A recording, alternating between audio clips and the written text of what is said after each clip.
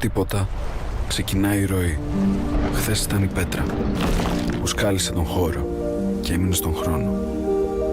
Σήμερα είναι το σώμα που έχει μέσα του τον κόσμο. Αύριο θα είναι η φύση που δίνει ζωή στη ζωή. Ροή είναι η συνεχής γραμμή που ενώνει το παρελθόν, το παρόν και το μέλλον. Και είναι στο χέρι μας να τη διατηρήσουμε. Βίκος.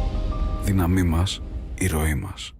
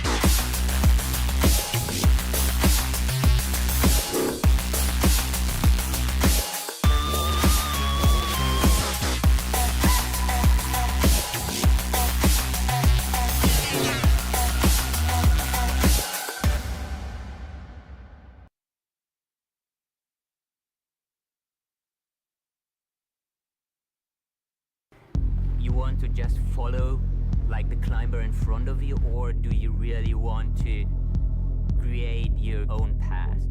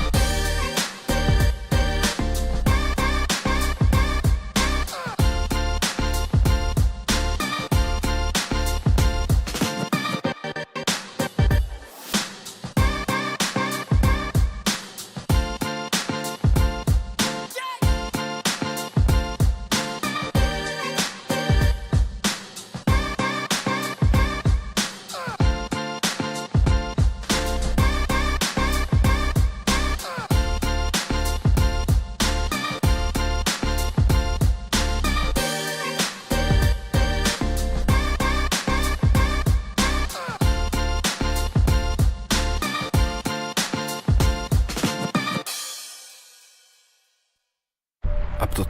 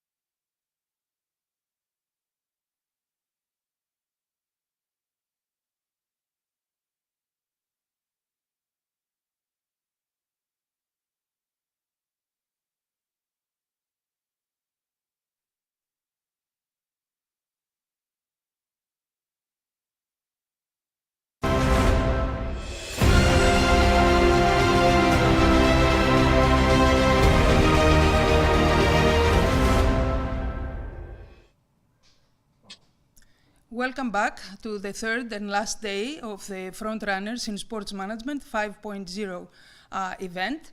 I'm taking this opportunity to thank everybody who participated as audience, but also our esteemed collaborators.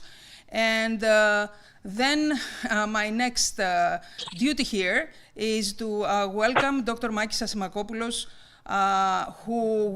with whom we have like a long history. It's more than half of our lives, way more, half of our lives in various kinds of types of relationships. We have worked together in the Athens 2004 Olympic and Paralympic Games.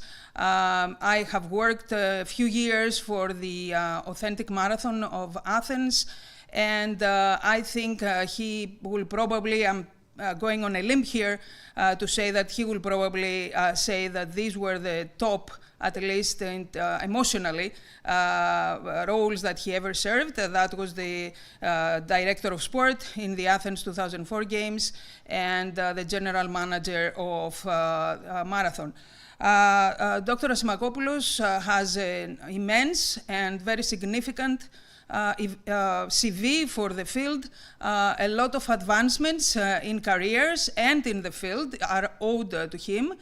However, I have to stop here and let him speak because, talking about Makis might take more than a few minutes. Maki, we are here to listen to you. Thank you for welcoming this third day and for supporting this event. Good morning, everybody. Thank you, Dr. Livaris. Thank you, Stel. Yes, you are a good friend for many years. I'm very happy to be here today with you. This is not the first time. I have been with Frontrunners again in my recent past life, I think during the pandemic. I'm not sure you're hearing me. Yes, we do. All right, because, okay. So, first of all, I would like to congratulate you for once more for organizing an excellent forum for the sport people and not only to exchange views. And to congratulate you, Degree College, Active Media, and the entire Frontrunners team for not only organizing that, but for the contact we had so far, for a superb professionalism. And this is something that, being a manager, I really admire a lot. So, considering today's topic, the Olympic and sports world, the sport industry in general, is being shaped, as you all know, by major matters, evolutions, developments. Challenges, to name some of them: sustainability, doping control, gender equality, inclusion, match fixing, racism, integrity. Even artificial intelligence today is creating challenges for the Olympic movement and the Olympics and the sport world. On top of that, we live in a very turbulent world with political tensions and religious combats all over the world, especially in our region, nowadays facing two major wars, one in Ukraine and one in Palestine, Israel. So all this stuff is creating so much stuff for sport people to discuss, and for sport people and the people in the sport industry to take decisions. So what do we do? How we really face and how we deal with that? As I used to say, we cannot change the winds. We have to adjust our sails to get to our destination. So we cannot really change this environment. We must modify our plans, our decision-making to reach our common goal, to create a better world through sports, as Pierre de Coubertin has said a long time ago and set the framework for creating the modern Olympic Games. Here you go. The IOA, the International Olympic Academy vision, is to make education values-based, to be a powerful tool for the society's path towards this better world. Our mission is to offer educational programs for the dissemination of the Olympic values, so empower our kids, the youth mainly, to be prepared and with all these issues that I just have mentioned before, and be able to be part of this world. We do have in ancient Olympia an excellent symbolic facility, all inclusive. Conventional areas, accommodation, food, boarding in general, sport, and most importantly, being placed next to the ancient Olympic Stadium and the archaeological site, we create an environment so people who come to ancient Olympia connect to the roots of the Olympics.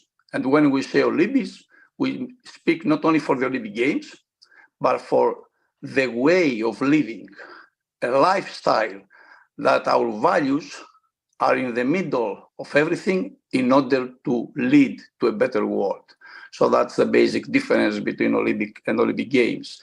Olympics is not only sport, Olympics is culture and education as well. So today, this forum, from your part, your work, your institutions serve exactly the same goal: empower the sports industry with the knowledge and networking needed in order to cope with the challenges of today's world. Congratulations. Congratulations again. All the best all these days. Let's work together for a better world, for a better sport industry, for a better Olympic movement. That's all I have to say for the moment. I wish you again all the best. And on the occasion, I wish you have a very happy holiday season. And I'm looking forward to meet again towards the goals we just spoke about. Have a nice day. Have a great day and have a nice convention.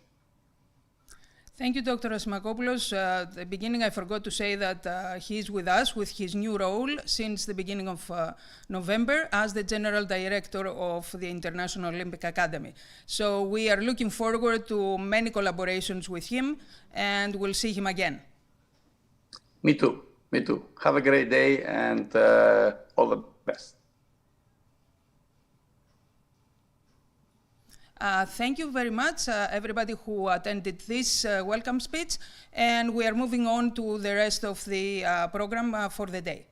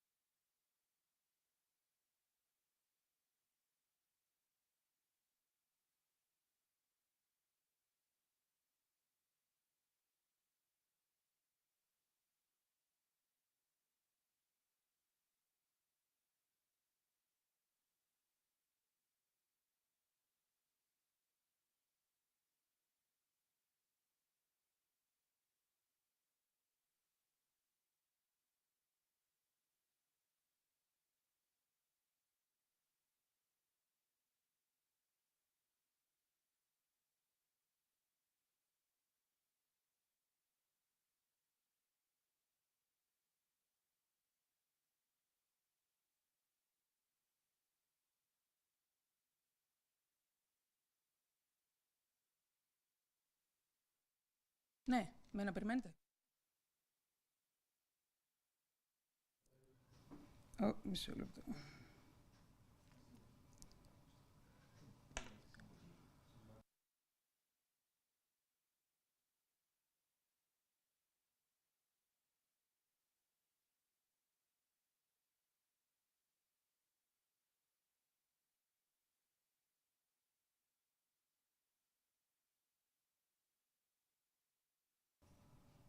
Welcome again. We are going to our next topic, which is on social media and football. We have two esteemed guests to talk about this topic.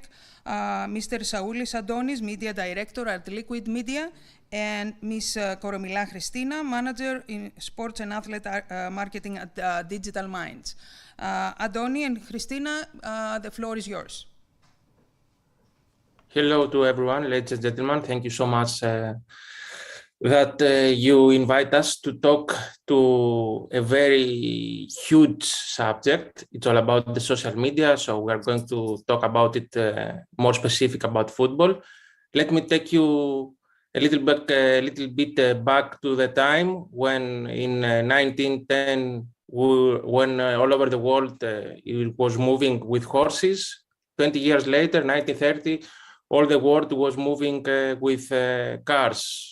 What I'm telling you about with social media, what is the connections here with the cars and the evolution. 2004, as you all remembered, the national team had to win the Euro 2004, but at this time we didn't have what we know now, the social media. At 2004, we had the first invasion about Facebook, and now it's all about the social media. We have Facebook, TikTok, Instagram, Twitter, past Twitter, now X. We have lots of social media platforms, and the jobs that we are having now about the social media and the digital perspective, they weren't as a jobs 20 years before. So 20 years before, we had the Euro, we had the national team winning the Euro. 20 years after, we're having the case study of the national team with social media and the digital mind, that 2 years now they are having and running the social media about the national team, not only the national team, but this is our subject now, the football and the national team with digital minds. So that we're having Christina Koromila, that you are going to present us all the things that they did as a company and how they improve and involve all the things about the social media and the national team. Christina. Thank you, Adonis. Good morning, everyone. Thank you so much for having me here. So let's talk about social media, let's talk about football, and let's talk about Digital Mind Sports and Greek national team. In 2023, the presence of sports club on social media and the creation of an identity is imperative. The demands on clubs, associations, and athletes have become even higher in the digital age. The expectations of media, fans, and consumers have skyrocketed, and is also no longer just to provide information. For that reason, there was an immediate need for the active presence of the Greek national team in the digital universe of social media. Our main goal was the further development and improvement of the existing social media of the Greek national team on the official Instagram, Facebook, and YouTube accounts. At first, let's talk for our strategic goal. Our strategic goal was the best possible digital representation on the continuous presence of the Greek national team on meta platforms and YouTube. But how? With target content relevant to sports and football in particular, while at the same time appealing to the young target audience that follows the course of the national team and the athletes it represents. The target audience, primarily the age group 18 to 24 and then 25 to 34, which includes the most active fans of the national team. Young people love to consume sports content on meta platforms. Our strategy was target audience centric. We decided to produce dynamic video and static content that match the preference of our target audience, and at the same time, be sports and football, of course, oriented in an entertaining way, starring the athletes representing the national team in order to drive their loyal audience to the national team's social media accounts. Let's see now our content strategy. Our content strategy was the qualitative upgrade of the aesthetics and image of the national team digitally through meta platforms. How? With the creation of primarily material for the official accounts of the national team on Facebook and Instagram, in order to make it possible to convey ideal moments to the fans in real time and in an immersive and fun way. In addition, our goal through our strategy is to properly communicate a unified brand identity that matches the values of the national team, as well as its brand's image. I want to say here that when we start to talk with the Greek Federation, this corporation, at first we did a huge research about the aesthetics and the image and the identity of other European, and not only European teams.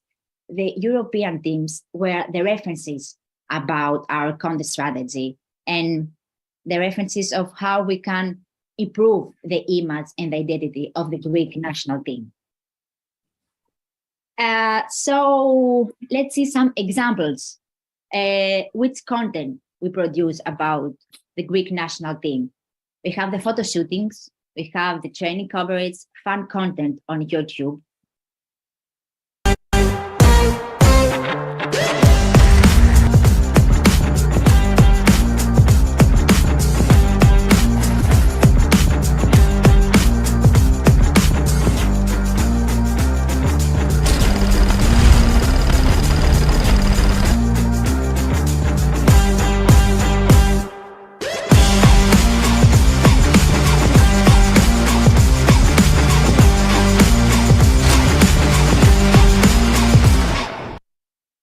I think one more video is maybe you will like, it's the training coverage. One of my favorite videos. All the training.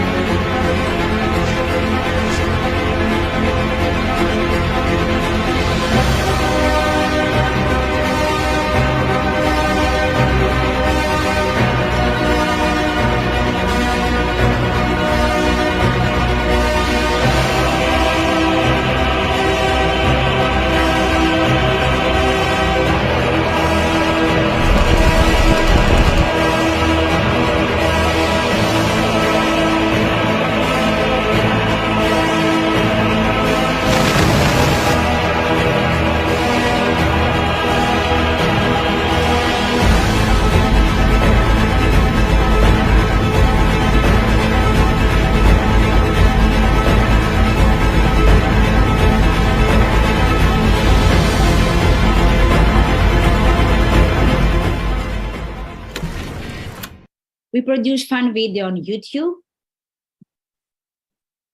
but this you have to see on YouTube because it's a large video. I'm not going to show it. We have pre-game coverage graphic cards, the match day, in-game live coverage. Let's see this video, and I will explain you why we have to see this video.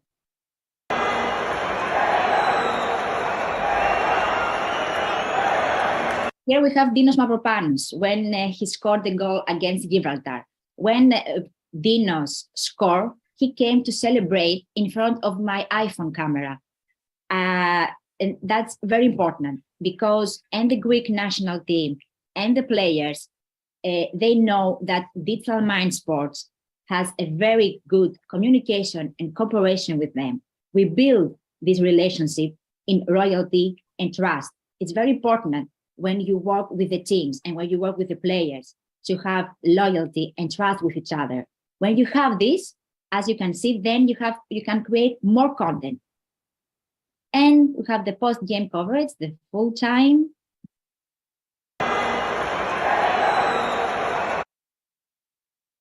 match day trips, backstage, media days, and live streaming. All of this, it's not only Digital Minds idea.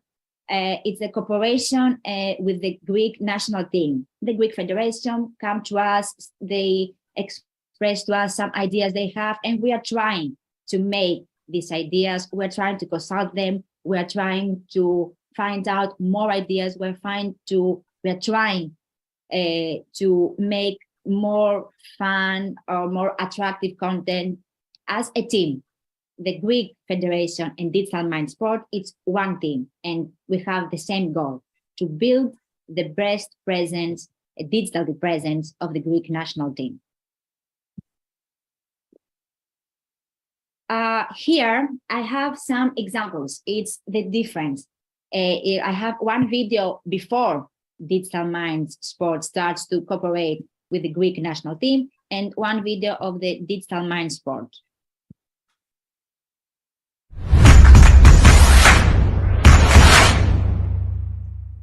Ακόμα να πάρεις το εισιτήριό σου? Προμηθεύσου το online στο pamepavlaethniki.gr για να μην χάσεις το παιχνίδι με την Ισπανία.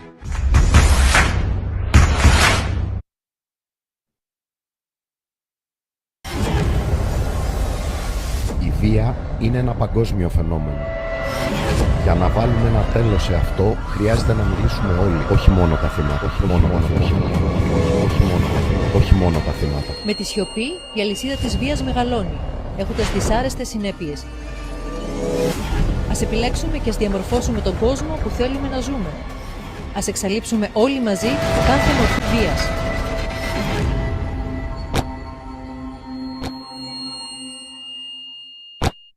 Both videos were uploaded on Instagram. Here the difference is not only the production, the montage, the quality. The wrong here, the most important wrong here is the dimensions. If you see the first video, they uploaded on Instagram, but with the wrong dimensions. Also, I have two more examples, the match day before Digital Mind Sports and the match day with Digital Mind Sport. As you can see, our match day with this new match day with cooperation with the Greek national team, it's more attractive. It's not just, the two teams, the date, and that's it. We have 3 players, Fotis, Bakasetas, and Masouras. And in my opinion, when you scroll down to your feed and you see this match day, I think you pay attention to that. It's more attractive. You stop to see, what's that? Why is here Fotis, Bakasetas, and Masouras? What's going on? The other graphic card, it's something, okay, it's just information. And as I told you, now the social media, it's not just to give information to the people. To sum up, we decided to produce branded original content in order to enhance brand awareness, finalize the brand identity, and increase audience engagement on social media with constancy and quality content that is appealing to the interests of the target audience that follows the course of the national team and the athletes represent. How? We choose the content mix that can accomplish our goal. Thematic module with real-time content from the national team's competitive and non-competitive seasons. The result. The authenticity combined with a direct update of the national team actions work effectively in increasing its followers base and engagement, with the content faithfully communicate the priceless of its brand's identity and making a perfect match with the Greek national team's brand image. During our almost 2 years cooperation, the followers have increased from 1,000 to 1,091. And last but not least, how to pick the right player for the project. If you want a project to be successful, it's not only the idea that matters, but also the players you choose to implement the idea. Here I have some of my own criteria in selecting players. First of all, you have to think about the project, and if this project suits him, he likes it, and if he can support it. The personality, if you want to make a funny video, then you have to choose a player who has humor. The chemistry, with his teammates who will be involved in the video, who they are best friends, who they hang out with. So it will be more fun for them. One will motivate the other. And then you can create content that you didn't have in mind. Find the key in his character, and you have to unlock it, of course. And of course, there are psychology, whether it's a good time for the player or a bad one. To achieve all of this means you have to be very observant during training sessions, before and after training session, when you spend time with the team, seeing their reactions, their behaviors, talk to them so you can understand their personality, you can understand what they like and what they didn't like. In conclusion, my advice is to always be yourself. Don't be afraid to externalize your ideas, no matter how crazy they may seem. If you want to evolve in the beautiful world of football, live those moments to the fullest. They are worth every minute of your work. That's it. Thank you. Christina, we have a lot of questions, and that's a good thing. We have two hot words, social media and football, so it was too easy for them to have a lot of questions. So be fast and furious, so we can answer as many as possible. So first question, how has social media influenced the way football clubs in Greece engage with their fans? You are a person that you worked also with AEK, so please tell us. How has? Yes. The Greek. Okay. The Greek football clubs, yes. Yeah, the Greek football clubs with the fans. Yes. Okay, unfortunately, here in Greece, we are living in 2004, not in 2024. But in the last 3 years, I saw that many of football clubs were trying to be more close to the fans. So they have more engagement with them. When I was social media manager in AEK, and here now with the Digital Mind Sport, we are trying to be more interactive with the fans. You can do that when you post something and you want their answer to something, or you want their opinion to something, or you do giveaways, or you do a game with the players, and players want to evolve also the fans. When you call an action, for example, come to visit us to the training center or come to watch our games. So this is something you can call engagement, or you can call to be closer to the fans through the social media.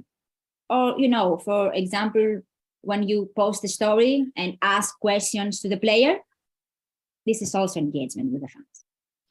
That's you kind of answered the next question, because we leave the clubs and we go to the players. In what ways do Greek football players utilize social media platforms to connect with their followers and supporters? I think the Greek football players with Instagram. Yeah, not so much with TikTok already. Not yet, yes. But some of them, they're trying. So we talked about clubs, we talked about players. It's another thing, the Greek football fans. So how do football fans in Greece use social media platforms to express their opinions? With hate. Most of the times. Most of the times. Unfortunately, Greek fans, they use Instagram, especially Instagram, for hate comments. And this is a huge problem. And I think it will be very interesting if we can do a research about the hate comments that Greek fans did in the social media and the positive comments. I want you, after, to search your Instagram account from your favorite football club, go to a full time, see the comments when your team wins and see the comments when your team lose. You will see that you have, when you win, you have 20 comments.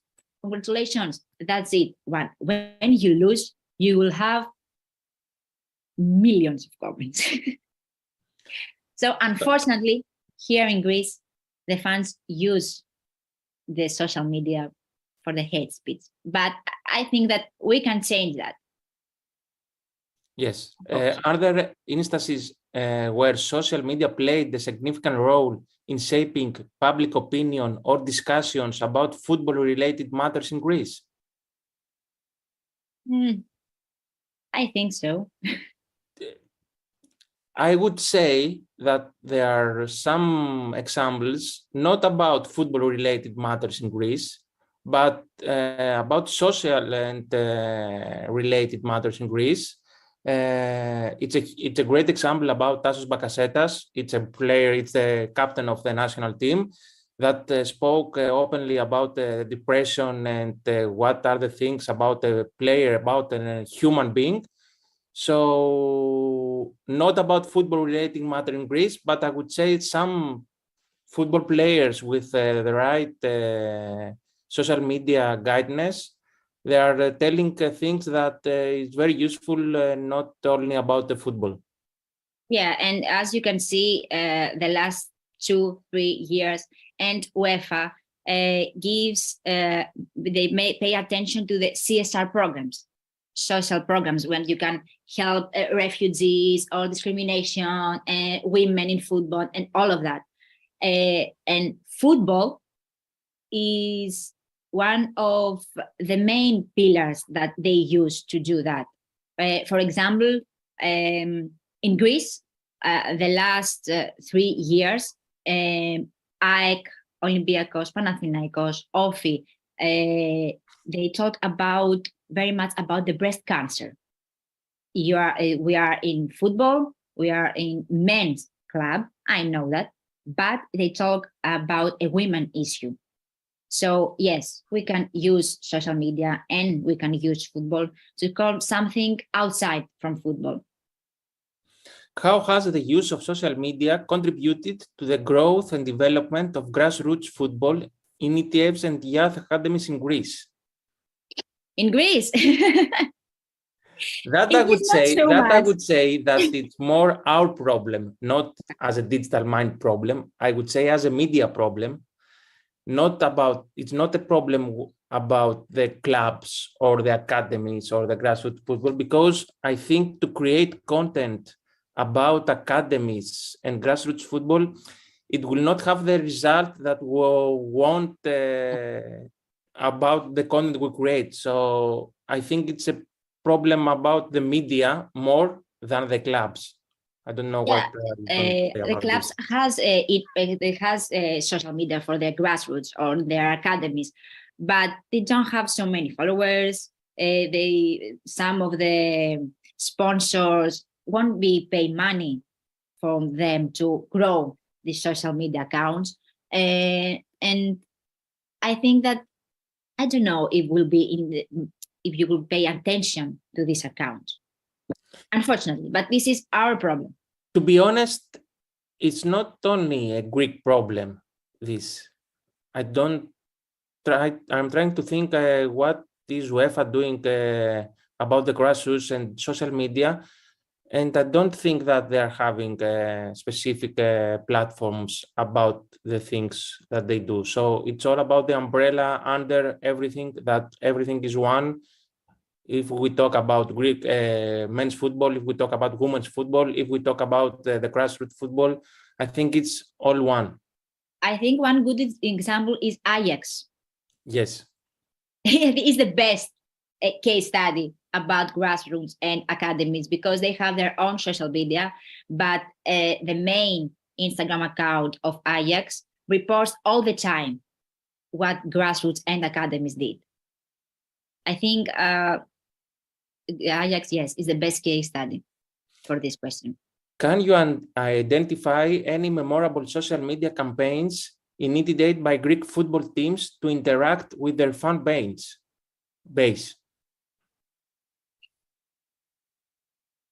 There are a lot, I would say. Yeah. I can't remember one. Me neither.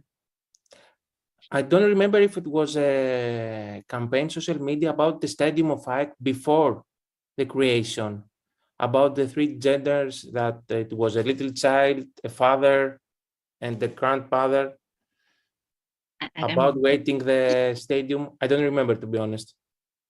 Me neither.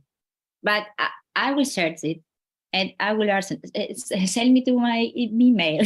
Yeah, and I think that, to be honest, it's not about the Greek football teams that they're creating social media campaigns, but more what we see is the sponsored create social media campaigns about the Greek football teams that the fans are engaging and connecting with their teams. The sponsors create much better campaigns than their own football teams. I remember one. I did it last year when I was in AEK. When we did a giveaway from the new transfers, the T-shirt from the new transfers, for example, from Mukudi, and the winner came to the training center to meet Mukudi and take the shirt. So maybe this is a campaign because you can make the engagement and to be close fans and the players and the team. I think we did that. I don't know if it's a good answer, but I will search for another. I have one question, because as I told to my prologue, it's all about evolution and evolving. And in 2004, we didn't have social media. And now in 2024, we're having AI, the artificial intelligence, how the digital mind is going to use this dynamic and how it's going to evolve with artificial intelligence. And if you think that always the human factor will be much more important than any other machine, let's say, to communicate and engage with fans. Okay, I'm going to answer by my heart. I don't like very much AI. I always think that humans are better from an AI. I don't think that an AI can understand the feelings what you feeling when you are in the stadium, the feeling that football brings to you, and what the fans need from football, from their clubs. I'm not sure. It's an AI, it's very clever, congratulations, but I don't think that it has emotions to express what we feel when we are in the stadium and to make this engagement with the fan. This is my opinion. I don't know. But I think that, yes, maybe we will try to do something, but I don't know what. At this time, we will see. I think the connection between the human factor and the AI maybe could save some time. Now the machines are editing the videos. They are putting all the subtitles alone. If you want to create a TikTok, let's say. Yeah, I agree with you, but at the last line, the human factor and the decisions that you are going to make to have a better reach, higher reach, better engagement with the fans, it will always be there with the human factor. But I don't know what we will say in 20 years from now. So yeah, I agree. But I hope so. At the end, will be humans' decision. So that will be for us. I don't think if you want to add something, Christina, we answered to all the questions that we had from the audience. I want the guy who sent the answer with the best campaign. Okay, yes, we have to find me, maybe on Instagram. I don't know why, because I really want to ask this. I have to search. So follow me on Instagram and I will answer you. Okay, thank you so much, Christina. Thank and you. The audience that you watched these perfect presentations about the digital minds and the case study with the national team. Thank you, Adoni and Christina, and allow me 2 comments. First of all, that football in 2004 and sport in 2004 in Greece was in a better situation Okay, so I know what you meant, that we are 20 years, and normally when we are back, we are worse. But in this case, we are now worse. And the second comment is that football clubs, and any kind of club, because of course, football attracts more fans, they have to decide which kind of fans they want before they engage them. And of course, you understand that at least I am influenced by what happened, the last few days with the violence in sport environments. Thank you so much, though. And we are moving on to the next topic. Thank you very much.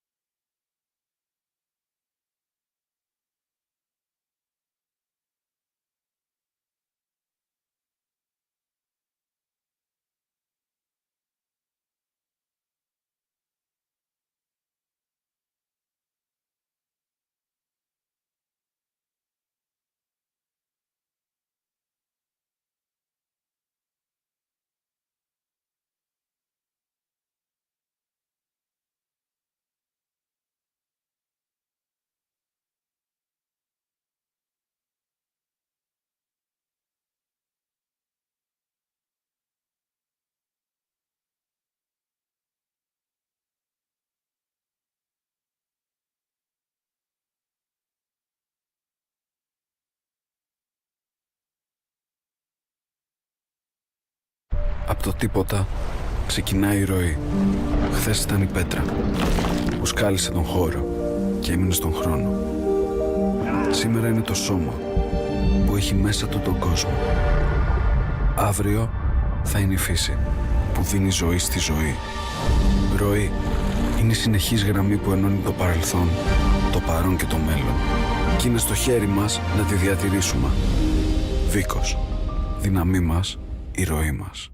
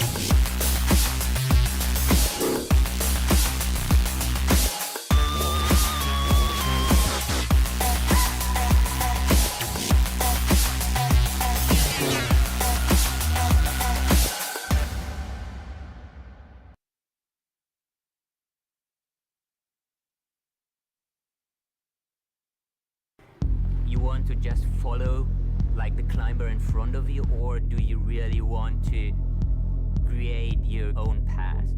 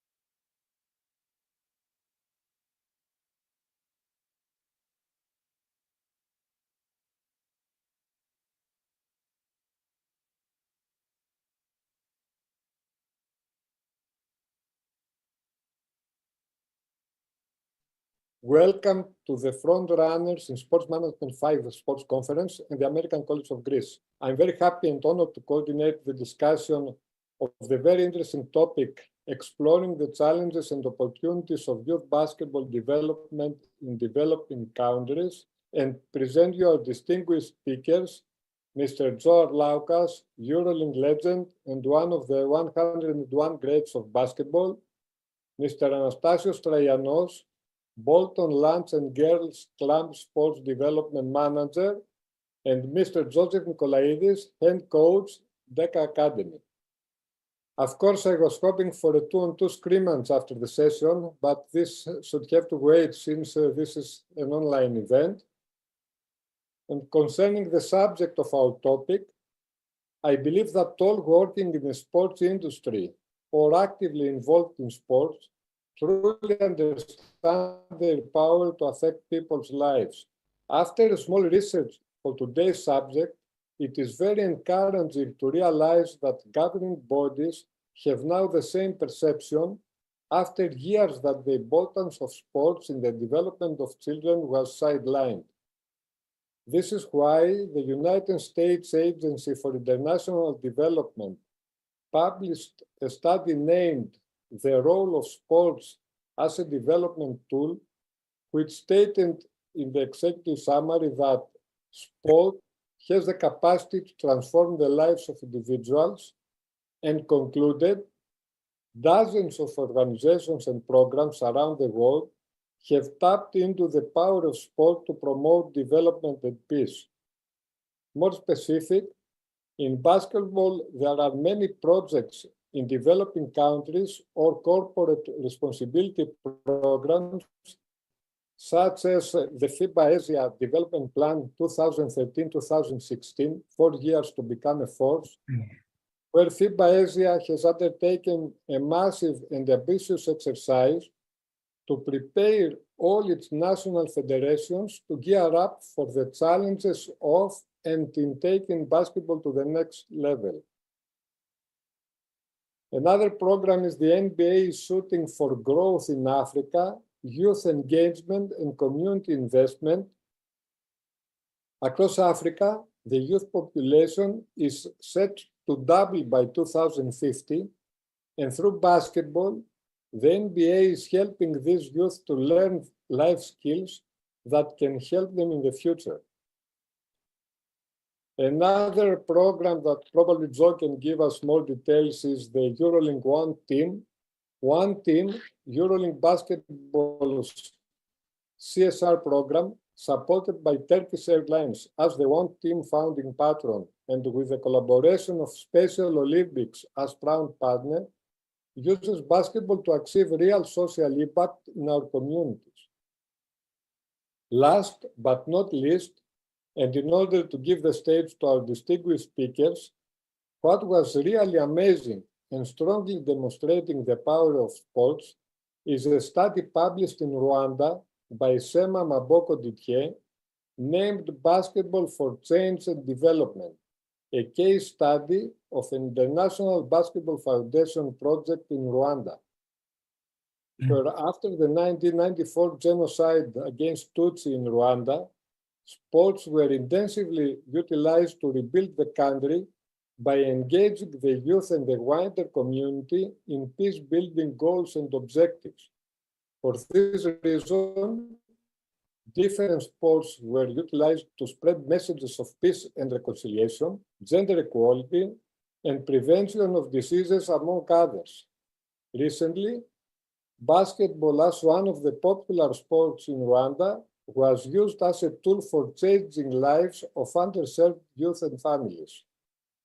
After this, I hope, interesting introduction, I would like to ask our speakers for their thoughts and personal experience. So maybe, dear Joe, the stage is yours for your initial thoughts or statements about your vast experience and travels around the world. Of course, you had to start with me, so everybody else is happy that I have to be the first one to speak, I assume, right? You are a great speaker. In any case, I can watch you in every game, and I enjoy your broadcast. But that's when there's something in front of me that I could speak about. You know, this is a little bit different, but I think everybody else is relieved. So I'll take the stage. I'll be the team player today, you know? first of all, let me express my gratitude, and it's a great honor to be here with all you guys that are doing so many things, for youth basketball, for kids basketball, and of course this Front Runners. I think this is my second or third time as part of it. So I want to thank, my friend Akis at Active Media, and thank everybody for letting me be a part of this. I'm very short and very sweet about these things, and then maybe as we go on, we could have a little bit more conversation as far as the incredible programs that you mentioned. Obviously we hear about these programs. We're not a big part of them, as maybe some of us would like to be, or we don't have enough time to be. I'm fortunate enough to be in one of them, which is one team that you mentioned earlier through my association with EuroLeague. And it's interesting because I feel like one team does so much for, not only because it's a Special Olympics as being a sponsor, but also because it's given opportunities to people that don't have the opportunities to go to games, to see the players, to be on the court with the players. And, we play games with them, we do social events with them. And the amazing thing for me is you always feel like you're giving. I always feel like I'm giving back, and I think it makes me feel better than it makes the kids feel sometimes. You walk away with an incredible feeling of gratitude and thankfulness that you're able to maybe impact somebody's life in a way that they've never been impacted, or in a way that they may never be impacted again. But you may be able to change their life, whether it's a Special Olympics, whether it's people that don't have the opportunities because of their financial situation or because of their family situation. So it's very special for me to be a part of that. As far as youth basketball, I coach a couple teams. I coach what would be called the JV team and a varsity team. The 13 to 18 years old. The 13 to 15-year-olds, the 16 to 18-year-olds. And it's a different situation for me because I'm at an American school. It's a prestigious school where a lot of the families are very well off and they make good money, and they're able to send their kids to an incredible school. But sometimes it's not about with these kids, it's not about teaching just basketball, and it's not about teaching just sports. It's about teaching values for life, and I think that's what sports brings to us. Yes, there's a moment where people who get into sports, to basketball or football or whatever sport it is, and they want to take it to another level. But everybody on this panel knows that taking a sport to the next level and being a professional is one of the hardest things to do in life. So what you have to do is take out the best parts of this. And I think coaching and mentoring is probably a better word than coaching. I can coach my players and I can tell them what to do on the floor, and I can tell them where they need to be and when they need to shoot and how we need to set plays up. But I think the mentoring part of that is the most important thing. We live in a society today where it's so much easier to stay home and play PlayStation and text your friends on WhatsApp and Instagram and Facebook, or the X they call it now, than it is to go out, like I did when I was 12, 13, 14 years old, and grab I had my baseball bat, I had my football with me, and I had my basketball with me, and I went to the playground and I looked for people to play with. And I don't think that happens as much anymore. So that's why I feel like mentoring is a better word these days than coaching, because you're actually teaching these kids how to actually live life and be not only an athlete, but a student, and be a good person. So in my experience, I haven't had a ton of experience with youth basketball in developing countries. I would love to, I'd love to be a part of it someday. But with the experience that I've had, I can say that you see a decline in the amount of people that really, really want to be involved in sports for the real reason, and a lot of them are sent there by their parents to to almost for us to be babysitters, you know, and watch the kids for 2 hours after school instead of taking it serious. So each person, each parent has their own role. Each child has their own role, but I think the coaches and the people who are taking care of these young kids growing up are the most important things in their life. I know for me, they were the most important people in my life. I could still name some of my coaches that were an influence, whether it's a good influence or a bad influence on me. You know, it goes both ways. Bad influences could take you away from a sport. They could take you away from wanting to be within a team atmosphere. Good influences will keep you there. But, you know, I think for me personally, I took the bad influences and I made them better. I took them as, I know this is going to happen. I need to be more of a team player. I want to become a professional athlete and nothing's going to stop me. But I've had those mentors along the way that coached me, that told me what life was like. And even though when we're young, we don't listen to them very often. You know, as we get older, we tend to learn that they're a lot smarter than we were. Same with our parents, I think. And I'll finish there and let the experts talk now. Now, I was planning to go with Anastasios, but you gave a good pass. So I would like to ask Yosif, as a coach, because you mentioned mentoring as one of the most, if not the most important thing for a coach. What do you think, Joseph, about how important is mentoring these young children? Because maybe less than 1% will finally play, let's say, have a professional career. Exactly. It's an honor for me to be here with you guys. Our job is very important. We're teachers, mentors and teachers for the kids, and we need to make them. We need to build good habits for them. As you said, only a small percentage of them are gonna play professional, but we're gonna make them.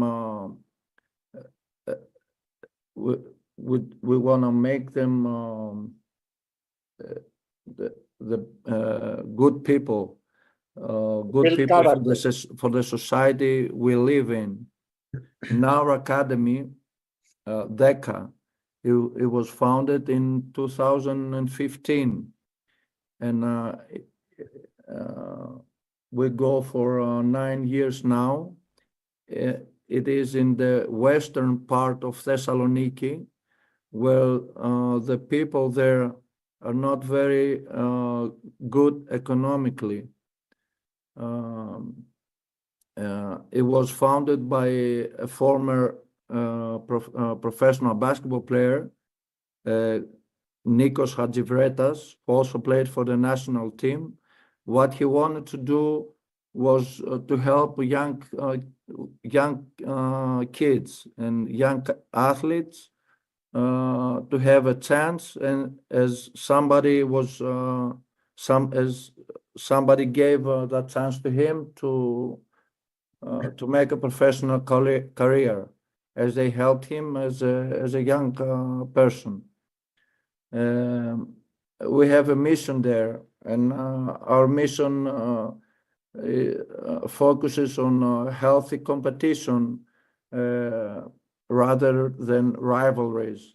We value the participation over winning. We focus on team building as well as individual development. We want to help kids become better athletes, but most of all, become better people for the society. Mm-hmm. So, Anastasios, now you live in England, you live and work there. I saw you said a very interesting presentation about what is a developing country. Maybe you can give us some insights on this. I found it very interesting. Yeah, hello everyone. So first of all, thank you very much for inviting me to this prestigious event.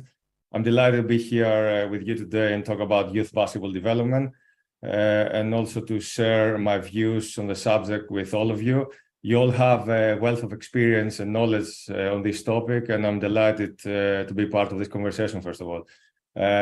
So how we started, like I was talking with Akis and Active Media about the topic, and then I believe that no matter what sport, if it is football or basketball, especially here in Europe, people, including fans, professionals and policymakers, often focus too much on the senior elite level.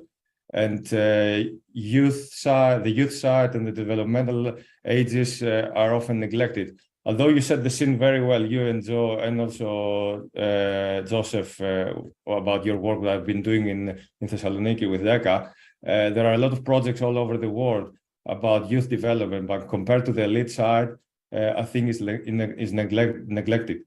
It's not a secret that every achievement in elite level, success or failure, it's a result of a long process that begins in childhood.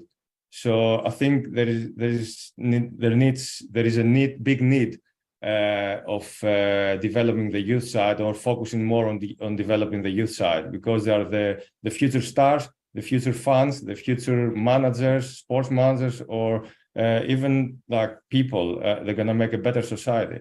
And we all know and embrace the social skills or the life skills that you can develop through sports. This is out of the question. So obviously, influence from my personal journey in sports, from grassroots to professional level, and considering my passion about sport education, I was delighted to speak about and provide my insights around this topic.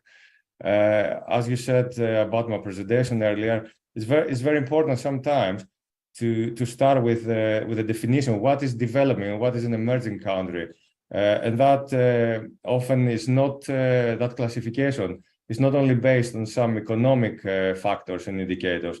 So I want to give a small definition around to help us distinguish between developed and developing countries.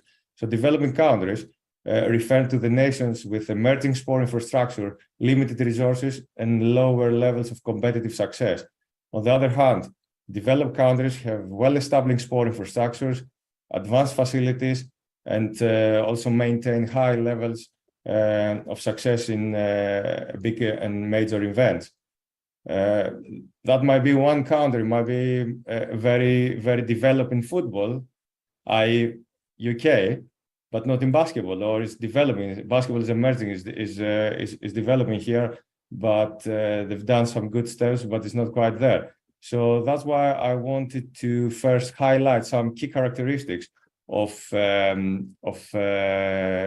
a good youth development program would look like. You all mentioned some key points, but I want to summarize. First is accessibility to facilities, both in time and in space. For example, here in the UK, we have cricket, we have indoor cricket, we have netball, we have volleyball, that all those games played indoors. That means that the time that kids have to or are able to spend on court for basketball is limited. Second is accessibility to qualified and quality of coaching and other supporting staff. So those two key characteristics automatically can make a big difference. So to give you an example, we have, let's say we have a young player of a country, let's say a country, that practices 4 times a week for 1.5 hours and has a good qualified coach, FIBA level or high level, and have a game per week. And we have a second player, same age, in a country B, that practices twice per week and have a game per week. And the coaches are qualified, but to that country standards. Automatically, the player from country B needs to spend twice as much time as the player in country A to be in the same level. Obviously, when we talk about youth development, it's not as simple as maths, because there are other factors that they are involved in this process. But considering the skill acquisition model and the research that says about the 10,000 hours to reach the associate stage of skill acquisition, you can understand that those factors are highly correlated.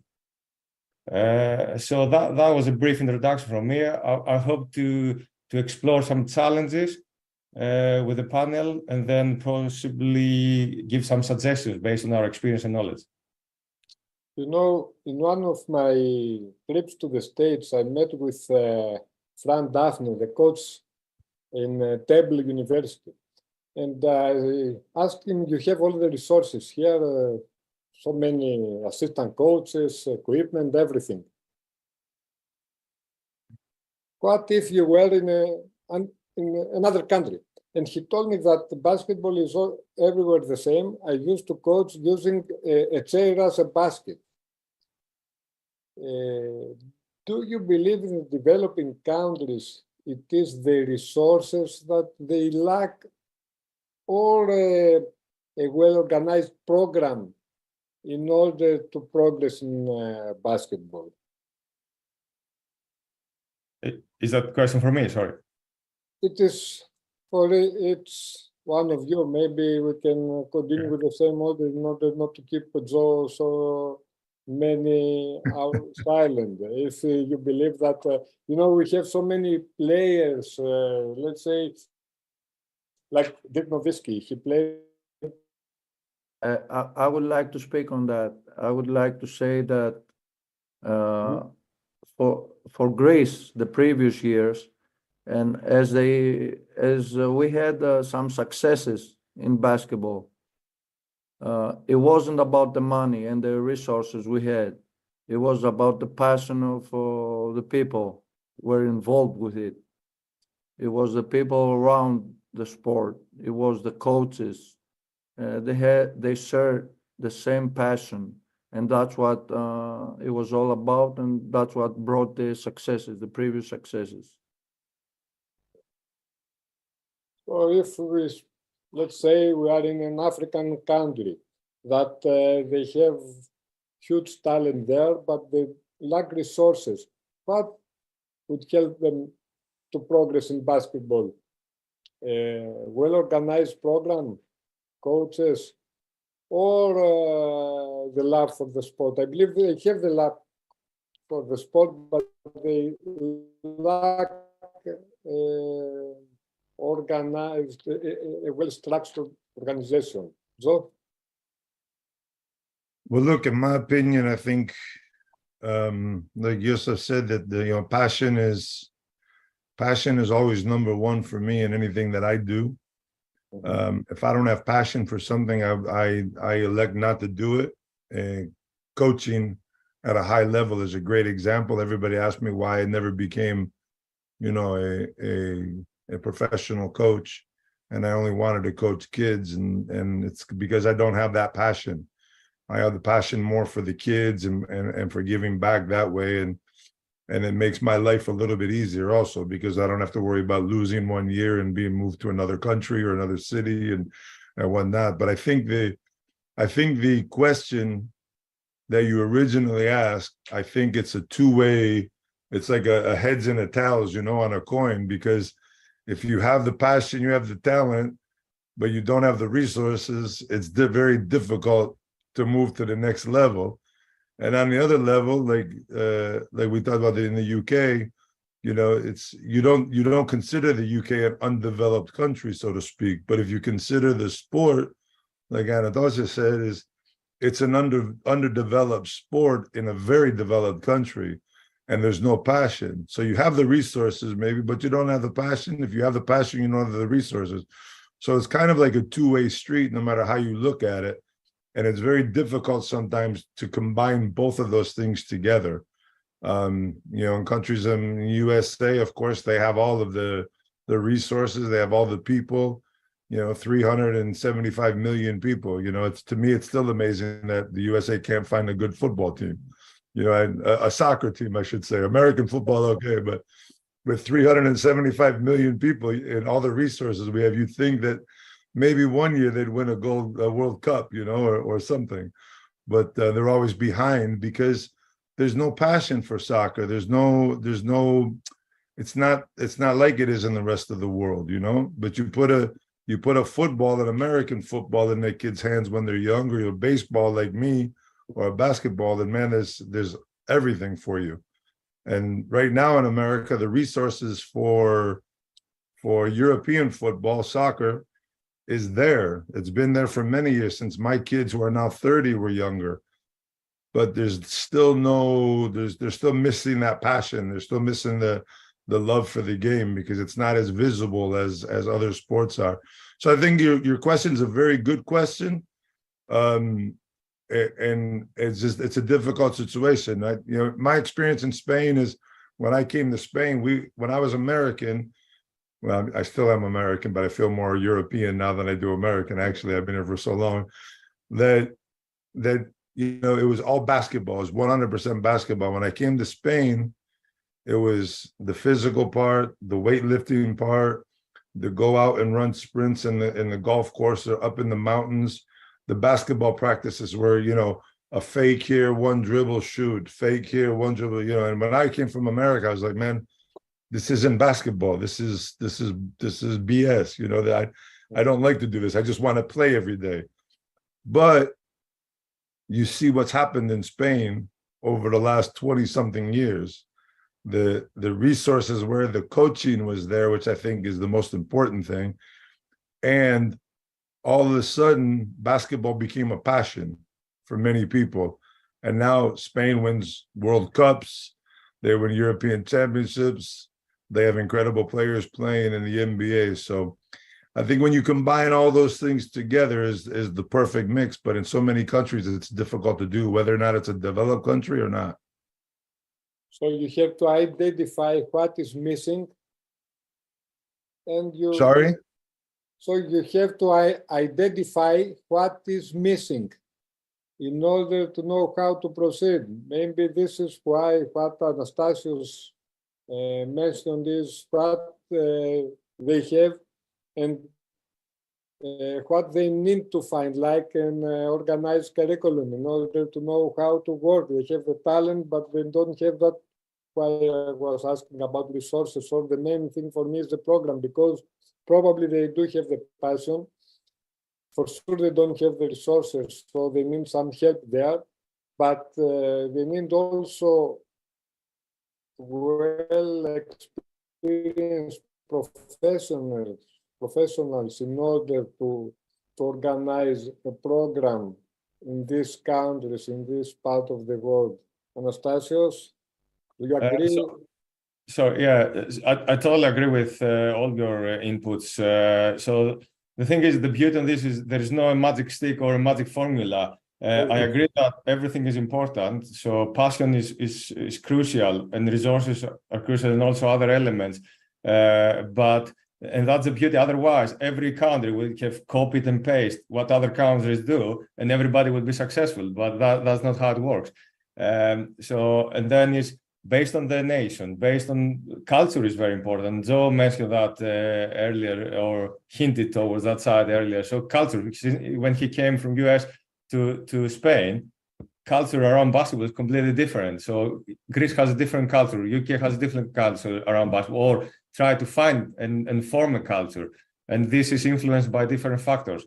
So in an ideal world, yes, facilities, infrastructure, coaching, well-structured programs, competition, how we can engage the community around basketball, inclusive participation, because we can still see some countries, there are some barriers, cultural barriers, stereotypical barriers might say that, basketball is a men's sport.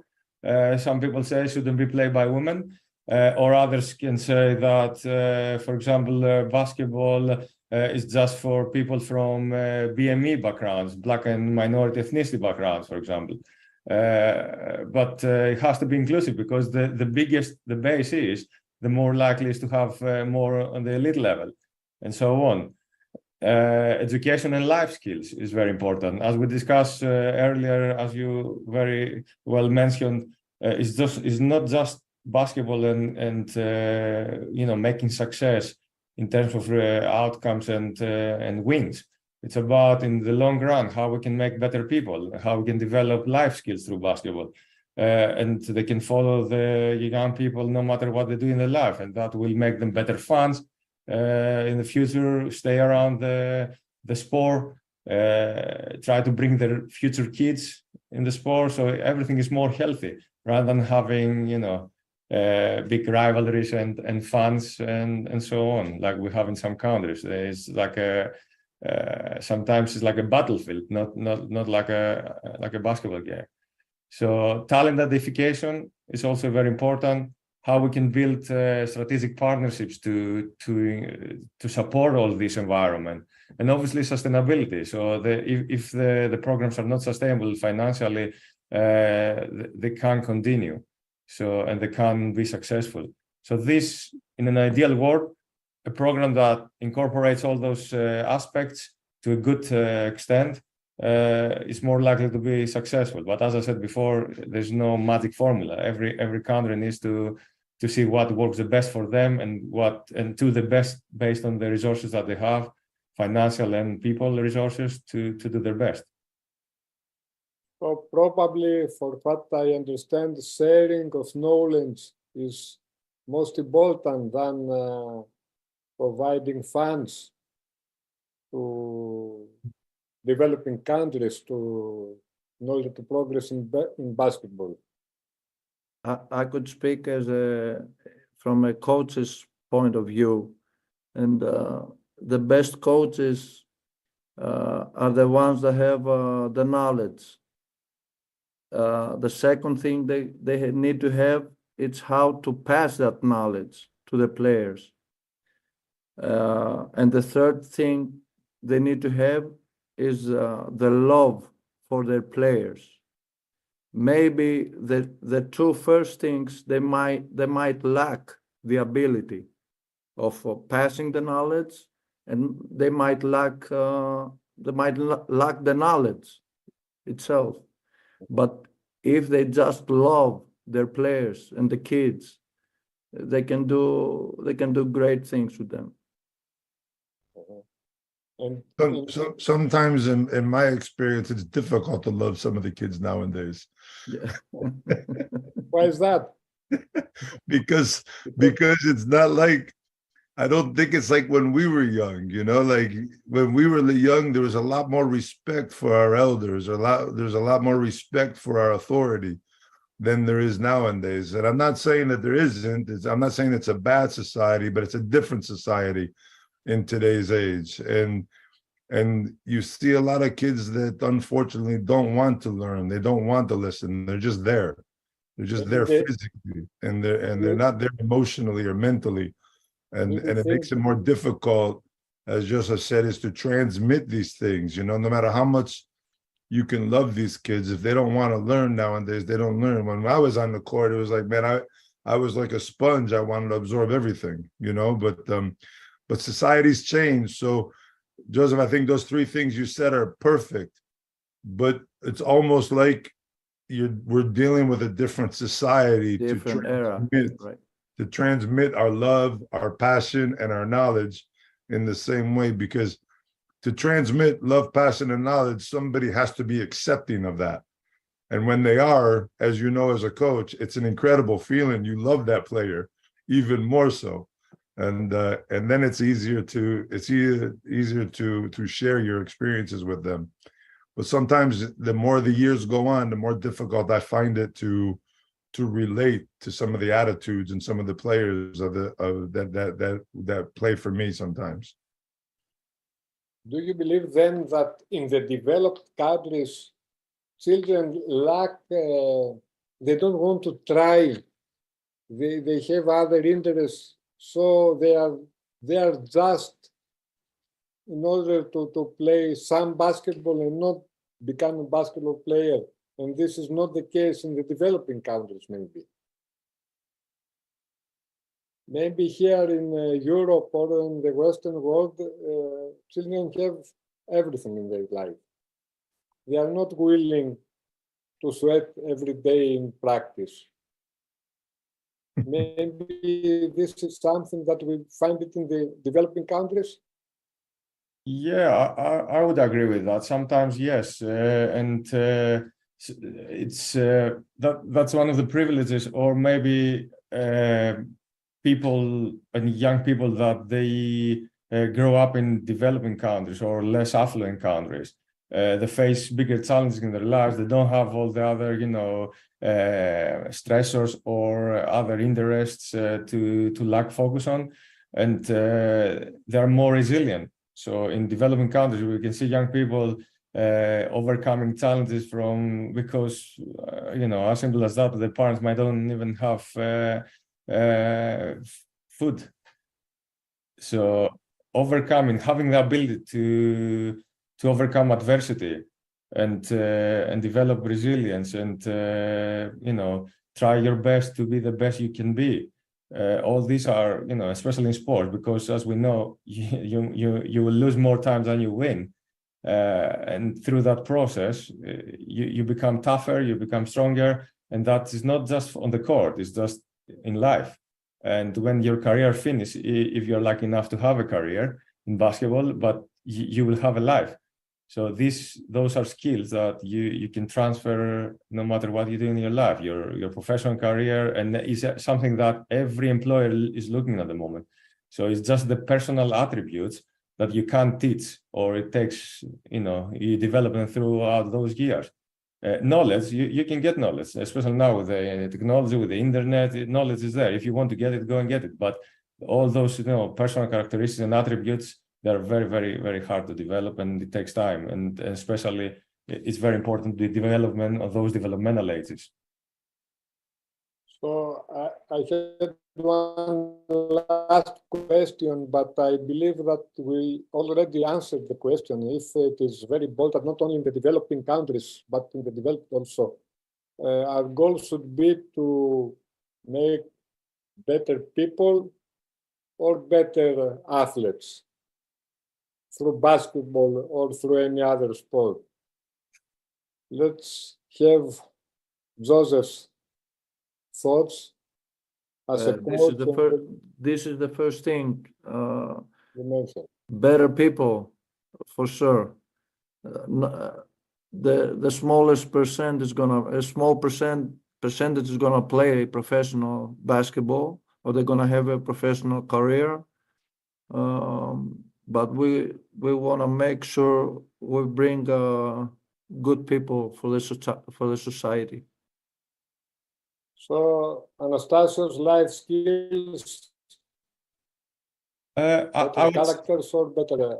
Obviously, we are in basketball. We love basketball, so we use the basketball as vehicle for change. So our aim is to develop both. So I think those two needs to go alongside. So we need to develop better players, but throughout this process, better people. So, and that goes back to developing a robust curriculum of the youth basketball program. That needs to include obviously the performance side, which is based on the sport development pyramid, foundational level, participation, performance to elite level. So how we can support every young person throughout this journey, and then also alongside with this to develop us better personalities, so social skills, so communication, also being comfortable to get out of their comfort zones and try new things, make choices, and also everything is competitive in this life, so they will face competition in the future to get a job, to go to university. So if you learn how to be competitive through basketball, you will be competitive for life. So Joe, are players or public figures like you, can they act as role models toward this direction to build better characters, to not only have better players, but also better characters with ethos and in order to build a better society. Yeah, first of all, the comment on before I always wish that I was able to sing, like I always wish that I was able to be a rock and roll singer, because when you see the Rolling Stones still, doing new concert tours when they're 85 years old, man, as an ex-athlete, I had to finish the game. Like I can't even go out and play basketball right now. And these guys are still like rock and roll and they have this career that goes forever, but I think like Joseph and Anastasia was saying, if you become a professional athlete, this ends, and it ends way quicker than than you could ever remember, because, I'm 58 now. I was 35 when I finished playing. That's 23 years that I've been finished playing basketball, and I played for 12. So it's almost double the amount of time that I'm living now that I had a professional career in basketball. So when we talk about what we talked about earlier, is it's obvious that the most important thing that you try to do as a mentor, we'll go back to the beginning, is give family values, life values, competition values, not only how to compete, but how to accept loss and how to accept rejection. Because as you get older and you go get that new job, or you go for that new job, or you get fired, because I always talk about NBA was one of my dreams.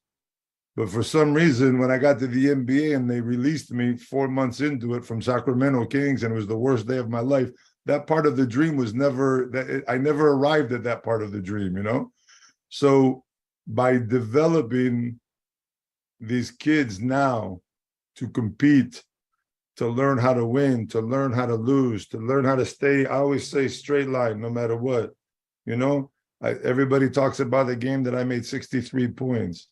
You know what I remember? I remember the Sunday after that game, I scored 19 points and we lost to Barcelona, and I played a terrible game. So those are the things that you have to teach kids, how to stay like even leveled. One day I'm not here, I'm not the best. And when I'm down here, I'm not the worst either. And I think that's what develops kids, and that's what develops young adults into good human beings. And as I said, I think we're finishing up now. So I just want to thank you guys for giving me some of your personal insight. I think it was good for me to listen to and hear. And Theodore, I want to thank you also for having me and monitoring this whole thing. I know I do this quite often around table. It's not very easy to do sometimes when you have people like me that don't stop talking. This makes my job easier, and I couldn't. Yes, it's true. That's true.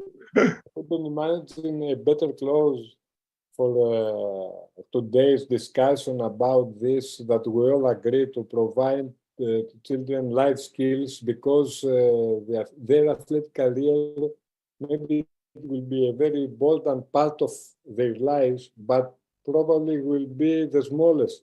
So it is what they do after their career in sports that matters. And this is why I couldn't imagine a better closer for today's discussion.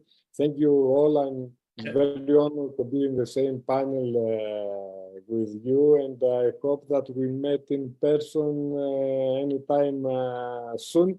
Or if you visit Athens, I will be glad to see you here in the American College of Greece. Thank you. Can I just get the assist from Joe and to finish up with something? That was a perfect assist. We changed role here, Joe. I used to play the shooting guard, but yeah, so you gave me the alley-oop now. So okay, for your you gotta dunk it then. You gotta dunk it. Yeah, let's see. Gravity. I can feel the gravity now, but yeah, not as much. My back hurts. So it's very important for a youth basketball program to stress the importance of preparing athletes for failure. So it's very important to spend as much time preparing the players for the possibility that they might not become professionals as you do preparing them to become professionals. And I want to Somebody has to talk to their parents also. Oh yeah, there you go. The parents are the ones that have the most expectations for the children. For another day, maybe. So that's another runner. Parents and kids in sports. Like managing expectations, that's another big one. But yeah, I think it's a very complex topic. We can go ahead for days, I think. For days, yeah, for days. So a big Thank you, guys. I appreciate it. to all of you and to the organizers, of course, and very good luck to the conference. Thank you all. Hope to see you soon again. Bye. Thank you. Bye-bye.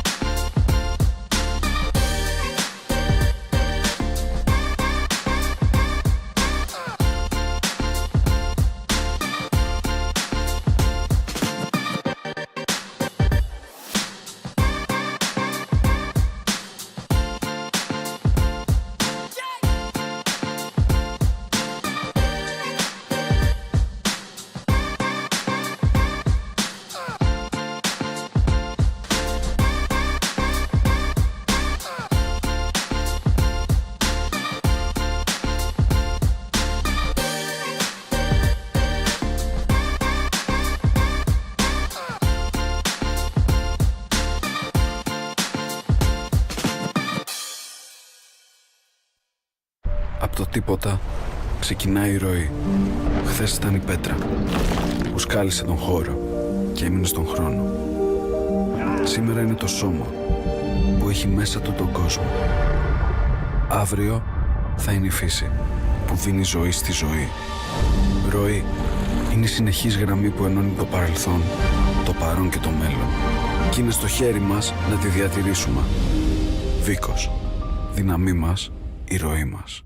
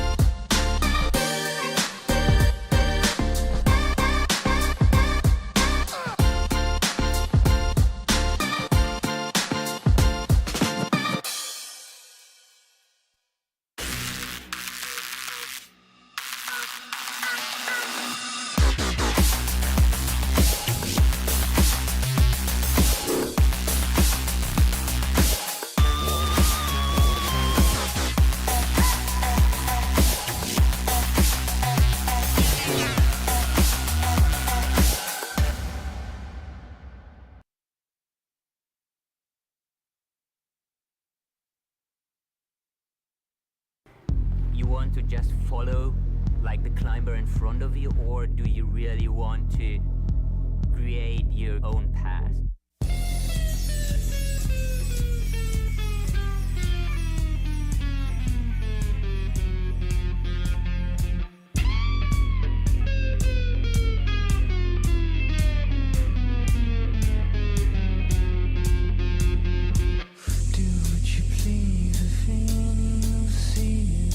What you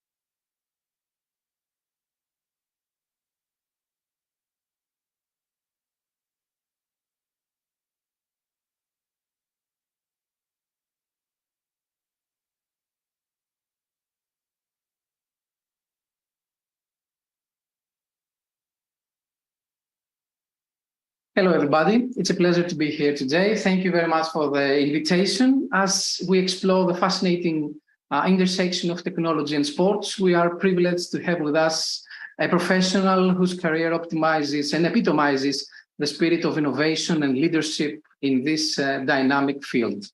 I am thrilled to introduce Georgia Sapounas, the Senior Director of Digital Products and Innovation at the Cleveland Cavaliers, NBA. Georgia's journey in the world of digital innovation is nothing short of remarkable. From her early days as an elite athlete on Canada's national synchronized skating team to becoming a driving force in the digital sphere of sports industry, her career trajectory is a testament to her versatility and pioneering spirit. Georgia joined us with a wealth of experience that spans across various sectors. At the Cleveland Cavaliers is at the forefront of developing cutting-edge digital solutions, enhancing fun experiences, and leading a team that pushes the boundaries of what's possible in the digital realm of professional sports. Ladies and gentlemen, it is with great anticipation that we welcome Georgia today. Her insights are not just a reflection of her professional accomplishment, but also her commitment to pushing the envelope in digital innovation within the sports world. So, Georgia, welcome, and the floor is yours. Thank you so much for such a wonderful and kind introduction. I really appreciate being hosted here today and getting the opportunity to speak with you all. I'll touch a little bit on my background, as that will then roll into what we're doing at the Cleveland Cavaliers from an innovation perspective. I started figure skating when I was 4 years old. It was that moment when I said, I'm going to be on the national team. I ended up moving forward and becoming a 4-time national champion and 2-time world bronze medalist in synchronized skating. From there, I entered my sports career. I went on to work and activate digital at the Olympic Games. And so I did that for Team Canada and activated the Sochi 2014, Rio 2016, and Pyeongchang 2018 Olympics. I led digital for that organization. And from that perspective, led our content, our products, our digital partnerships, our data initiatives, and our social media. That was an incredible journey. And in terms of what I like to look at and develop within the sports space is around digital innovation. And one of the top drivers in terms of pushing innovation forward within North American sports is the NBA. So I thought no better place to go next than move to the Cleveland Cavaliers and start activating from a digital innovation perspective for them. There was a lot that attracted me to the organization before I even arrived. One of the things right away was I noticed the culture of the innovation. There's one thing that our ownership group does is they've laid out elements called isms. And these are ways to go about your day-to-day, ways to work, ways to interact, essentially the foundation of how we're being as teammates within the organization. There are two that I want to call out to you today and really highlight. Now, these are sayings that seem that just everyday kind of conversational sayings that you would say.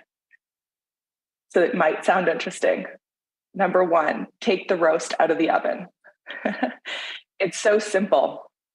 But what this is speaking to is as you're working on a project, one thing that we can sometimes get lost in is perfectionism or getting it to a certain place before we then launch it, or needing to have various iterations before we go to market with an innovative product.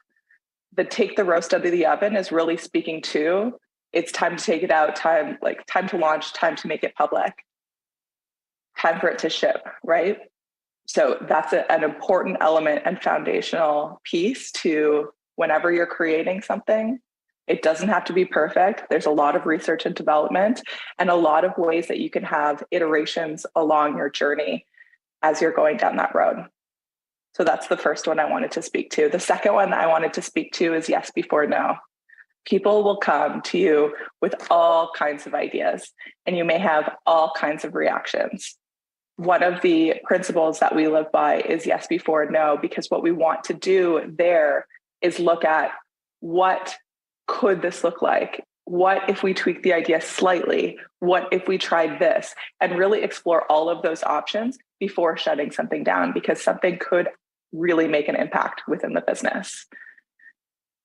The other thing from that perspective, from a brainstorming sense, a couple tools that you could bring with you is in a meeting setting, if you're trying to come up with the biggest idea possible, one of the rules that I like to set within those settings is there's no criticizing any idea at all. Even if it really is terrible, it could spark something in somebody else that then leads them to come up with an idea that is absolutely brilliant. And so if you keep going, yes, and yes, and yes, and how about this?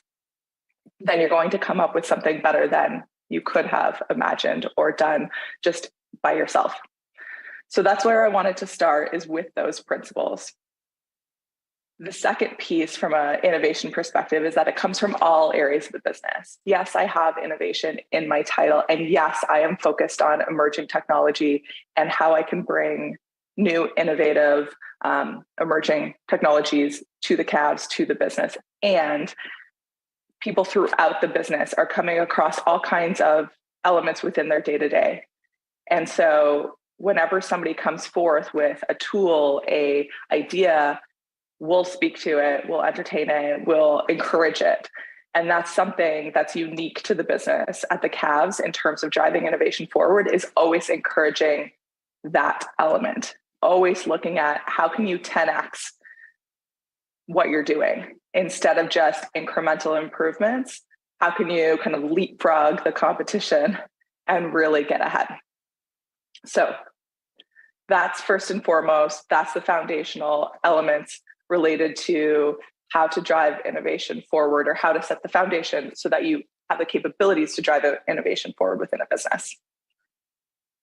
All right, next, I want to speak a little bit to our kind of digital products and innovation, our vision within the Cavs organization. So there's a couple things here. Number one, we want to unite and reward passionate Cavs fans and really make them feel a part of something. We want to deliver exceptional user experiences, foster fan base growth, meaningful engagement, and satisfaction. We also want to drive innovation and tech advancement while being a leader in the sports product space. A few things that we do to make this a reality. So we have strategic pillars within the products group: fan first design, tech innovation, scalability, and performance. And one of the things that we always want to do is to try things.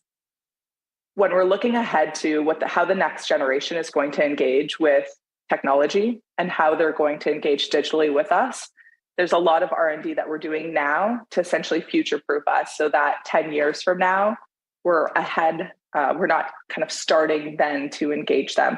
We're starting now to set up everything that we could and see the success and have the iterations. So by the point that technology kind of catches up and it's mainstream, that we already have that created. So a lot of research and development, a lot of trying new things, and really looking at kind of product over process. So not getting stuck in, here's the exact roadmap or the steps that you have to take.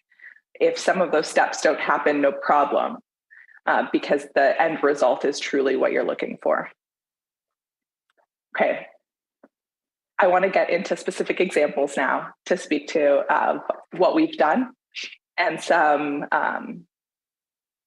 elements that can really get you thinking from a digital innovation perspective of what's next for all of us. Firstly, let's talk about free to play.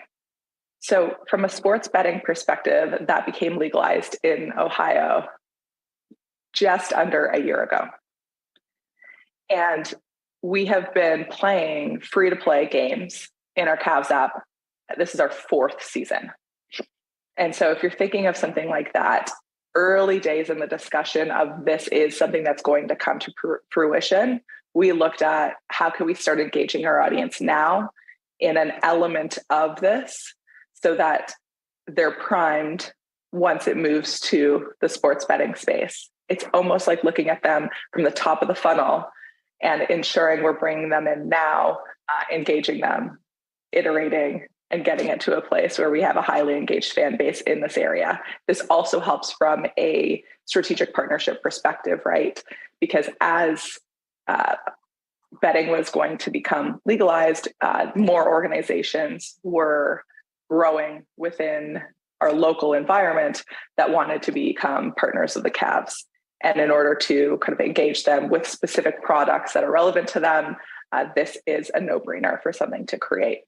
So year 4, free to play. The one thing I will say is the journey of this is the very first year that we did it, it was very manual, but it was launched and fans really enjoyed it. But very manual behind a computer screen. We're sending questions every 30 seconds, marking the correct answer, et cetera, et cetera.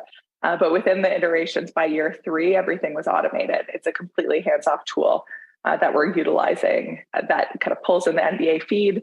All the questions are relevant based on the specific gameplay that's happening at that time, and all of them are automatically answered. There's quizzes, polls, kind of all types of different extra bets that you're doing. And that was something that we were one of the first teams to engage in. Another piece for us is personalized videos. So we utilize a video tool. It essentially ingests video and uses artificial intelligence to then automatically score that video out of 5 stars. So it's pulling in every single game in real time. It is scoring every single play that one of our players makes out of 5 stars. It's also listing out who the player is, pulled from the back of the jersey, and then also what the play is. So because we have that tool ingesting this video in real time, it allows us to disseminate our videos in real time across all of our channels. And what we then wanted to do to take it to the next level was to ingest it within the Cavs app, but then also personalize it so the fan is getting to choose what they want to see and when. So essentially then you're having a filtering capability to say, I want to see Jared Allen's dunks at the top of my feed, and those are going to come in at the top. And so you can kind of customize that. So you pick your favorite players, you pick your favorite plays, and then that's all customized to the fan. We were the first in the NBA to do that in partnership with our app vendor, and then the vendor that allows us to kind of pull in and adjust those videos with the artificial intelligence kind of tagged on top. So that saw a massive increase in video consumption within our Cavs app. It's something that we were really excited to roll out a couple years ago. Now I want to speak to augmented reality. So there's a lot that we've done with augmented reality within Rocket Mortgage Fieldhouse, where the Cavs play. One example of that is virtual icons. Last season, what we did ahead of the season was we scanned each of our players. We had a setup with 150 cameras in a dome, and every player stood in the center. And at the same time, 150 cameras went off so that we could get this 3D scan of them. And then what we did was we took that 3D model and put it essentially on a pedestal. So when fans entered the arena, there was a pedestal, and what they could do is scan a QR code, and then with their phone in augmented reality, they could pick which player they wanted to take their photo with. And you could move around from any angle because it was that 3D model and take your photo. That's one example. Another example is we have art that's displayed throughout the field house. When it comes to the NBA, when it comes to basketball, we're really blurring the lines between basketball, sport, and culture. And so from this regard, with that art, we want to look to what are all of the elements that our fans are interested in. And even myself, I'm a huge kind of art lover. I'm an artist. And so this is a really fun project for me to work on and work with all of the artists that are not just locally, but international artists as well. What we did was we brought this art to life through augmented reality. There are elements that are available for fans in the arena. So if they're near that artwork, they can scan the QR code and then it will bring it to life. One example of it is there is this piece of artwork that includes these blown up balloons that spell out Cavs. Now, through your phone, if you're standing in front of it, there's a certain spot that you stand, point your camera in it. One tool that a lot of people don't know about is you can actually blow in the microphone of your iPhone. When you blow in the mic, the balloons disperse on your phone. And so that's something that was very interesting to be able to create and kind of look at a new way to engage in augmented reality. There's another piece of art within the building that has a basketball in the wall, and you can kind of see it looks as if it like slid through the wall. Now, in this case, we have that basketball kind of sliding and moving on, bouncing on the ground. And that is something that fans can engage with in the arena. However, any fan on Instagram can go to the Cavs, and if they choose the filters tab, then what they can do is pull up those experiences and look at that art right within their home through their camera lens. So another one as well that we did from an augmented reality experience was during the playoffs at the tail end of last season. Now, this augmented reality was targeted specifically for a young audience. And what they were able to do is we overlaid games. So for example, if there's a break in play, or even if play is going on and they're young and they want to, there's several things in terms of that they want to engage with at the same time per their behavior habits. They can pick up the phone and point it towards the court and start playing so that they're kind of shooting the ball from their phone into, and what ends up happening is throughout the court, these kind of different baskets start opening up and you can be playing that. So there was a few different games that we had available to them. And that was something that was played quite a bit during the playoffs. So those are some examples of augmented reality. Now I want to move forward and speak to you a little bit about some of our kind of 3D video modeling. So we have Canon cameras installed throughout the Rocket Mortgage Fieldhouse building. We're one of 2 NBA teams that do this. Now, what those cameras do is they're scanning a full 3D scan of the players in real time as the game's going on. What this allows us to do is create a full digital twin of the game with very low latency. We're talking a couple seconds. So in very near real time, you're having a full digital twin of the game of our players in 3D modeling. So whenever you want, you could drop yourself into an incredible play. You can drop yourself right below the basket and see it from that angle. You can drop yourself into center court. You can see never seen before footage and angles through that capability of having that digital twin. We had Donovan Mitchell hit his 71-point game last season in January.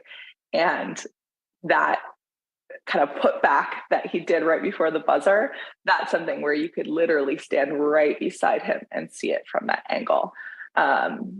Through a virtual reality headset. Now, this particular product could become so many different things in terms of what it becomes for mainstream fans in order to them to engage with it. Step 1 was installing the cameras and then getting this to a quality and output that is really exciting. And it's incredible to see fans' faces light up when we have them experiment with this with our headsets in stations within the building. We also have Sony cameras installed throughout the entire Rocket Mortgage Fieldhouse. Now, what this one does is it scans your skeleton. So it scans the player skeleton, same thing, you're getting your digital twin of the game.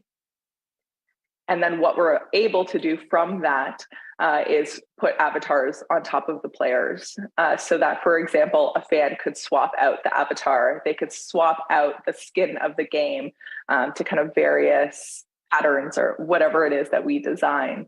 And so that's another one that we're looking forward to creating and engaging our next generation audience with a tool like that.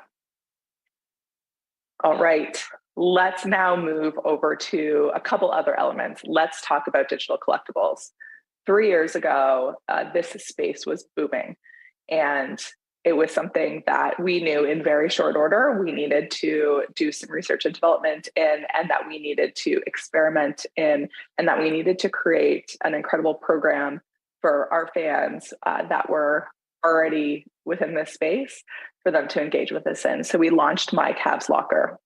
Now, what this was a number of, so first of all, 100,000 fans could claim their free locker that they could then start collecting the items for sale that would go in the locker. So anything from foam fingers to jerseys to one of my favorites actually was this jacket. And the jacket, we minted various designs, and then there was a hierarchy to the designs as well. So for example, if you were one of 5 that got the gold jacket, then you actually got the physical jacket mailed to you in real life. And that jacket was beautiful, and it was one of 5. And so we really added this kind of contesting and IRL component to the collectible, really bridging the gap to where people are now and the digital world. So essentially those 100,000 lockers were gone very quickly. I think it was within a day. And then the collectible started. There were certain regulations that allowed us to market only specifically to ticketed fans in arena. And so that is what we did. And I think it was over 3,000 collectibles were purchased that season. And it was a truncated period of time because it was the tail end of that particular season. But we had people filling their lockers with these digital collectibles. And it was a huge success. We ended up winning a Sports Business Journal honorary mention for that tech innovation and that program. And so from there, what we looked at was, where are people engaging in that space now? What would they like to see moving forward, and what can we create? So in year 2, we created the Cavs Gold Pass. Now, what that is an access pass that gets fans access to membership perks that they wouldn't have access to otherwise. Examples of that. So there's 2 components to this, by the way. One is for our local fan, and one is to be launched, and that is for our global fan.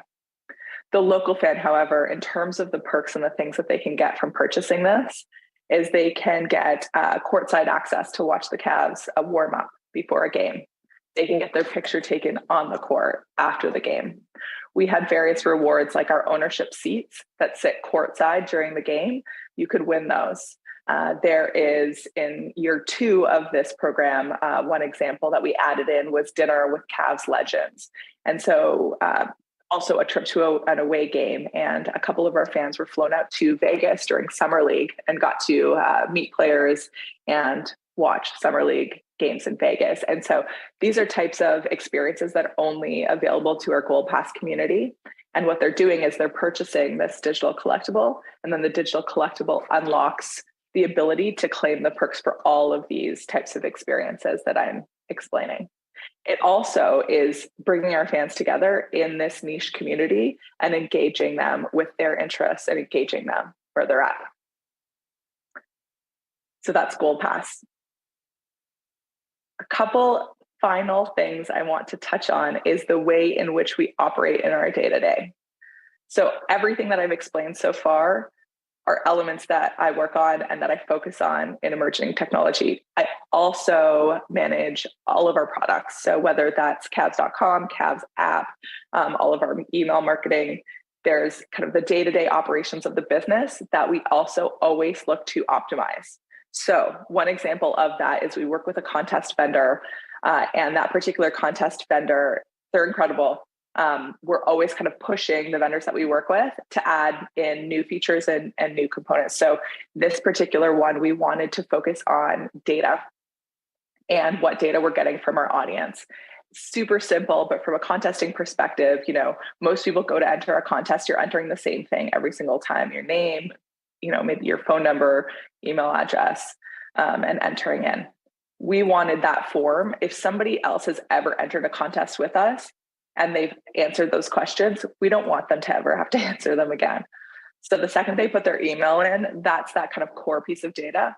The question after that changes every single time. So your access to enter that contest is going to be answering our questions. And the questions are in priority order of what we want to receive in terms of data points from fans. And if I've answered question number 1, then question number 2 displays, or question number 3, if I've already entered 2 other contests before, then the third one displays, so that we're collecting these very valuable pieces of data on our fans to build out their profile, to then personalize their experience and give them what they want. Additionally, from a web perspective, we utilize a platform that's a no-code platform. We want to be creating what we create in the day-to-day in terms of our web experiences as efficiently as possible. And so we're always looking at what tools are giving us the capabilities to do that. I will close out just speaking to next generation planning. Something that we are always doing is looking at what are other emerging technologies that we need to be reviewing, that we need to be diving into, that we need to be, you know, dreaming up what we're going to create next. I spoke to earlier within this talk about artificial intelligence. That is changing. That is going to change everything we all do, the way we work, the way we operate. I gave the example of our video technology and the way that artificial intelligence tags kind of all those videos. It's something that's been around for a while, and it's moving to a place that it's a consumer product now that we are all engaging with in various ways. And so I want to leave you with the thinking of how is that changing what you do in your day-to-day? What can you do to learn more about that technology? What can you do to, let's say, even if you're working with ChatGPT and you want to learn how to iterate your prompts to get the best output? What will that look like in 10 years, and what can you create in the meantime? I'll pause there.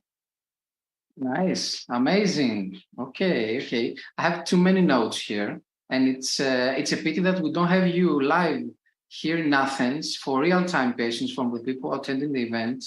But I hope this opens up and the opportunity for you to join us maybe next year to the next event, because you've done amazing work, for fantastic activations, and I have a lot of questions, so I will prioritize the questions according to our time. So, great. How do you measure success of a digital initiative? Are there some specific metrics or KPIs that you prioritize in order to see if an initiative is accepted by the fans, has a lot of participations and engagement? Mm-hmm. Yes, absolutely. The ways in which we measure our objectives and KPIs, we lay them out ahead of every season. Overall, we want to grow the brand, we want to drive fan affinity, and we want to generate revenue. We categorize various elements of objectives. So the first one is reaching fans through exciting and entertaining content, contests, and programs. Secondly, we want to engage them with content that encourages active participation. We want to acquire them onto our owned platforms. That has us gain valuable insights for our brand and for our partners. We want to monetize the products that we create and the content. And we want to evolve our brand and our business through a couple kind of net new or innovative products every year. And we set these types of objectives that essentially pushes us to ensure that we're always driving innovation forward in the business. So from those categories, you've got reach, engage, acquire, monetize, evolve. Very simple. It's something that everybody can kind of have top of mind of, this is what we're aiming to do. And then we get specific in terms of what does that look like across each element. So as it pertains to our Gold Pass program, it would be, passes sold and perks claimed that our fans have engaged with. So, very simple in terms of that piece of it. A big one for us is around our Cavs United profile. So fans can log in, and when they log in, they get various benefits from being part of that. Examples is kind of early access to playoff tickets. And so with that high demand, it's in their best interest to kind of be within that community. So we would have specific acquisition goals of how many Cavs profiles would we like to increase by each year. And then we'll create various activations so that we can have and reach that particular goal.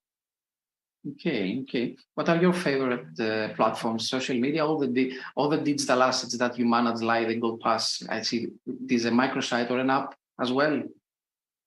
Yeah, so Gold Pass is a web app. Okay. In terms of my favorite, that's such a good question. Yeah. I love the Gold Pass. I just had it through yesterday, and it's fantastic. How important is for your fans, the local fans and the global fans, these options of personalization that you have for them?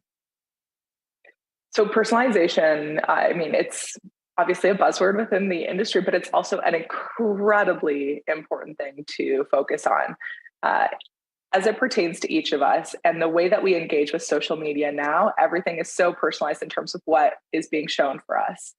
I don't know how much time you all spend on Instagram, for example, but the ads on Instagram for me are so refined that it ends up being content that I want to see or something that I've been meaning to purchase. That's how refined that personalization is. And so what that then creates is this behavior of us going back more often.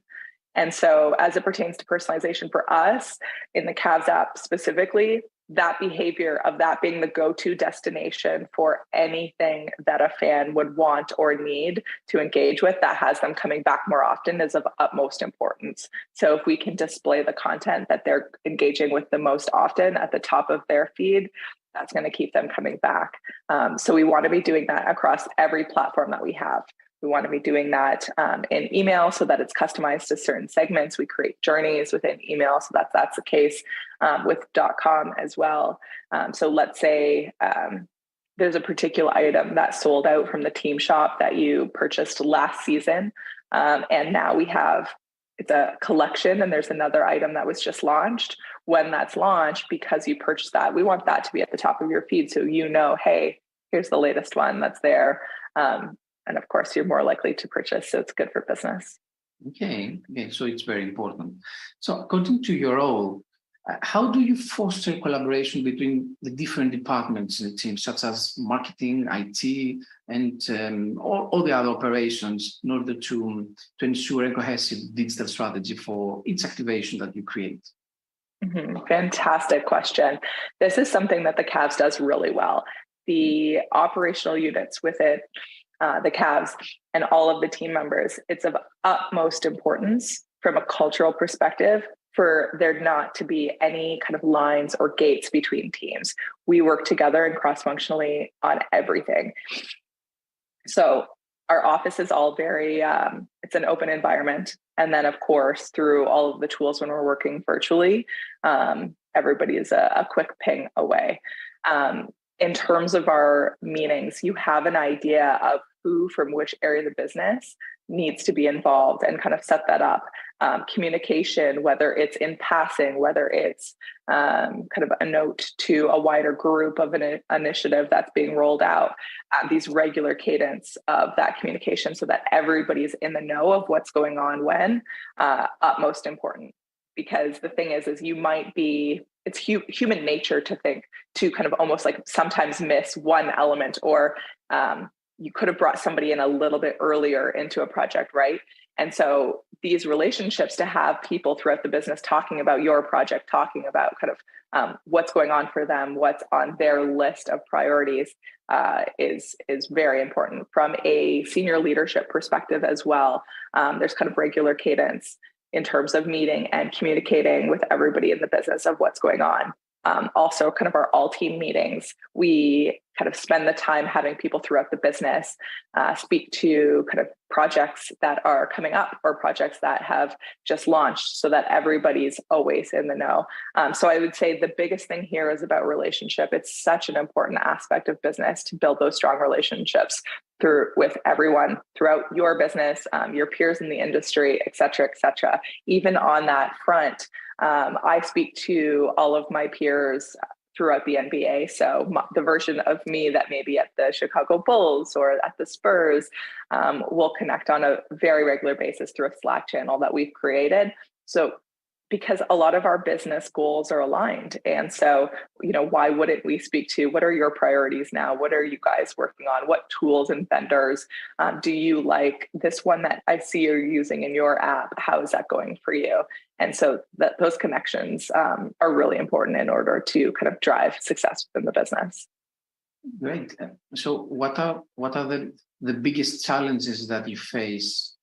As you mentioned, when it comes to balancing innovation with the practical aspects of a digital product management, what are the challenges there for you? That's a good question, for sure. When it comes to kind of, let's say, working on automating a product. So I'll speak to GoldPass.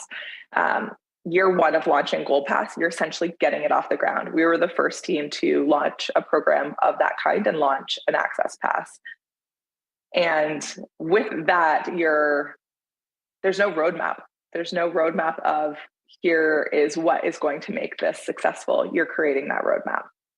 And so within that process, there are going to be some inefficiencies that naturally are going to be present. So, for example, upon launching, we have a whole bunch of perks that local people can claim. And there's all of the other pieces underneath that still need to be worked out. How are these people getting notified with information related to, like, let's say a know before you go related to their perk, so they can know everything that they are going to have within the experience? Are they getting notified? Who's getting notified? The data and the way that it's pulled in, right? And so sometimes with when you're really racing to get an innovative product out or be first or even be early so that you can iterate and be ahead of your competition, you're going to have those inefficiencies, and that's okay. Because essentially it's kind of like building the plane while you're flying it. As that plane is being flown, then we're creating, okay, now we're pulling in all the data. Now we're creating the automation. Now we're figuring out kind of the most efficient way to do this piece so that it is kind of being created and getting to the most efficient place in operations as possible. So that's a natural thing that arises with driving innovation. Right. So I have two more questions. Looking ahead, what emerging digital trends and tools do you think will have the most significant impact in your area, in professional sports teams like the Cavs or the NBA teams or big sports organizations? That's a great question. It's artificial intelligence for sure, hands down, in terms of the biggest impact that it's going to have on our business over the next 10 years. That is going to literally impact every aspect of our lives and everything that we do. So that's one piece. The other thing that I would say is the way that I spoke to the digital twins of games, that is going to change viewing behavior, viewing habits, kind of the ways that people can consume the game. And especially when you're looking at the next generation audience, they're distracted, right? In terms of their day-to-day, there's so much that they're seeing, that they're engaging with.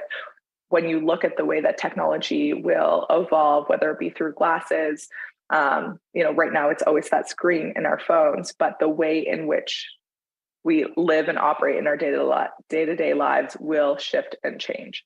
And so for us, getting ahead of that with this technology and ensuring that we're focused on that volumetric video now will then help us be ahead as that technology adoption shifts to mainstream. Okay. And the last question, and I think it's a question that many people attending the event would ask for you. If someone wants to follow your career, a similar career in sports, digital innovation, and digital marketing, what advice would you give them based on your experiences so far? I love that question.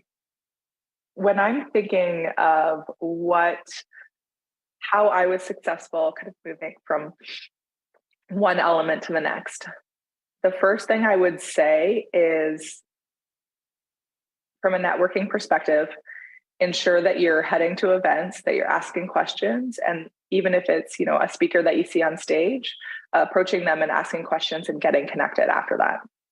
Very, very important. Number two, in terms of the way in which you kind of display your skills to get your foot in the door, that's step one. It's almost, you know, getting your foot in the door or getting that initial interview, and then having the confidence that once you have that you can do the rest with your skills and your abilities that you've fostered over the years that you have, right? And so with that, it's going above and beyond in terms of how you would display the vision that you have for the organization, essentially what you can do to make a difference for them, the organization, or for whatever it is that you're creating, and have the utmost confidence in your skills and abilities as you're looking to kind of showcase that. The next piece would be, you know, once you're in that role, once you're doing what you want to be doing in your day-to-day, of push the boundaries, push the limits, go after those, you know, elements that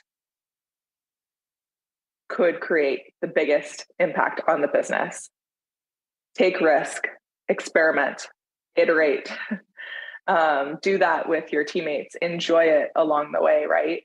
Remember to kind of enjoy the moments and take time to reflect and kind of celebrate the wins that you have.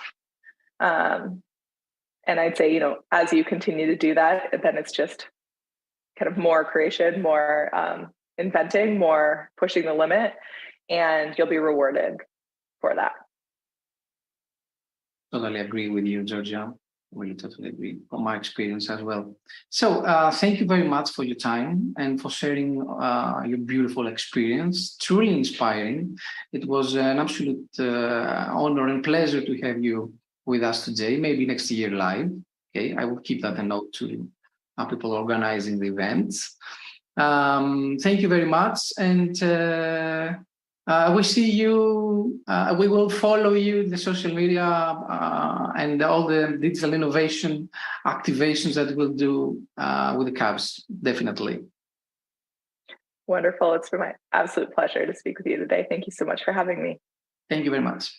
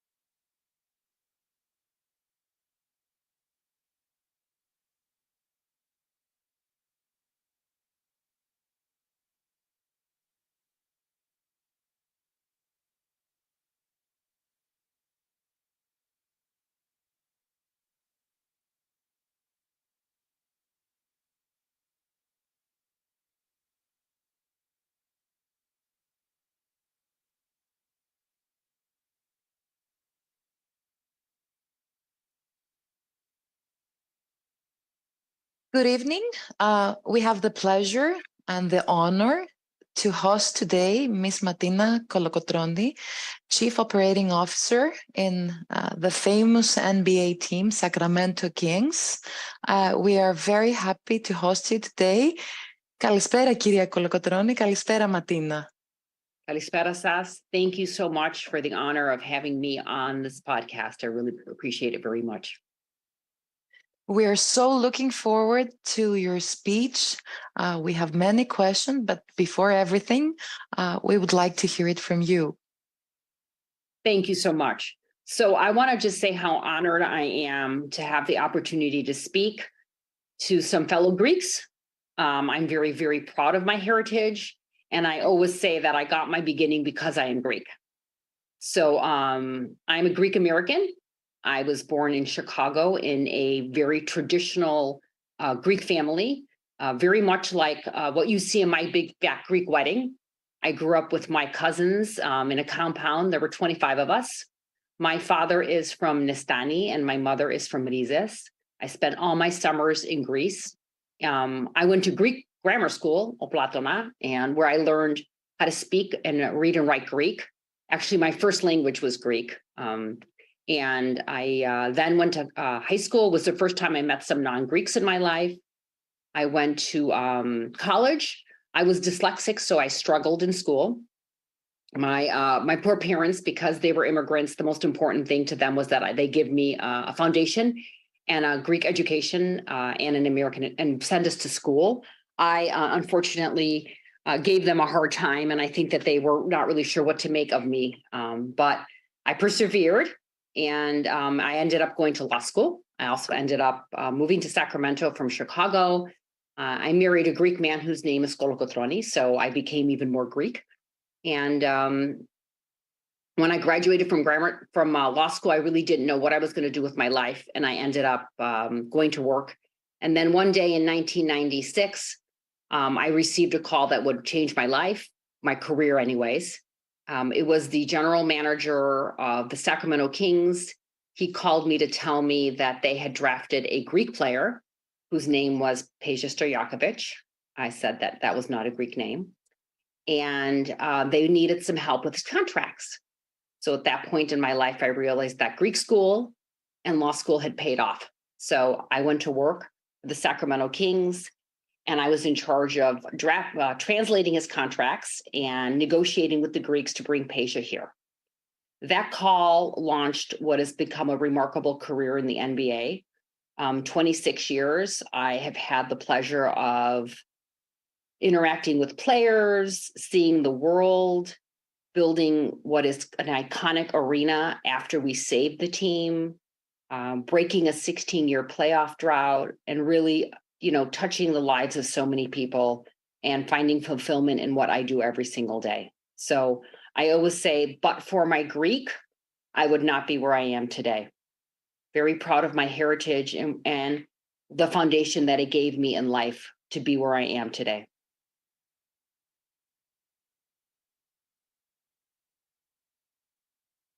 I'm sorry, Eviania, you're muted. Such an interesting story. Apologies.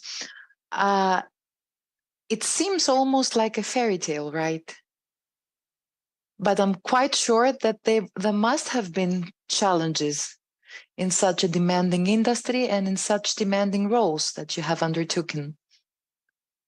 Yeah, I mean, nothing comes but for challenges, as you say. So, there were, first of all, when I was young, I never could have seen myself in this role under any circumstances. I think that when I was raised, the purpose was to get an education and to find a husband. So that was, I checked that box, but I think my curiosity and my inability to sit still made me want to wonder, what else is there? So I always say, one of the key things that you need is a mentor, because if you don't see it, you can't become it.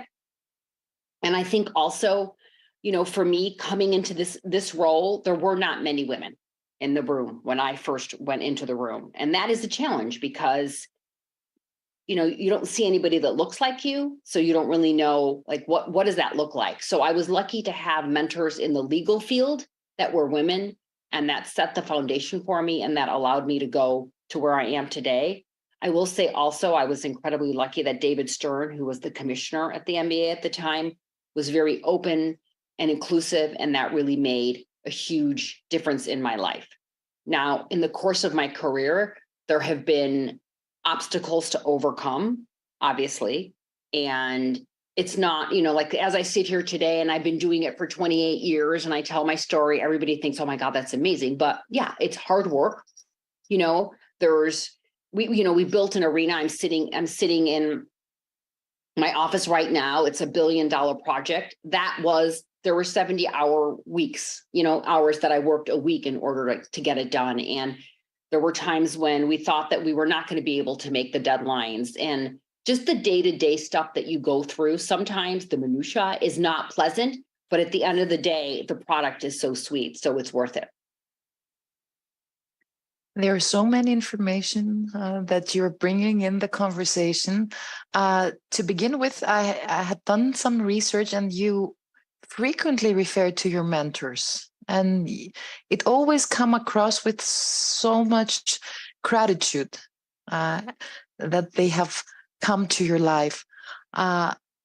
One important aspect, and I think that many of our viewers and the audience are eager to listen, is which do you consider the most important milestones? Of course, it's the phone call in 1996 that started as a milestone. But in terms of your current position, what were the milestones that led you to this journey? I think growing up in a very traditional Greek household where education was very, very important was something that my mother especially did not have. Neither of my parents had the opportunity to go to high school when they migrated to America. And my dad owned restaurants and my mother was a stay-at-home mom. And I think there was like an underlying frustration in that. I stayed home for 1 year after I had my third child, and that was the hardest work I ever did. So I want to say it's really a difficult thing to do, to stay home. And it's the most important thing we do in my life is having a family and having children. So I don't belittle that at all. I just wanted more, and I didn't know what more looked like because, it was a very, very traditional house where my dad went to work and my mom stayed home. And I thought that, okay, that's probably where I'm going to be, but I didn't really want to be there. I wanted to see what else there was.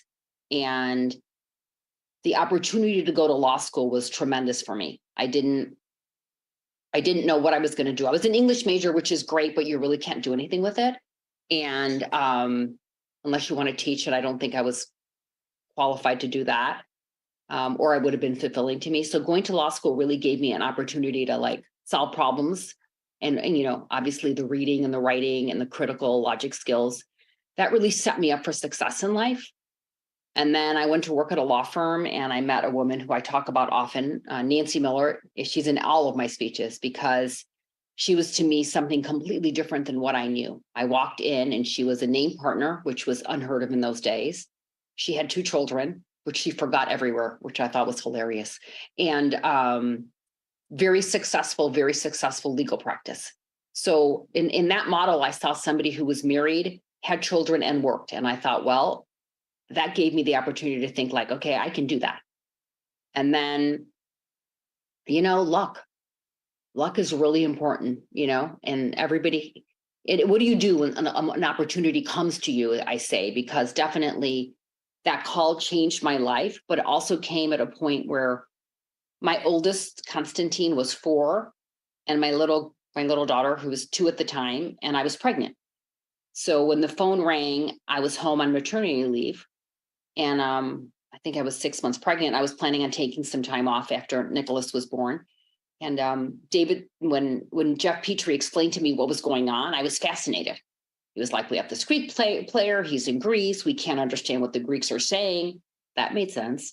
There were contracts they didn't know, they needed to be translated. He might be this old, he might be this, First of all, I was like, that guy is not Greek. His name is Stojakovic, he's Serbian. So that piqued my curiosity, and it was a problem, and I really wanted to solve it. So I was like, sure, I'll do it. And after I hung up the phone, I'm like, oh my God, I can't believe I just said I would do that. I'm on leave. So I remember that I was talking to my law firm and we started getting engaged, and I had to go to the practice facility to meet the general manager.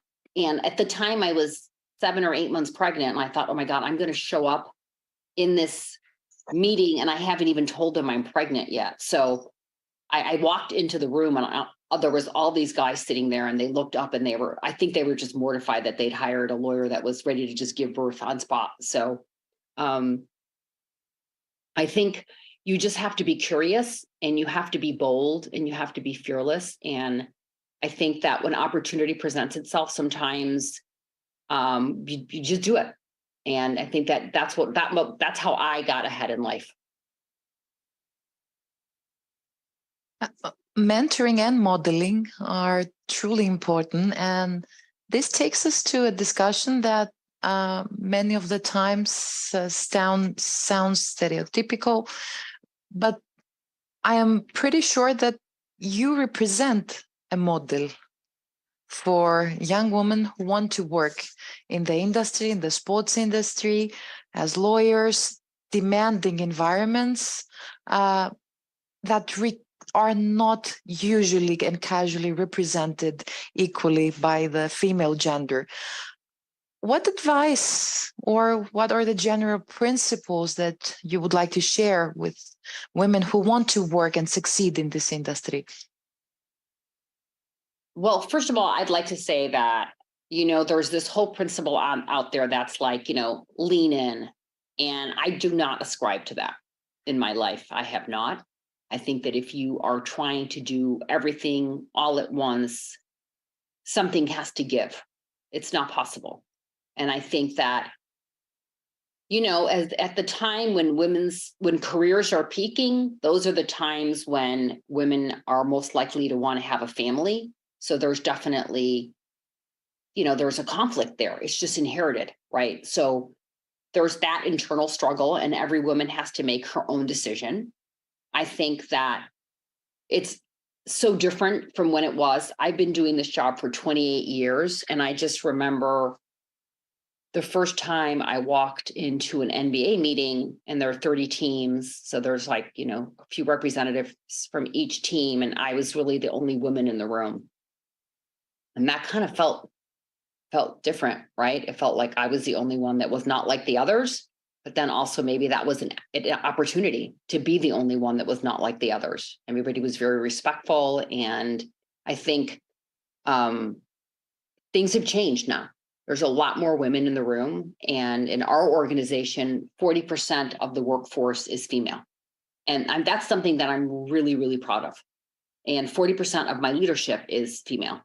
And that's another thing that the organization is very proud of, because diversity of ideas, it matters, and representation matters in a room. And so I think it's better. I mean, I don't know the situations in Greece, but I think that it seems like you guys have progressed even further than America on these issues. But I think that if you really, really want the opportunity, you should just go for it. There shouldn't be hesitations around gender, but it also has to be specific to who you are and what you're looking for in your life. That is very interesting. For sure, there is no 40% representation when it comes to Greek clubs.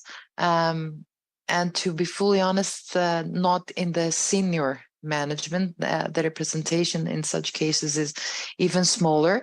But we're paving the way, and for sure, the obstacles do not seem to be equal to the ones that you're referring, being the only woman, the only female in the room. Martina, you have been discussing about the role of the mother and being a mom to 3 kids. What would you say to your younger self? Because many of the times when we are in a situation, there is a spin-off and we don't have so much time to reflect on things. And in retrospect, we could give some advice to our younger selves.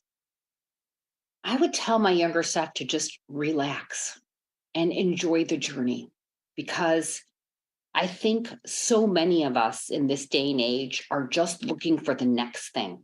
right? And I think in my life, when I look back, I've had so many incredible, I've seen so many incredible things, and I've been in so many amazing situations. And sometimes I just have just checked the box, right? I have, I had the opportunity to go to India.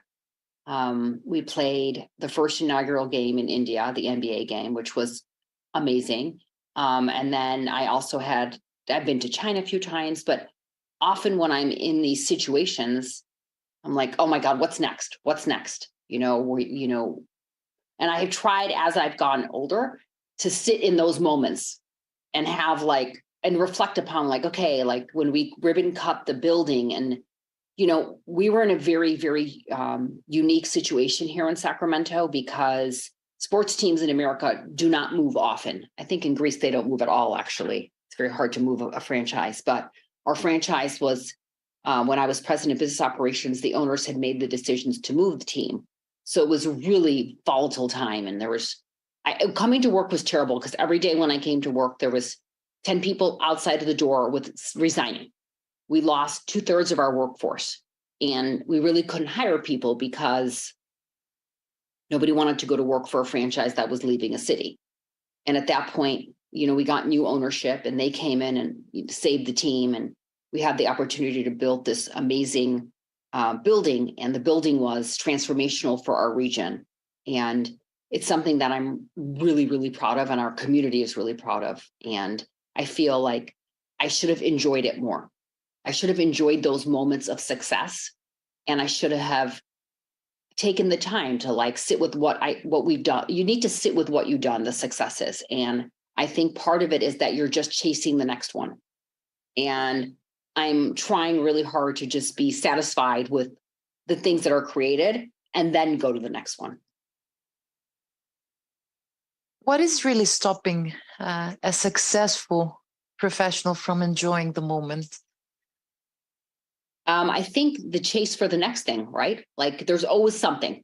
It's not like I come in my office and I'm like, okay, I'm going to finish this, and then there's 10 other things I have to do. So you want to stay ahead of the game, especially when you're young. I think that's because you're it's almost like you're trying to climb whatever the corporate ladder, right? And in order to do that, you're always thinking about what opportunities are around you. And you don't want to miss them. And you don't want to make sure that somebody else, so there's that game too. And I think in that game, you miss out on so much. And I wish sometimes that I don't know, when I was in Greece with Peja, I had enjoyed it a little more as opposed to been thinking about okay, now I did this, what's next, And I think one of the unique opportunities I had in my career, which I'll never forget, and is an opportunity that forced me to sit with something, was after we drafted Peja, a couple of years later, we drafted a player called Hiro Turkoglu, and he's Turkish. So they were going to take a Greek to Turkey to negotiate the contract, which was kind of fun. And we got to Turkey, and they were very much like the Greeks. There were contracts missing, and negotiations that needed to be had that were not in your typical American style of negotiating. And at some point, we had to do a buyout, and the money wasn't there, so we had to take his contract to a bank. It was very complicated. And once we were able to do that, we were in Turkey at this time, in Istanbul. And they said, well, we're going to need 7 days to clear this. So I ended up spending 7 days in Turkey with the player and the GM. And the team just kind of took us around. And it was amazing. I got to see, and it was a time where I was forced to sit with something.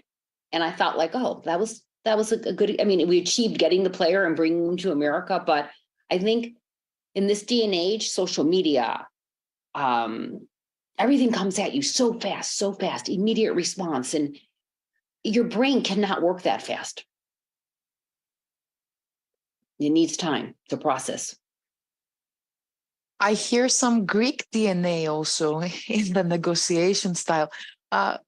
Martina, would you say that there are aspects of the Greek culture that you have incorporated as a professional and that you have seen being different than all American colleagues? Definitely. I would say that's the case. I think that I'm Greek. You know what I mean? I have a very strong ties to my family. Not that Americans don't. I don't want to belittle the American culture, but we are different, right? We speak a different language. Philoxenia.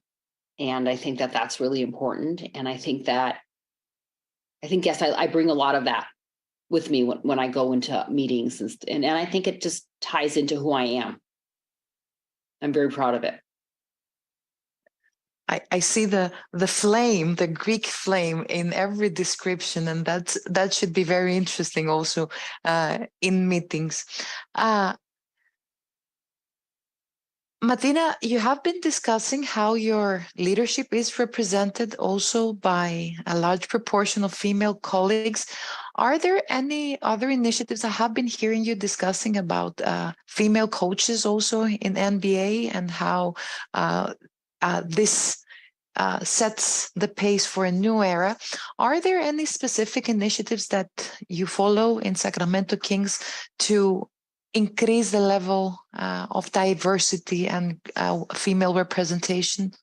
Yes, so we do have a diversity inclusion council in our organization, and we are very thoughtful. I mean, I'd like to say that I think, because I've dealt with Greek teams, and I did notice that like it's all men, and obviously all white men because all of Greece is white. So it's we have a different issue here too in America, right? Because we have race that we have to consider too. So I think, we have our businesses there's the basketball side and there's a business side. And the business side is where you will see initially more opportunities for women when I first started anyways, right? Like, in some, and I don't want to say like, and this is not a bias thing, but like, in HR and PR but now like also in analytics. So as that has grown, we have seen such an increase of the female population in the business. On the basketball, it's just been harder to break into, but having the business thing and then having that model where we work together jointly with basketball operations, it's really, we've had 3 or 4 female coaches that have been on our basketball staff right now. And our owner's daughter is the general manager of the G League. So once you have that, you are more inclined, whether you like it or not, to hire people that look like you and that act like you. And it's unconscious bias. So in my office, I have a VP of experience and her name is Sofia Kazanis. My personal assistant is Kent Manolakis. Our VP of player development is Penny Panagiotachatis. There's a lot of Greeks in the organization. Now, if you said to me, what is that about? I would say it's because I'm part of a Greek community, right? And I go to church and I know it's the people I know. So when positions become available, I'll be like, oh, go ahead and interview. Now, they don't always get it, but there's just an unconscious bias there. So I think it's important that we stand back and we look at those biases, everybody, and we think about like, what's good for the organization? Would it be good if I walked in here and there were 1,000 people running the Sacramento Kings that are Greek? Probably not, right? So we need to be more conscious. Maybe the Greeks would like that, right? But we need to be more conscious in our hiring. So over time, you learn how to do that without being discriminatory in the other way. I have boys. I don't want my boys to not get a job because they're white males, right? You want to have an organization that's balanced. And that brings you diversity of ideas to the table. I remember when I first came to work here, we were in a marketing meeting. This was so many years ago, I can't even remember. And it was just all white males and me. And we were talking about the buying power of a family. And the buying power of discretionary income in families is controlled by women at that time, right? So why are we having 10 males talk about what works? Wouldn't it be great to get a stay-at-home mom's opinion as to what she's going to put her extra money towards?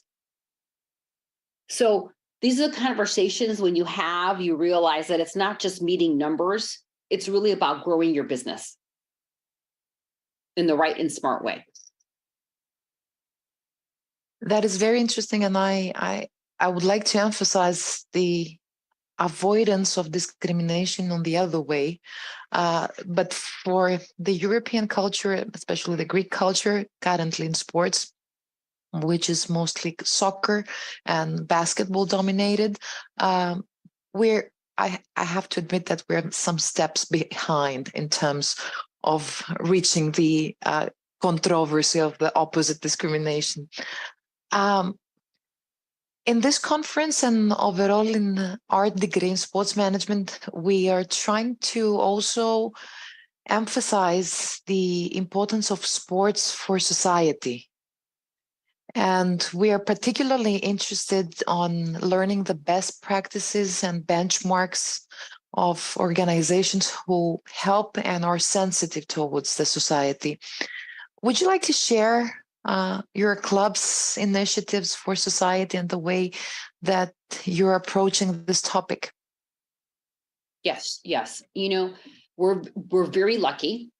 American sports teams speak and people listen. Athletes have a huge voice in our society. And it's really important to our owner, Vivek, and to me that, you know, this platform is used for doing good. So we have an underlying premise that we will use the platform to do good and to make the world a better place, which is a grand statement, right? But if you start that way, you can start from the little things that you do within your community, which right now we're do something called the Season of Giving, which is tied to Christmas. And we will go out and we will go into underprivileged communities and we will serve and we will donate. And we have a very, very strong community department within our organization that does stuff like that. To larger things like the NBA, because of, you know, our leadership, part of our leadership is that we formed a social justice committee. And that looks at some of the discriminations that Black people face within our community, which is very, I mean, obviously not something that you see in Greece the way we do, I think, but, you know, the police issue and the police enforcement what the Blacks are going up against the whites. So the platform can be used to do good. And in our organization, we try to do that. We really try to work on issues like community. We also work on sustainability for the environment. And we try to do, like, one of the things that we have is the food within the arena, which is, I would like to have you guys come and try it because it's very, very good. It's probably the best of any arena in America. And I stand by that. One of the reasons is because we source 90% of our food from a 100-mile radius of Sacramento. So everything is fresh. We are the farm to fork capital of the world. And it's good because it also helps reduce carbon emissions in the world because everything is being sourced locally. So those are the kind of platforms that we take on and we don't shy away. So is it sustainability? Yes. Is it technology that, you know, we put a program together to help underprivileged neighborhoods learn how to code. So once a year, we have like a coding competition. We bring all the kids in. And obviously, I don't know how to code, so I find myself just watching. But these are the kind of things that we will do when we take on something. We will figure out how do we take this into our community and how do we elevate everybody. It sounds that you touch upon very important societal, environmental issues, and the coding is particularly interesting as an inception in terms of inclusion in the demands of future advancements. And that takes me to a question with regards to what you have been discussing before about social media and the instant gratification and the fast pace that is being followed. And we're probably have entered or entering, we're lagging some years here in Greece, a new era in sports that comes with different directions. What do you see as the most important advancements? You have been discussing the stadium, which was a big trend 20 and 15 years ago. the facilities. What are the future directions for sports? You know, it's unbelievable what I have seen in the 30 years that I have been doing this, the 28 years that I've been at the team, you know, from the fact that, you know, think about like, I remember there were typewriters and there was faxes. So you couldn't even send a document. You had to like fax it. Fax was a big thing because before that you had to put it in an envelope and send it. And it took like a week for somebody to get it in order for them to respond. And then we went to this thing called email, and now we have like instant gratification, you know, and I think the experience in the arena has changed so much. You know, our arena will check into you. And when you come, you know, we have mapped it so that when you're coming to the arena, the traffic lights change in order to minimize traffic so that when you get here, it's a seamless experience and you don't need a ticket anymore, right? Everything's on your phone. You just check in. You know, as you're sitting at the game, you get specials that come that are personalized to you, what you want. So I feel like we're just getting better at giving our customer what they want before they even know that they want it. And with regards to basketball operations, it's unbelievable the amount of technology that is used in order to support the team and the players to make them better. I mean, obviously, you know, they're such incredible assets in the way they work and they take care of their bodies. So now we have like nutritionists and we have, you know, every single player, everything is customized for them and their needs. So I think that is, we're just going to be seeing more of that.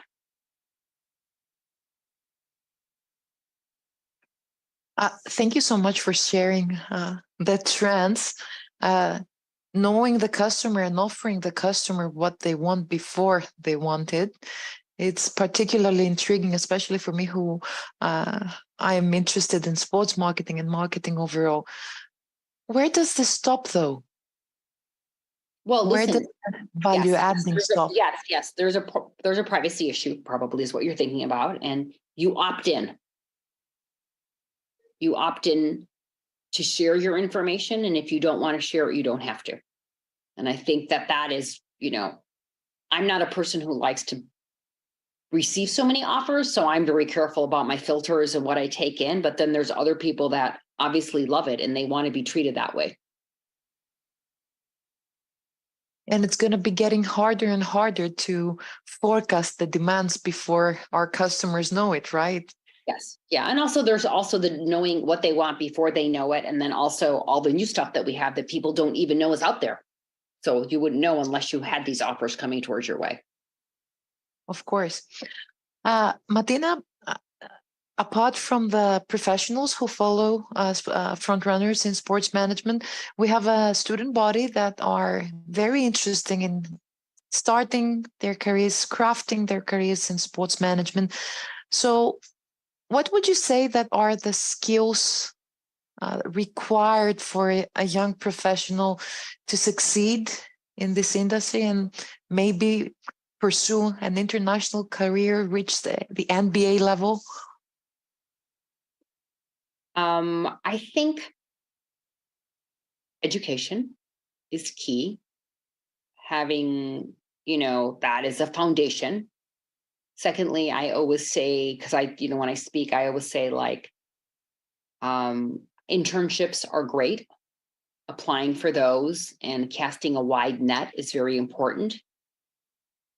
Being direct and specific in where you want to be, and thinking about like a long-term plan for yourself. Now I say that, but I accidentally fell into my role, so you just never know, right? And then I did a really good job of kind of navigating the system. But nobody, if somebody had told me that I would be in professional sports, I would have been like, not me.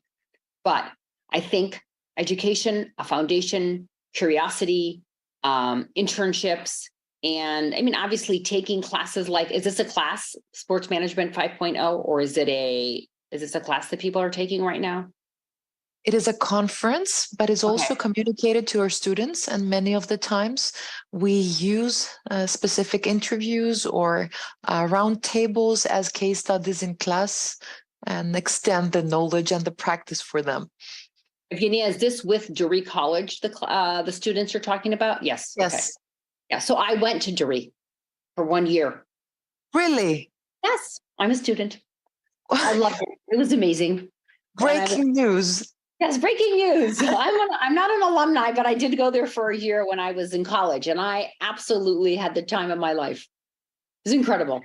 Now we have to invite you back to full circle the experience. Oh, I would love that. I really will tell you that it was transformative for me. I was an English major, and I don't know how I convinced my parents to take a year and go live in Greece and continue my education there. But they said yes, and I did it. And I didn't want to come home. My father made me come home. I would have stayed there, but anyways, that's a different story. Probably for the best. I think your dad was somewhat right. Yeah, who knows? I loved it anyways. And I made some good friends from there. So I saw it on the briefing document this morning, and I thought, oh, I should check and see if it's Doree. So it is. Yes, it's and now we are expanding the network of study abroad students. So I will share the news in my class that we once had Martina Kolokotroni studying here. Yes. Yes. And take some credit. Martina, one last question. We have discussed the skills, and I understand that the academic preparation, which is quite Greek, but it's also what we teach our students, that this is the bottom threshold. You need to have very high academic preparation, and then, of course, cultivate all the soft skills. Is there any advice that you would share with the female students that aspire for the same career? Is there something special that you would like to mentoring and including, in their mindset as an advice? I think I've said to be bold before in my life and to be curious. And I think that those things served me very well. And to be fearless. I mean, I think that I probably shouldn't have taken that call, when I took it. And I might have been able to say that, would have said, you know what, I'm home and I'm going to have my third child, and let me refer you to somebody. But my curiosity got the best of me. And I thought it was, I love solving problems. I still love, one of the biggest things I do in this organization is our so-called crisis management, which really just comes down to solving problems. It's like doing a puzzle for me. I love it. And I get such satisfaction when I've actually solved the puzzle. So I think being curious and being bold and moving and pushing forward, and knowing that, sometimes it's going to take more than one time or two times, you just have to keep knocking on the door. So that's, and obviously I always subscribe to my luck. So everybody has it at some point. You'll get your lucky break. As long as you knock on the door, right? Yes. Put yourself in the right positions is very, very important. And in the right rooms, which is why this is a little takeoff to my pet peeve lately. But, I know that the pandemic changed the way we work. And I know that people don't want to go to work every day, and they want to work remote. And I can appreciate that. And, I sometimes get angry because I think about why didn't I have that opportunity when my kids were little to stay home, right? Not stay home, but to have that work-life balance. And at some point I did have to take a step back in my career. I was in legal at the King's. And at some point I had finally said, I'm not going to do legal. I'm going to do community, because community was more flexible. So I took a step back. But that allowed me then to learn about the business, which allowed me to become president. So it just was choices that I made in my life. And I think that the way you learn sometimes is being in rooms with people. And if we're all home, we're not able to have that human contact. And it's hard because we were remote, and then we went to 2 weeks to 2 days, and then we went to 3. And when we went to 4, boy, were people angry, right? And part of it is that, we're in an experience business. And I also think for the younger students, workers, employees, more than me, that being in a room, like me being able to watch the way David Stern managed the other owners, I've learned so much from that. me being in a room and realizing when somebody was talking that was senior to me that, oh, that's an opportunity for me. So I'm going to be able to loop back to that person and ask them about it. Those are the things that are intangible. So I don't know why I wanted to talk about that, but I just feel like when you're talking to students, sometimes they really want to, the first question they have is like, is it remote? And I don't know how good that is. Especially our students that now are in their senior years have gone through those 3 years of consecutive lockdowns and online classes. And to be fully honest, is maybe how you started the conversation. You cannot know something that you have not seen. Yeah, probably all the students are getting off right now saying, I don't want to hear that. Enough. Yeah. Martina, I cannot thank you enough for this wonderful, fruitful, insightful, and inspiring conversation. I couldn't have asked for any better interaction. Thank you for your time. Thank you for being here with us tonight. And we're looking forward to hosting you at ACG again and coming back to your study abroad semester. Thank you. Thank you so much. Thank you. You have been a delightful, delightful host. I have really enjoyed my time. I love to read, so I would love to do that. And also, please come see us in Sacramento. Okay, that's an open invitation to you. Thank you very, very much. Thank you so much. Have a good night. Ευχαριστούμε. Καλό βράδυ.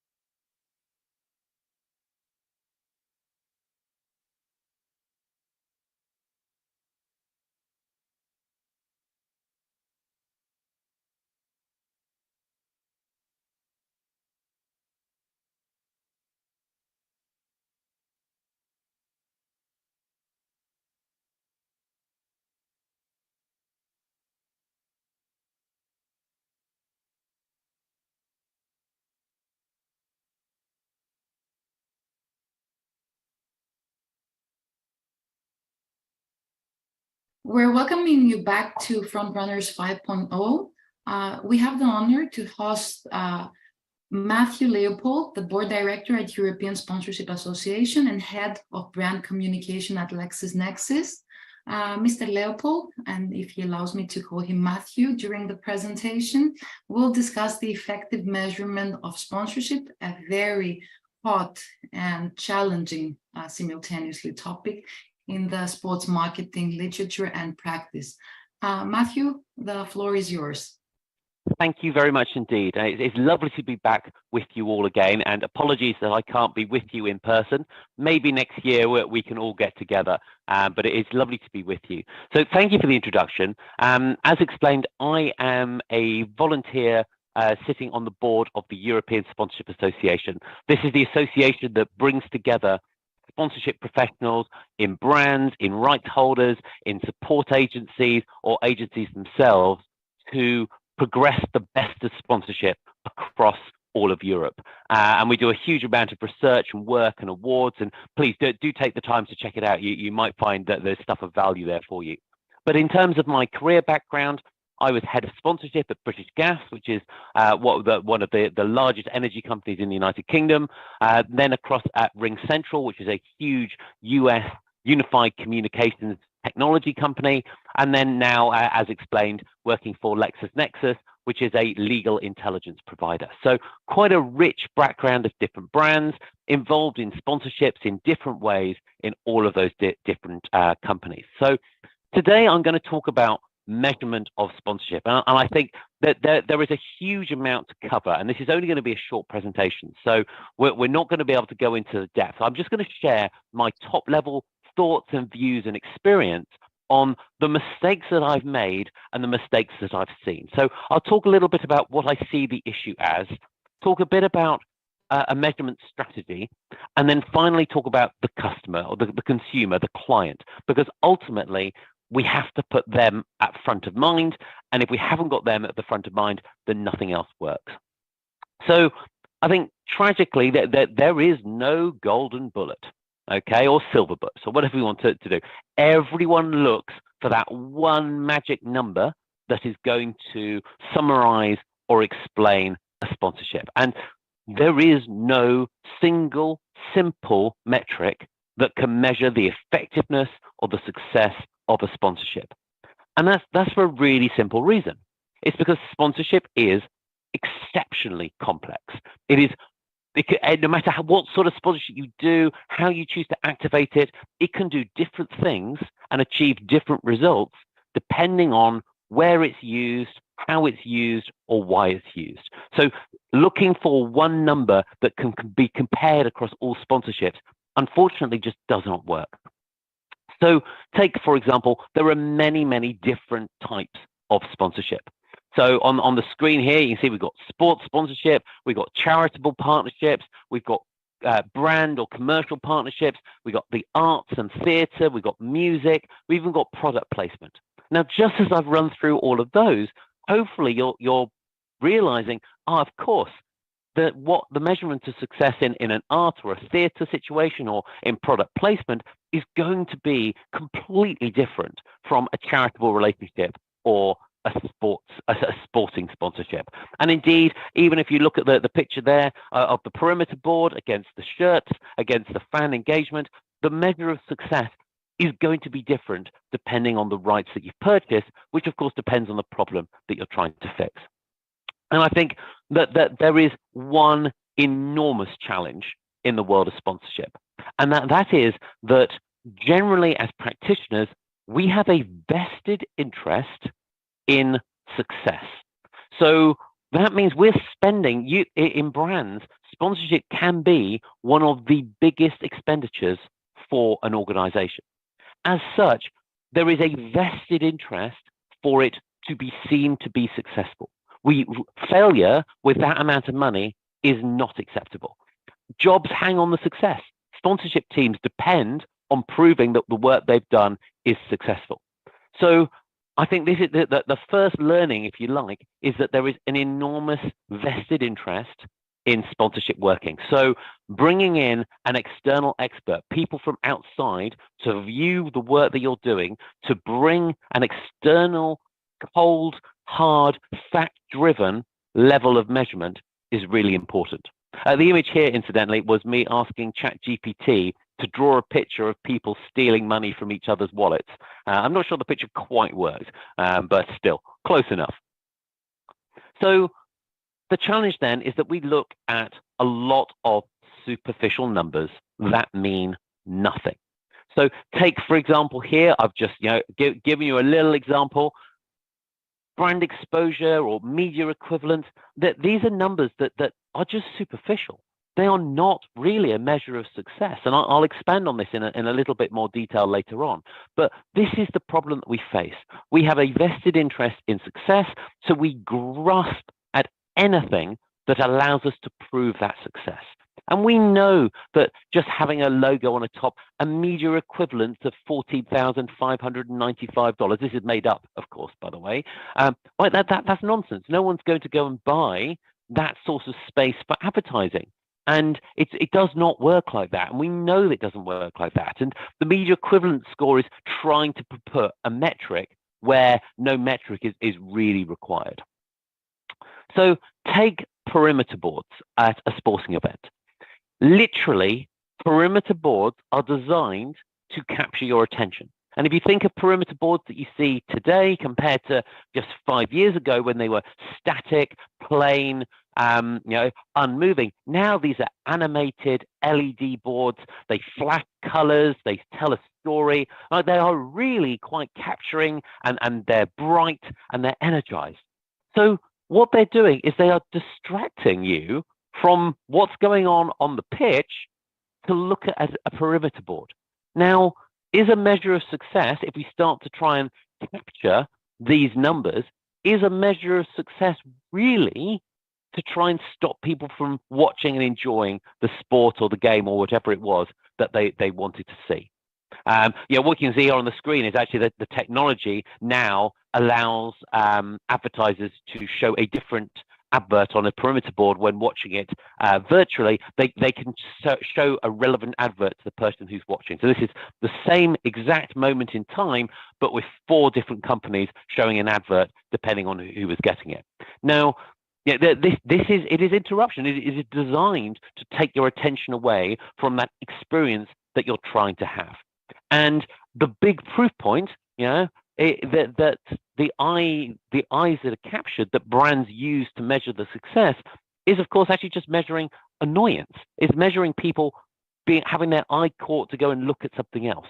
So my question is, does measuring the screen time and the availability of something like a perimeter board, does it translate into, does it become increased likelihood to buy a product?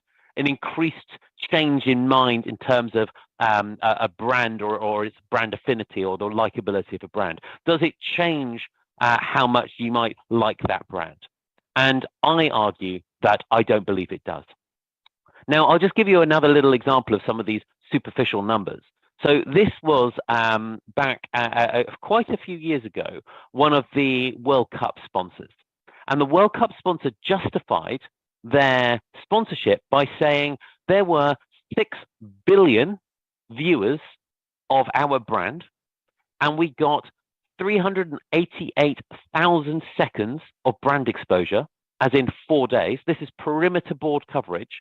That is the equivalent of $18 billion of equivalent advertising value.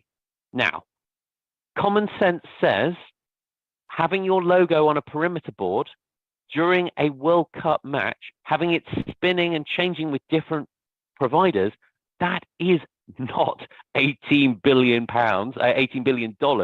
of equivalent value. Okay, so it is a meaningless number. And when you start to think about it like that, you begin to realize just how crazy it sounds. And again, we have vanity metrics such as social media, right? Really important levers to pull, but does someone liking a post on Facebook or on X or on LinkedIn, does that actually change the way that they see your brand or the way that they behave as a result of your brand? Or is it just a top level metric? It's the same with like video views. The number of people that view a video does not necessarily mean that they have changed their mind or their view about your brand or the sponsorship or whatever it is in that context. So I would certainly argue if you're going to use these things, we need to start thinking about putting really harsh weightings on these numbers. And I don't deny these numbers are important levers to understand. If you have a baseline, you can then see and you can compare and you can measure to understand what might be working, what might not be working. But to hang a valuation of a sponsorship or to hang the justification in your money, it is, in my view, a really dangerous thing to do. And here is an example that I can give you. So I got, this was back in my British Gas days, we got a brilliant 2 or 3 page article in one of the biggest newspapers in the United Kingdom about swimming with Tom Daley, one of the most famous divers. And this paper, we got 55 million impressions, my PR agency told me. Now, 55 million impressions is crazy when there were only 61 million UK inhabitants. So somehow or other, we've somehow managed to get more people reading this newspaper than were reading the newspaper. And suddenly all the 10-year-old children were also reading this newspaper. So it became a crazy number. And of course, just it's not about circulation count. You've then got to ask yourself, how many people actually got to that page in the newspaper? How many people then actually read it and consumed and saw that your brand was doing something of value? So we put on a really harsh weighting tool in order to try and measure and understand what the real impact of the media was. And that then gave us, when we were talking about justification, that became really helpful. So I would really think about some of these different issues. These are all the issues in the world of measurement.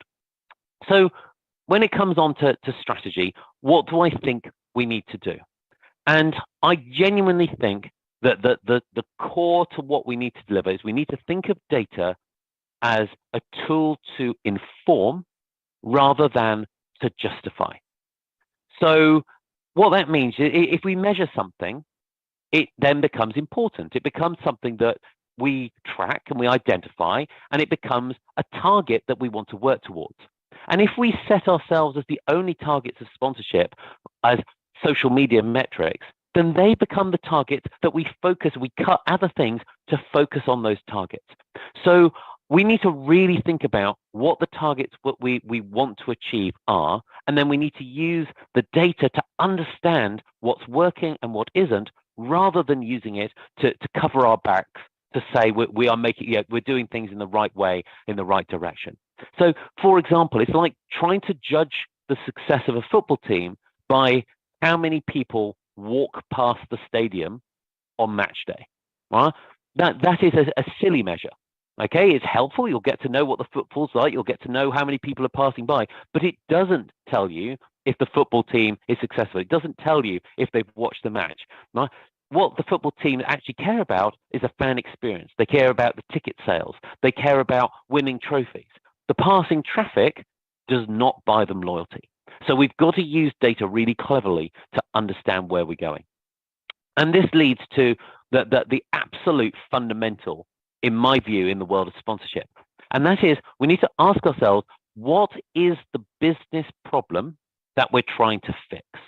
And business problems can be anything. It could be sales are declining. It could be employee engagement. It could be customer engagement. It might be brand awareness. It might be brand metrics that are struggling. But if we don't define really clearly what sponsorship is going to try and achieve for the brand, then we're going to go nowhere. And all too often, sponsorship is done because, oh no, we think it's a good thing, or we're a big British brand, so we ought to be sponsoring a big British business.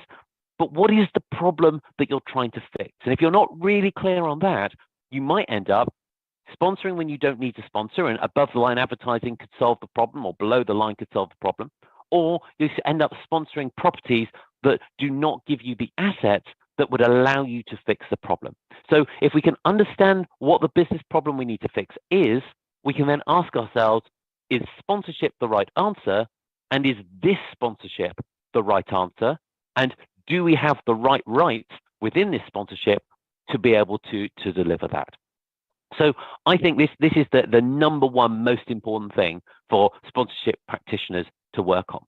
Now, as I mentioned, if you have a target, it becomes a focus. Excuse me. So if we set business objectives, you'll then work towards them.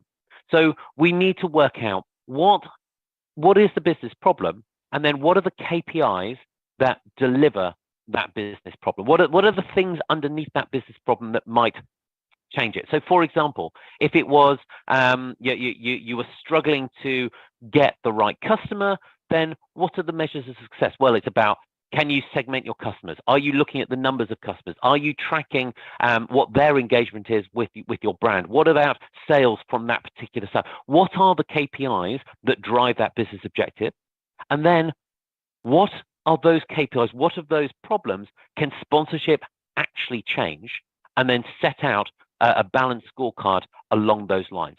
Because actually, we've got to look at the bigger picture. If we can work out where we're going, we can work out what drives that success, and then what sponsorship can contribute to it, then we're going to have a really impactful sponsorship that will make the difference. And all too often, because that value chain doesn't exist, sponsorships then come to an end because they're seen as frivolous or unnecessary, because they are not delivering something that a business really needs to have fixed. Really simple.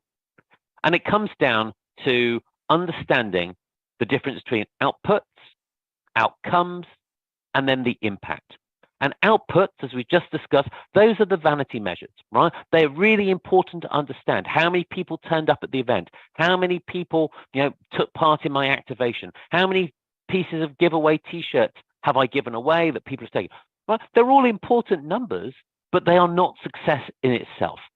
Right? It is really important then to understand what the outcome we're trying to achieve is, and then what the impact of that outcome might be. The impact is the business problem. The outcome is what sponsorship can drive. So that's what we need to be focusing on. We need to understand the sponsorship deliverables that can impact on the business problem. Whoops, sorry. And you might find, and certainly I have found, that there are always conflicts, because what your board or your director of marketing or your business asks for may not be what you can actually deliver. And I think this is a really difficult situation when the board is saying, but we need to deliver this, and you're left with a set of assets that will not deliver it. And that's a really difficult position to be in. I think you've either got to encourage the board to look at opportunities and ways in which they can see the value that sponsorship can contribute, or you need to try and find the underlying drivers that sponsorship can contribute in order to try and meet those objectives. And I'll give you a little example. So back 8-9 years ago, when I was at British Gas, we had a really strong brand position. We were very well known and we were quite distinctive in the market. But we had an issue with customer retention. We had a number of customers that were churning and leaving every year.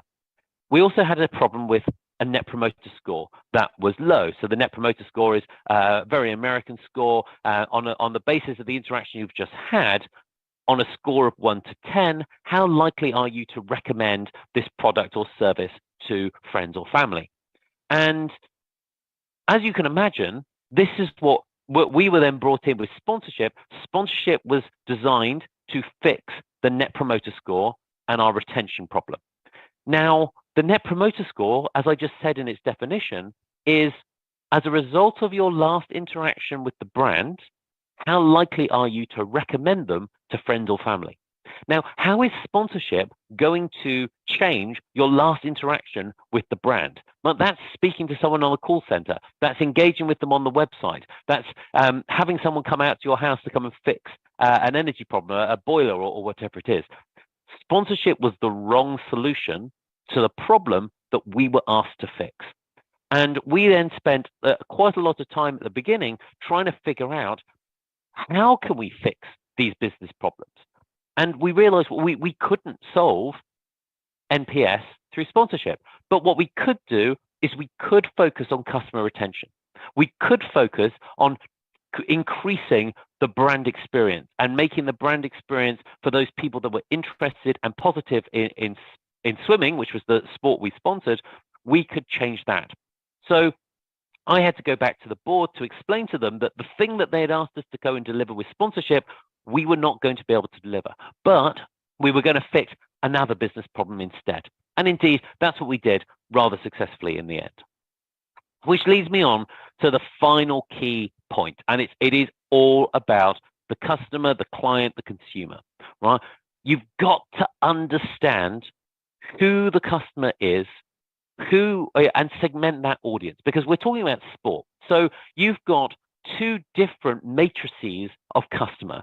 You'll have your own customer segmentation for your own business, your brand, but you've also got to think about the sport that you're sponsoring and their customer segmentation, because they will have key fans. They'll have highly engaged people, they'll have less engaged people, they'll have people who attend, they'll have people who just watch and pay superficial attention. So you've got to think about where your key customer segment overlap with a sports and a fans customer segment, and really understand where there are overlaps and where there aren't. And one of the key strategies that we took at British Gas was understanding who the customer were, really measuring them, and then spotting which was the customer segment that had the greatest potential, so which was the fan segment that had the greatest potential to grow. And if we grew that fan segment, they also correlated with a key growth area for our business. So we then invested our time and energy into growing one of the fan segments. And by growing the fan segment, we then had the halo effect onto British Gas. Now, it was a slightly tenuous story because, as you can imagine, actually, it's really quite difficult. We're an energy company. So trying to change that story is very, very difficult. And as I say, audiences are really complex. And here is an example that we broke down. So this was looking at people who are interested, and I'm using swimming here just because I've used it through the presentation, so it keeps it simple. These are the people who participated in swimming. So we had 18.5 million people who were not interested and were not fans of the sport. Okay, easy. Don't try and change their minds necessarily. If they're not interested, they are not going to buy into our swimming messaging. They're not going to buy into the story that we're telling. Then we've got observers. So these are people for whom it's a passing interest. Maybe during the Olympic Games, it's a sport that they suddenly go, oh, okay, I'm now quite interested in it. So we have the opportunity with observers to try and convert them from being just an Olympic follower to maybe I'll follow them a little bit more. Maybe I'll look at the national championships to try and make them a follower. As you can see, 7 million people were followers. They were people who it was one of the sports that they had an interest in and they cared in. And our strategy then became to really focus on those followers because they were the ones who already had a high interest in the sport, and we could then talk to them and engage with them and talk to them about something that they cared about, trying to get more people up through that funnel so that we were then engaging with them. So when we do that, suddenly you can start to say, okay, I now know who I'm talking to and I know what I want to achieve. I know what my business problem is. So we can then measure what counts. Right? So what is it that matters? What is the audience group that I want to measure? What is it that I want them to try and get better about? And we do, and this is just a random selection of metrics just to give some examples, but what is it? And our measure was if we can show that we're getting more families, so our key market segment we wanted to grow were families.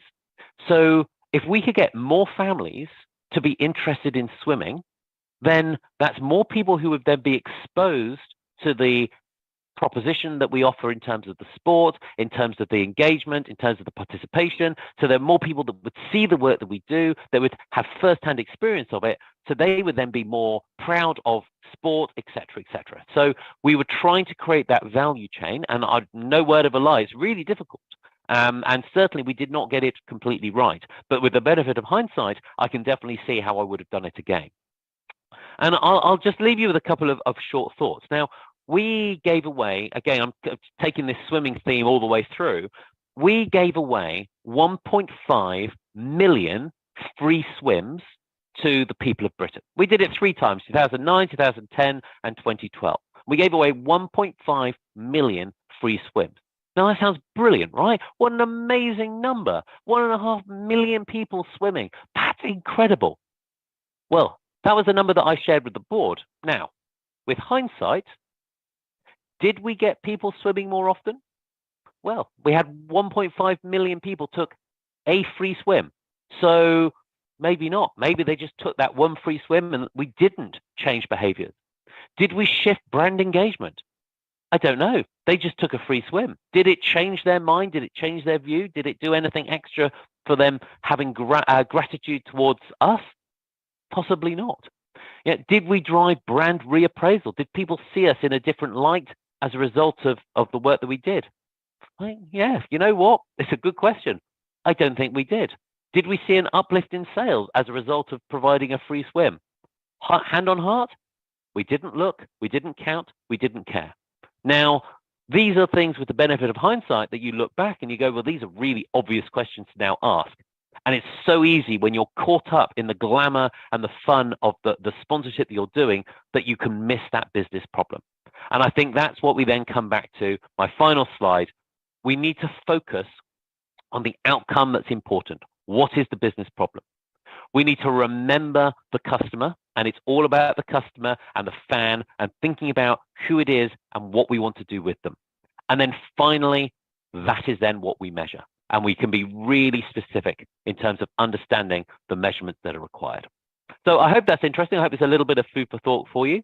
Thank you very much. Back to you, Gina. Thank you so much, Matthew. Very interesting presentation. Many lessons to learn. Even the best sometimes have room for improvement, right? Always. I have a couple of questions. Many of the topics that you touch upon, we discuss in class with our sponsorship students and also metric students, marketing metric students.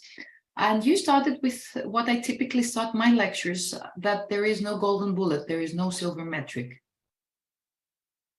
Is there any set of metrics that, despite the fact that they're not golden per se, you would definitely suggest to sponsorship managers to address and evaluate?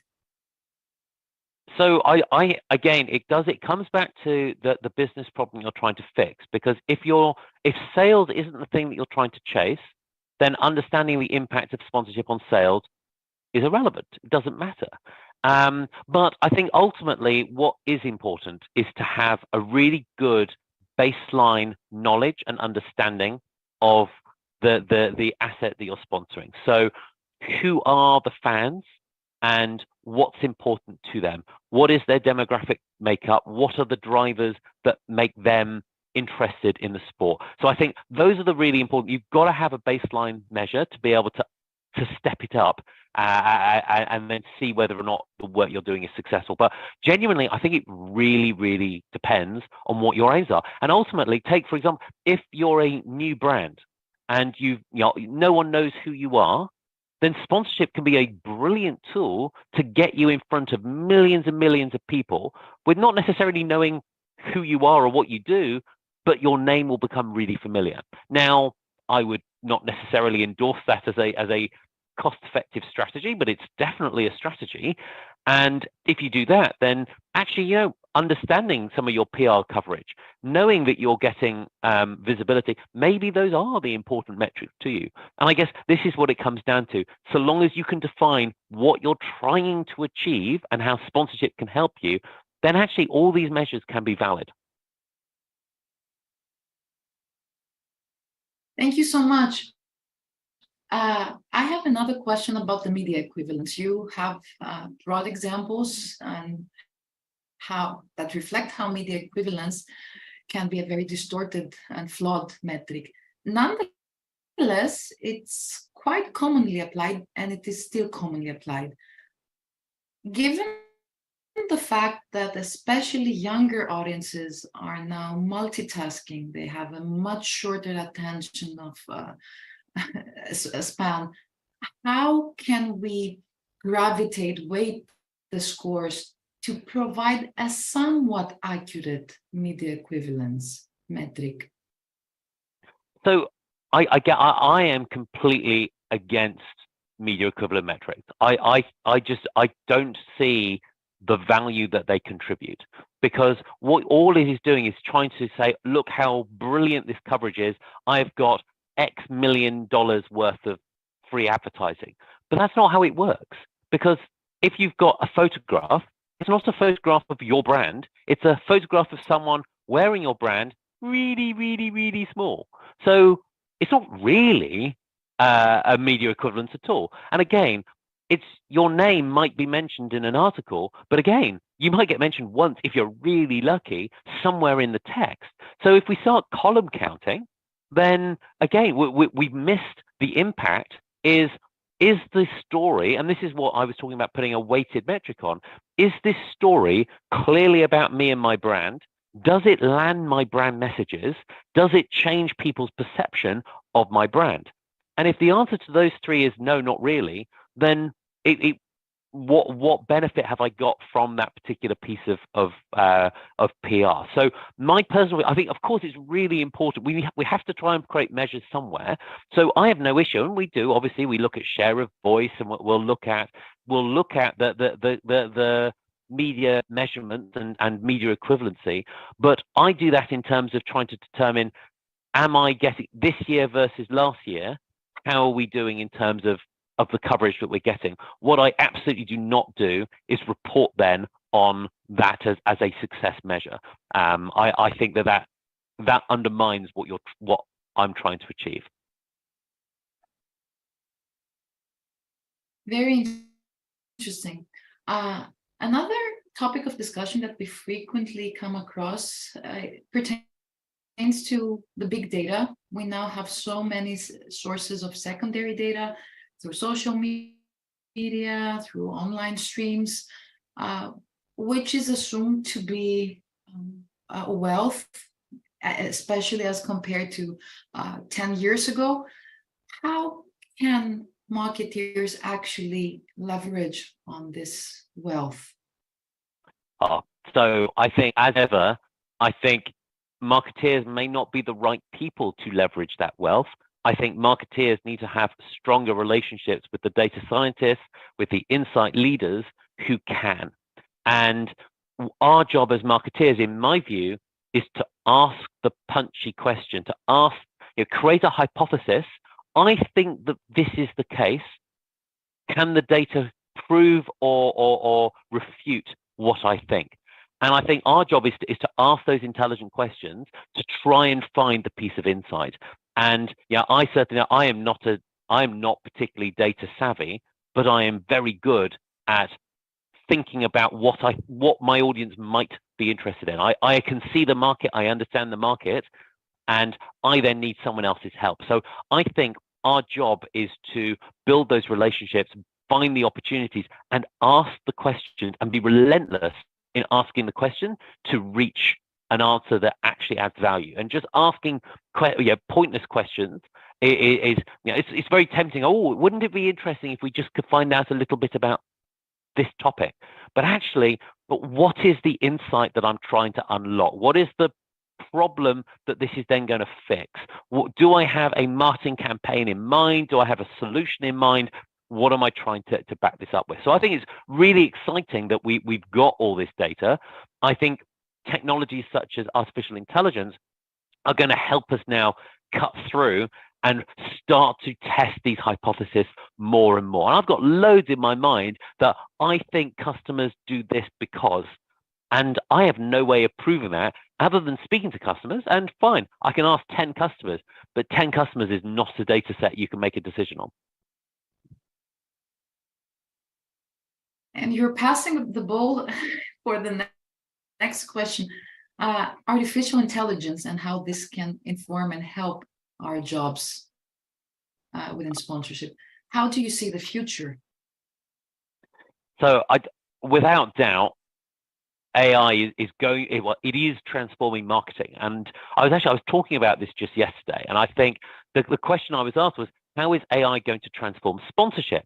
And if I'm honest, I couldn't come up with an answer, because I couldn't differentiate sponsorship from marketing. So I think the right question is actually, how is AI going to change marketing? Because ultimately it's the campaign creation, it's the audience selection, it's the analysis of the results that we get back, it's the writing of copy. That is the stuff that is going to add enormous value. It's going to take away swathes of time and work that we invest in generating this material. Specifically into sponsorship, I really struggled to think about how AI was going to benefit in a solely sponsorship context. I think it is. Yeah, and as sponsorship practitioners, and this is the joy, this is why sponsorship is so interesting, we are masters of all the marketing metrics, right? Of the whole marketing mix. We do advertising, we do below the line emails, we do activation, we do every single bit of the marketing mix from a sponsorship point of view. So actually we are going to massively benefit in terms of creating. I just think back to the number of emails we used to write. Certainly I think sponsorship proposals will probably get hopefully a lot better. If you can imagine being able to summarize your sponsorship pitch and then summarize the business that you're pitching to, and then ask an AI engine to merge those two together and create the list of things that are going to be important. I think we're going to see that the quality of some of the sales pitches that I receive are going to go up because all too often the sales pitches I receive are very one-dimensional. It's, here is my story and I tell this to everyone in the same way. And my feedback is always, it's lovely, but I'm afraid I'm not interested in your story. I'm interested in my story and how you're going to help my story and my customers. So I'm really excited. I think AI does that really, really well. Obviously, it needs a human to sit on top of it and rewrite it and tell the story effectively. But I think we're going in a really exciting direction. That's a really exciting direction. Have you seen and have you been using AI? Have you been incorporating in projects that you're currently running? Yeah, absolutely. Absolutely. So we use it. I'll summarize. So my job is broader than sponsorship. I look after brand and communications. So one of the key tools that I now use is in our private large language model. So it's not a publicly available one. I will upload the value proposition for one of our products, right? Quite a long, like 2 pages of A4 of a value proposition. And then I will ask the AI engine to write me an email on the following topic. And it will then write a really, really good first draft sales email or marketing email or a follow-up email based on that value proposition. And that's the sort of stuff that people like me would spend hours agonizing over. How do I structure this? Which bit of the product do I need to talk about? AI has, and it's the first draft is good. It's not outstanding, it's good.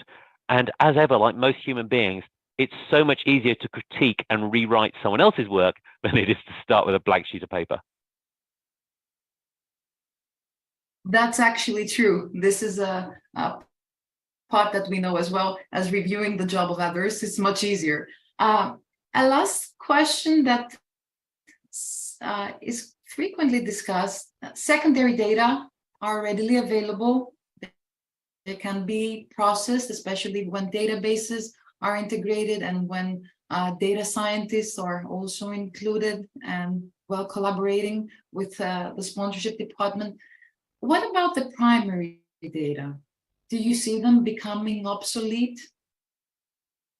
So it's an interesting question. So I've always worked in highly regulated businesses where actually secondary data is a high risk, and bringing in another company or even third-party data, bringing it in becomes something that the business is generally not willing to do. And certainly within Europe with GDPR, it becomes if you don't own the data, if you can't work out exactly where it's come from, then a lot of businesses, certainly in the United Kingdom, are very nervous about sharing that information. So I think it's an interesting question, an interesting thought, not one I've really considered, but ultimately, so long as we're not getting personally identifiable information, then if we can, the more data we have, the better, and the more we can interrogate that data, the better. The challenge is always what happens when the data conflicts. when you have two different sources of data telling you two very different stories. And as ever, I literally just been doing it this week. We've done a big brand survey. You've got to understand the bias in your data. And we sent out the questionnaire to our mailing list. Well, guess what? Our mailing list is greatest majority customers. So if they're a customer of us, then they are automatically going to have a better awareness of us. They're going to have, possibly they're going to use our product. If they use our product, they're going to like us more anyway because they use our product. So there is a built-in bias, and it's one of the big risks, certainly in sponsorship, particularly who are you asking the question of? And you can do big omnibus surveys, that's fine.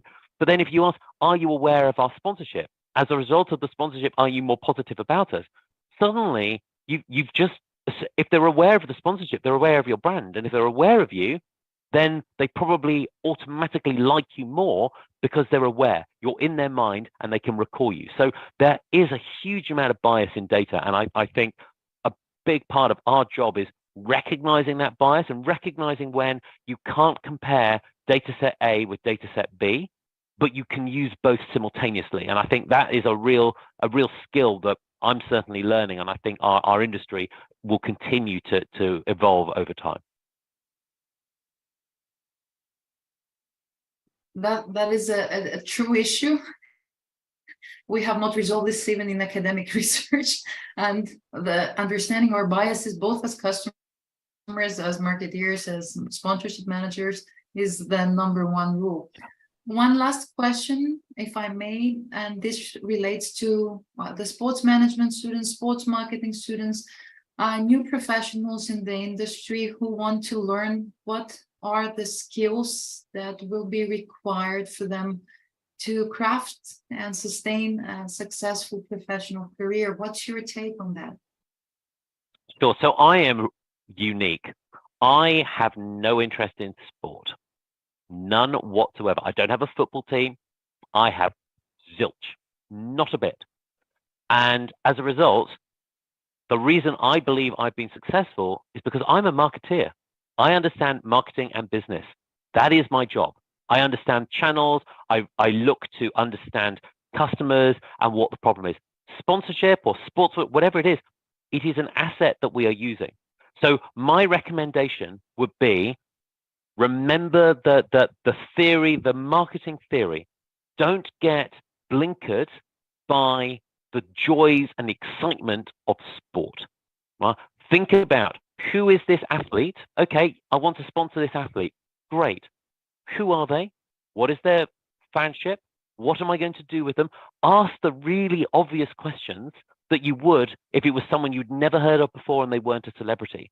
It's so easy to assume that your knowledge is the nation's knowledge. And I think it's the quickest undoing, is realizing that actually you've just been convinced by something that was glamorous and you've missed the core corporate business strategy. So focus on the business, focus on understanding your marketing and the theory around marketing, and then apply the sponsorship level on top.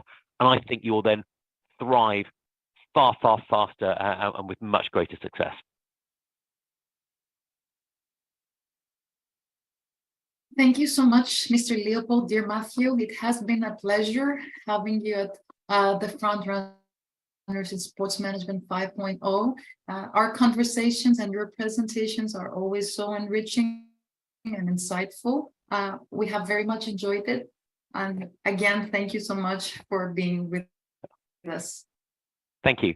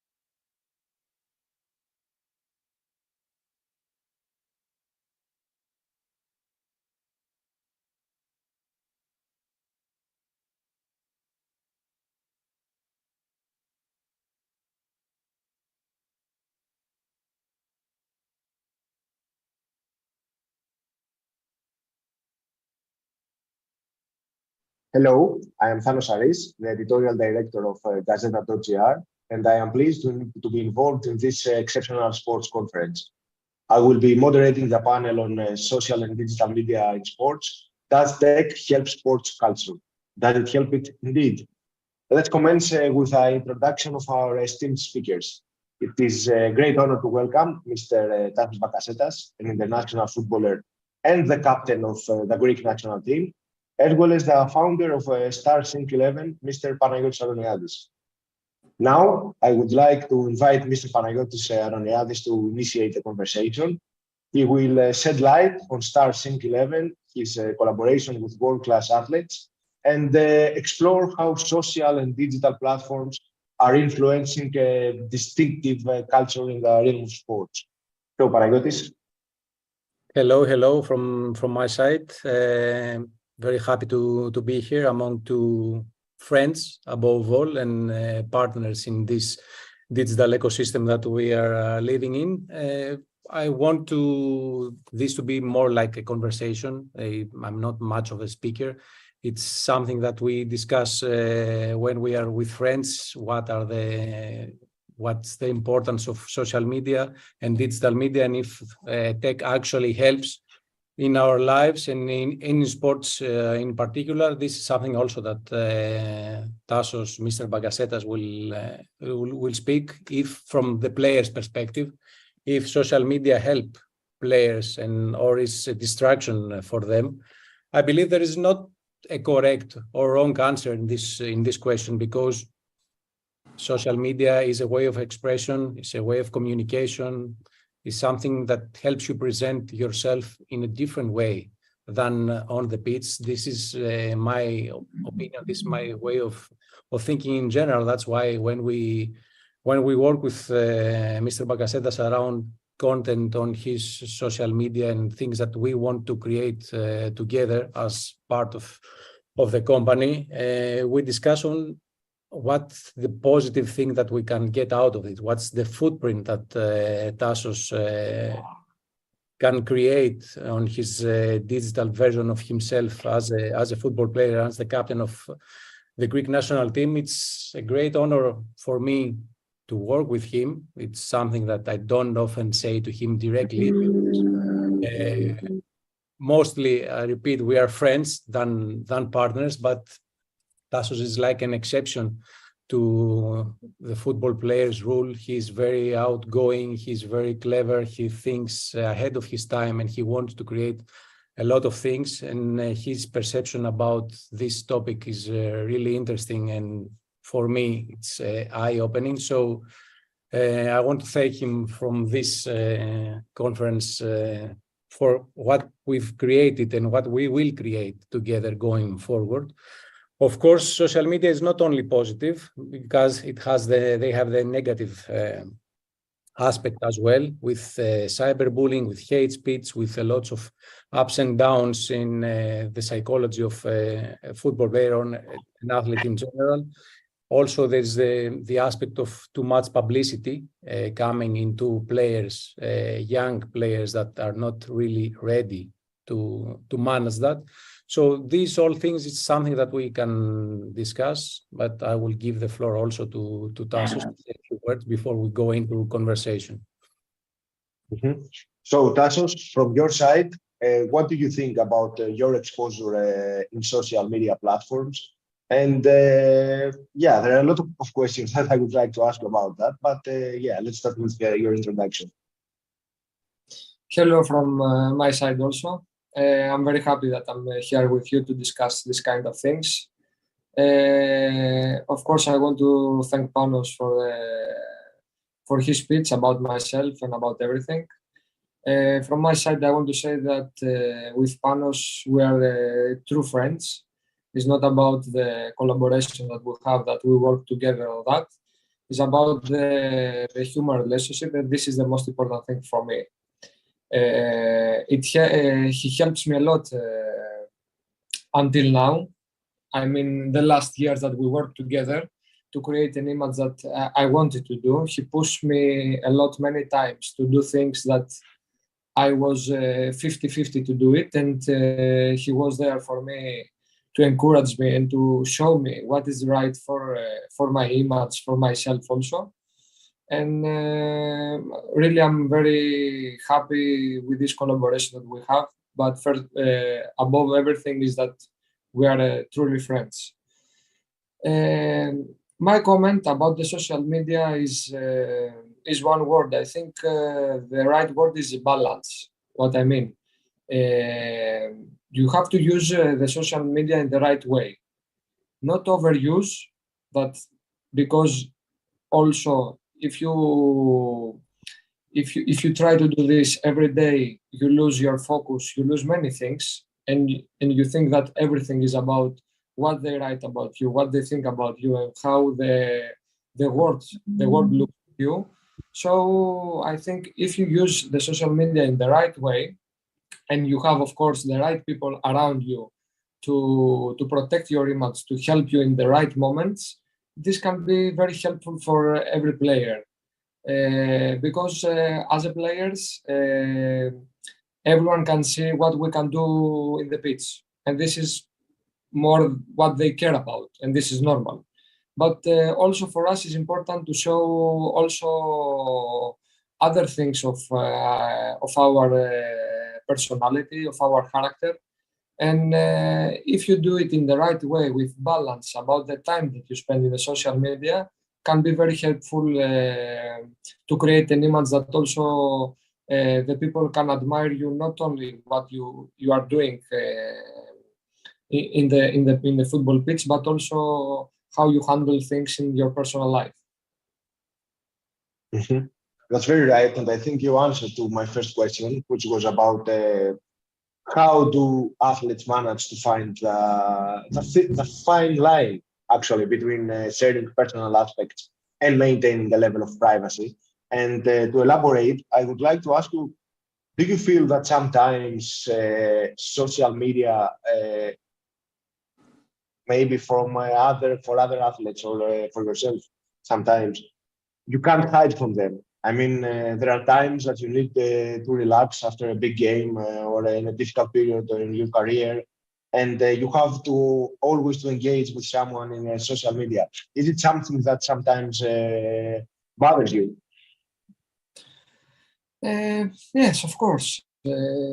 I think most of the athletes, if you have a very good game and a huge game and derby or something like this, and you perform in a high level or you score a goal, after I think you like to see some comments that can gives you more confidence or many things about that. But there is also moments, and depend on the player, that yes, some games that the pressure is very high. The last 2-3 days before the game, you was thinking all the time about the game, and after the game, it's the time that when you perform, you do it everything. You need a couple of time of yourself to put your thoughts in a right way, to think about the game, what you did correct, what you did wrong, but also to relax. And at this time, yes, it's something that of course bothers you. But it's not only this. Also, in the other hand, if you have a bad game, that maybe you can read some comments that you don't like, or you don't prefer to read it, or something like this. This is something that also brings you a little bit down. I think this is very normal. When you read something like this, most of the people in the world, in my opinion, if they read something bad about himself, the first thought is not good about themselves. But also after it depends on the character, how you manage yourself, how you can handle with these comments, either if it's bad, either if it is good for you. So of course you need to work about this. It's not something easy that how we discuss now. You need to think, you need to work, you need to know what is most important for you. And I think the most important thing is the opinion about yourself, and not what other people think about you. So it's again about how you manage the situation in general terms. It is very important what you said, because I want to mention that Tassos, he's an exceptional player, but most of all, he's an exceptional person. He's a footballer that can manage situations and had some difficult moments, but always finds a way to prevail, let's say. And Panagiotis, I wanted to ask you, how has the integration of social and digital media transformed the way that the sports fan engage with the athletes and the live events? First of all, I want to comment on what Tassos said. It's not easy to find this balance, because I accept and I agree that balance is the correct word to use, and it's not easy. Maybe it's easy for Tassos to do it or not, but it's not easy. Sorry for the interruption. It's not easy to manage it, because Tassos now it's at an age that he is on the verge of living also offline and online. So he can find more easy this balance. But we see a lot of younger players that most of their lives are online, and they have learned to live through social media to be easily affected. Over the past 10 years, when I was working for PAOK Football Club at the new media part of the job, I saw a lot of kids, let's call them, not on a negative way, to be destroyed after a bad game, as Tassos said, because the fans at the comments were killing them, and also to be above their ego when after the game everybody is saying that they are partly gods. So yes, you need to find the correct balance between the real life and the digital presence. So to answer what you asked me about how this whole digital ecosystem changed the way we interact with players and how players interact with the fans, it's something that has made this relationship more direct, because now if Tassos or an athlete wants to communicate something with his fan base, he can do it without needing a third party to interfere and pass on the message. So he can say what he wants in an easier way. And if he has the right people next to him, all the players, and I mean their family, partners, members of the team, to guide them, they can leave their own footprint. And this is the way that we choose to work with Tassos, because, okay, you can do a lot of things that are, let's say, the playbook of new media in order to create content, but we don't see a lot of players leaving their own footprint. And this is what we are trying to create with Tassos, because this is his way of thinking. And we agree on that, okay, you need also, besides creating content for the fans, you need to leave your own footprint to motivate the people that are listening to you. Because it's not only about fan base, it's about younger audiences that need someone to be their idol, to motivate them and to help them be the better version of themselves. Okay, that's true. And talking about social and digital media in sports, we should also take into consideration sports organizations. And from your experience, both of you, do you see that sports organizations like teams or federations are facing challenges regarding their online reputation? And are they using social media in maintaining the positive image? Not always. Again, it's difficult, not from the player's perspective, but from the organization or federation perspective, to find the correct balance in this community management issue that bothers most of organizations, because not only the players get affected by comments and what they see from the fans using social media, also the clubs and federations are easily affected, because, and that's why most of them, if not all, because speaking about Greece, because we are different, we are not so open-minded as clubs and people are, for example, in England, in Premier League or I don't know. So most of them are, let's say, afraid of what the fans will say if you create something, if you say something different, if you think a little bit outside the box. So also all organizations should be, what I say generally is, you listen and you respect the comments and what the fans say about you, but you don't decide because of the comments and what they say. You take it into consideration, you need to respect everyone, but at the end of the day, the decision should be from the organization point of view. So if you want to create something and you are afraid of doing it because of what the fans will say, this is a wrong decision. So you need to follow your strategy, you need to follow your path and carry on creating what you need, what you think that is necessary for the organization.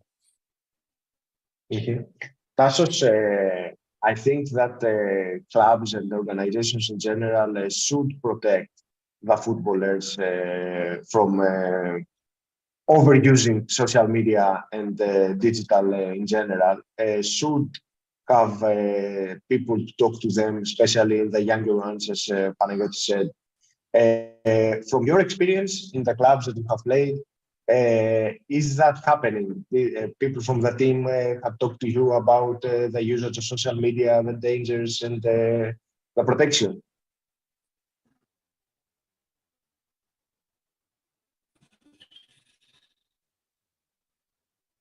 To be honest, to be in sports and everything the last 4 or 5 years. So I cannot talk about my the previous teams that I was playing. On this team, no, they didn't say something about this, but also I think they don't know the time that you spend on social media, because you come to the training center here in the facilities and you stay 6 hours, maximum 7, let's say 7. You have also 2 hours training, maybe you are in the gym, so you don't use too much your phone, you can't use it. And also after, they cannot spy you during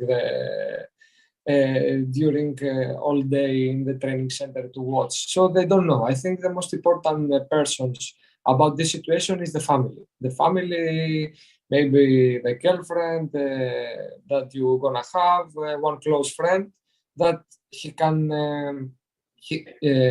spend time with you, and he can see what are you doing during all day.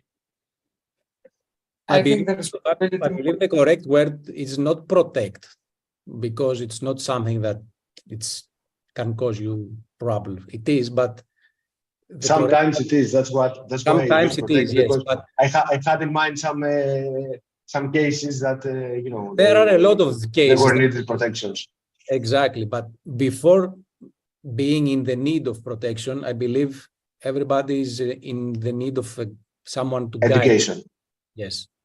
So I think the correct approach for a club and the players is to guide them, to speak about them openly, about the goods and the do's and the don'ts of social media, try to help them realize the real things that are on stake in this kind of things, how to use with some basic principles and guidelines. But then, okay, you cannot take control of everything, and you shouldn't have. This is my opinion, because I never said to any player that either I work with him now or in the past when I was in PAOK that, okay, give me the control of your social media so I'm sure that you will not do something wrong or something that will affect either you or the club. My way of thinking is, okay, you speak with them, you let them know, you try to make them understand on their own, and then leave them the initiative to showcase their other side of their lives, as Tasso said before, on a real way. If I have a player that speaks through me or through you or through a third party, the fans cannot really know what the player is all about, what's his personality and everything. And if you try to create a false image, sooner or later this will come up.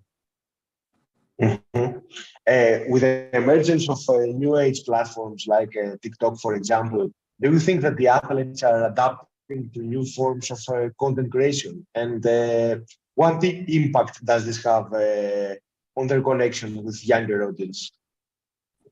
To be honest, I think very few organizations or players or generally from the sports industry are really knowing what to do with TikTok. They all do things and create things because they feel that they need to do it, because as you said, it will bring them closer to the younger generations, but very few actually have a strategy of what to do, why to do it, and how to do it. And it's not only about the players, it's mainly about the clubs and organizations. Very few cases that you can see a clear strategy of how to create and how to use this platform. Mm-hmm. Tassos, do you also see social media as a path, as a way to talk about social causes or things that doesn't have to do with football? Yes, of course. As I said before, when we start to work together with Panos, we said many things about about what we want exactly to show for our personality or our character. And yes, I think this is something that represents me. I like to speak about this kind of things for the things that I know only, not about general terms. For example, we never say something about the political situation and everything because it's something that I don't have the knowledge until now to talk and to express my opinion. So the things that I know and I have some ideas to share with the people, we will always do something for it. The best example on that is that Tassos was brave enough to openly speak about mental health issues and about depression. And it's something that it was his decision. We discussed about it, of course, but he told me, okay, I have an idea. I want to speak about that because it's something that happened to me. And I want to bring light to this because it's something that and not a lot of people speak about it, especially in sport, because it is considered like a weakness, which is not, of course. Everybody suffers from something, whether it is physical or mental. We should be realistic, we should be open and discuss about it with our friends and family, and why not with the fan base when it's done on a correct way, respecting things that should be respected, but also, as I said before, social media can be a way to motivate a lot of people and use it on a correct way. So we are trying to do that, and Tassos is one of the players that spoke about that, and that's why he was also invited to speak in a big conference around mental health issues, and I'm very proud of him for doing it. Mm-hmm. Tassos, do you think that social media directly affect the mental health and the performance maybe of the athlete? And I mean feedback from social media, negative content, hate speech and all that. And what do you suggest in order to manage this pressure? Of course, I think it depends. It affects a lot any athlete, I think. Any athlete in the world when they are mostly in the young ages, because it's really very difficult to handle the situation and to manage your emotions, especially, for example, if you're a young talent and everyone is waiting for you to do something in every game or something like this. It's not easy to manage all these emotions. But also, you know how that the world is tough, how the people are tough, and every time that they see you and you perform well, everyone speak about you.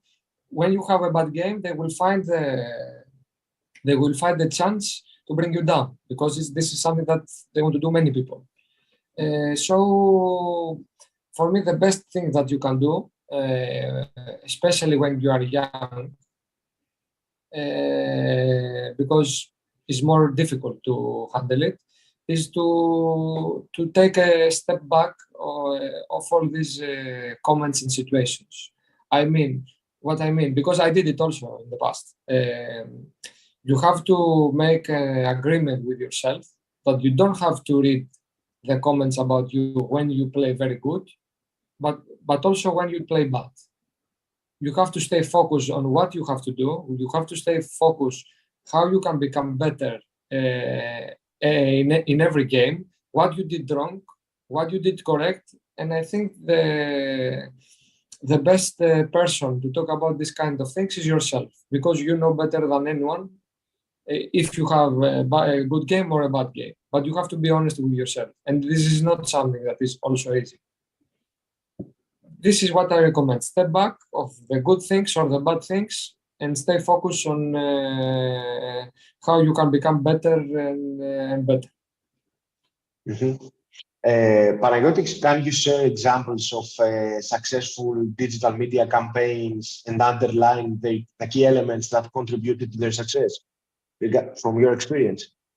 You talk about this beautiful documentary with Tassos about the way that he talked about his depression, about depression.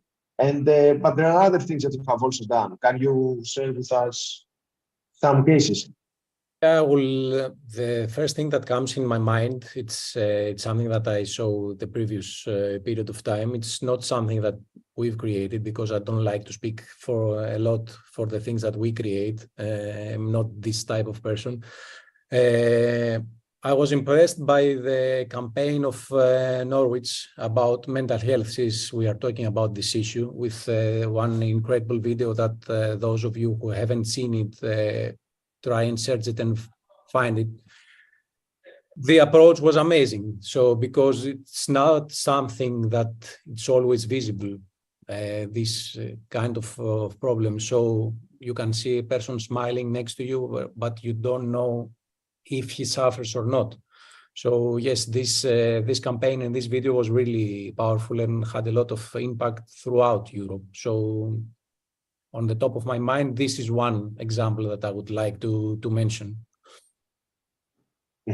About personal projects, because you mentioned about the documentary that we created with Tassos, it was something to highlight a really, really good story, because everything around social and digital media is about storylines and try to narrate the correct story in a correct way. So what we've tried to do is highlight an historical feature that Trabzonspor made, winning the league for the first time in 38 years, being the only club outside of Constantinople that wins the league, and using Tassos as the main, the lead, let's say, character of this championship.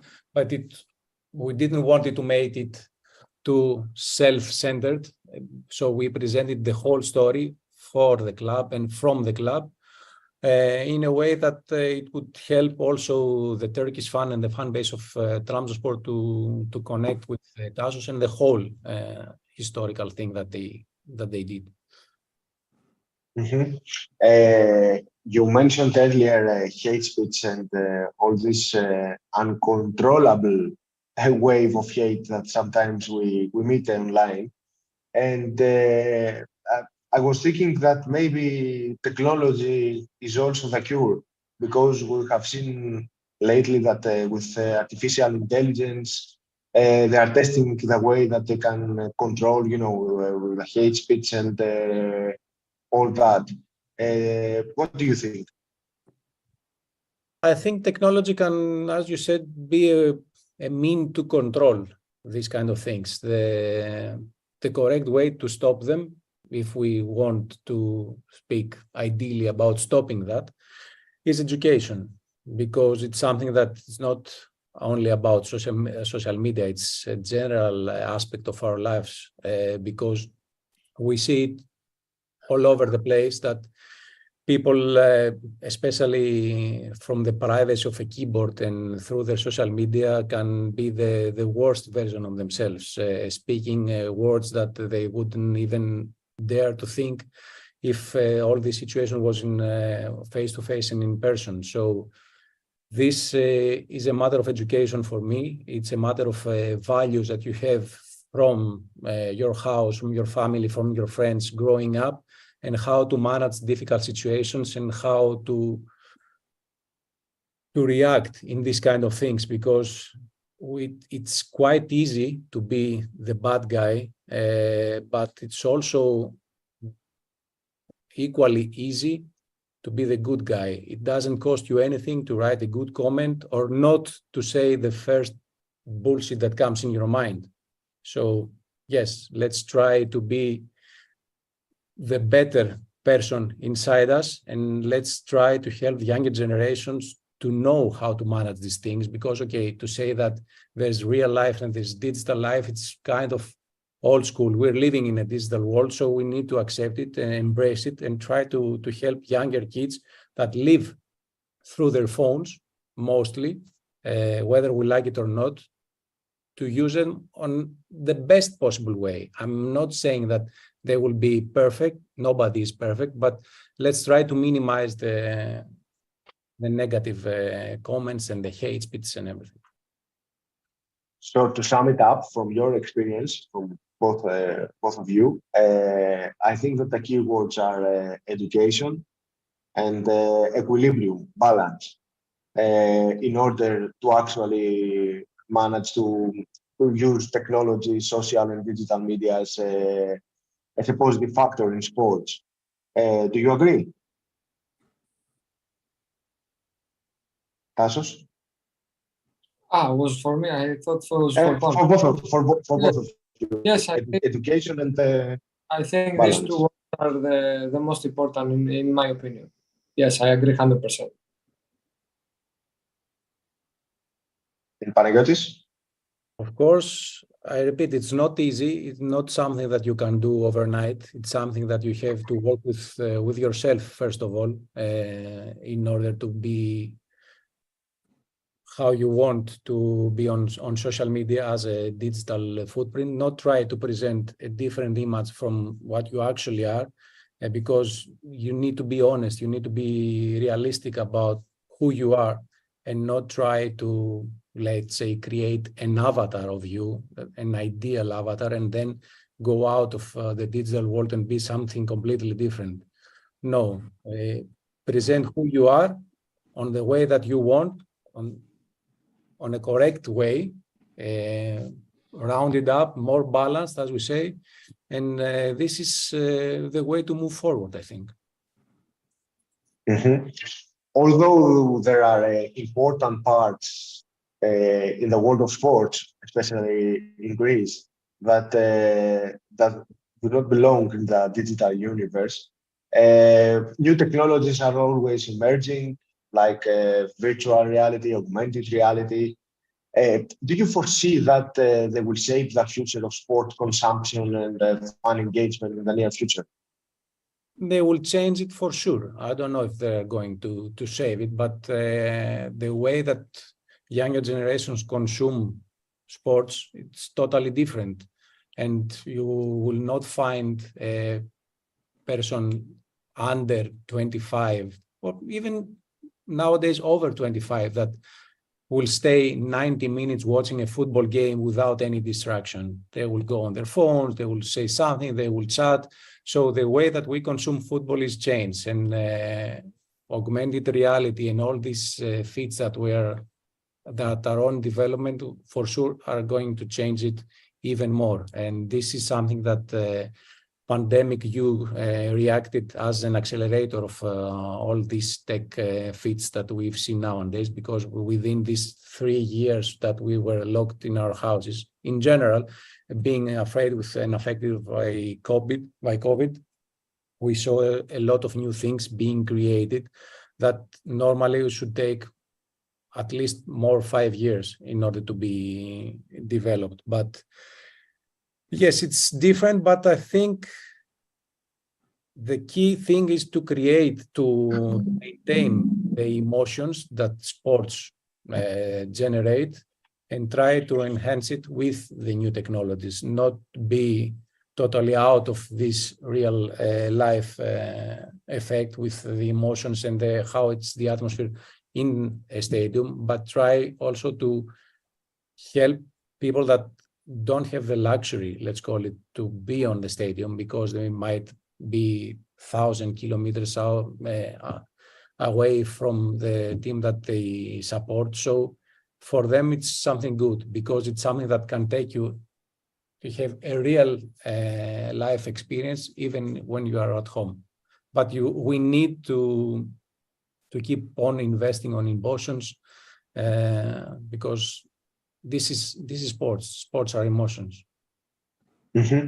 And maybe try to find a way to preserve the traditional aspects of sports culture into a digital world. You need to I mix. think some sports entities have also clear difficulty in that.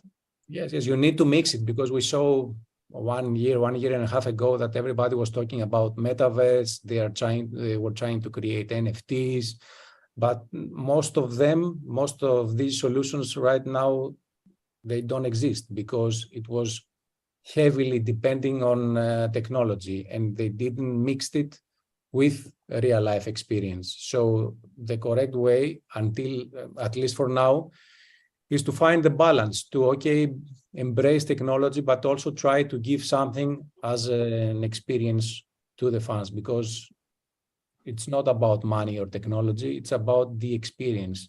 So, and what you give to the audience. Mm-hmm.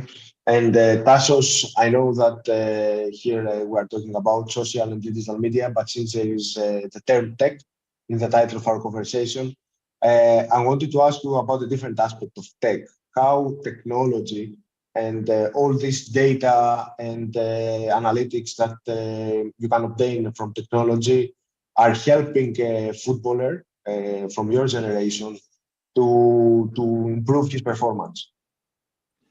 Yes, it's a very good question, and again, I will say that it depends how to use it. My opinion is not that from one side that we didn't have this data, we have to go through in the other side that we have all data and we look only data and what you do and what is going on. For example, if you run for 13 kilometers, that means that is one player that he ran too much. For me, it's not working like this. Maybe some games, some players in a specific position can run this kilometer. But if you run in every game this kind of kilometers, in my opinion, for sure you do something wrong. You run in the spaces that normally you don't have to run. And if you do this, when you take the ball, you don't have the clear mind to make the right decision. Is also some things that you need to discuss with the people that know about the performance and everything, the coaches and everything, and they don't have to stay just in the statistics and in the numbers. There are players that they involve in a football game that maybe they don't have the best statistics or they don't run too much, but they are so helpful for the team and for their teammates. And about the leadership of the team, because this is also important. And nowadays, most of people, they don't give the value that they have to do. So, of course, if you use this data in the right directions of yourself, how you can become better, what you have to work in specific way to be better in some things during the game, they can be so helpful, really. And something that is very small, before a couple of years, all the players, they stay in front of the TV to watch again all the game.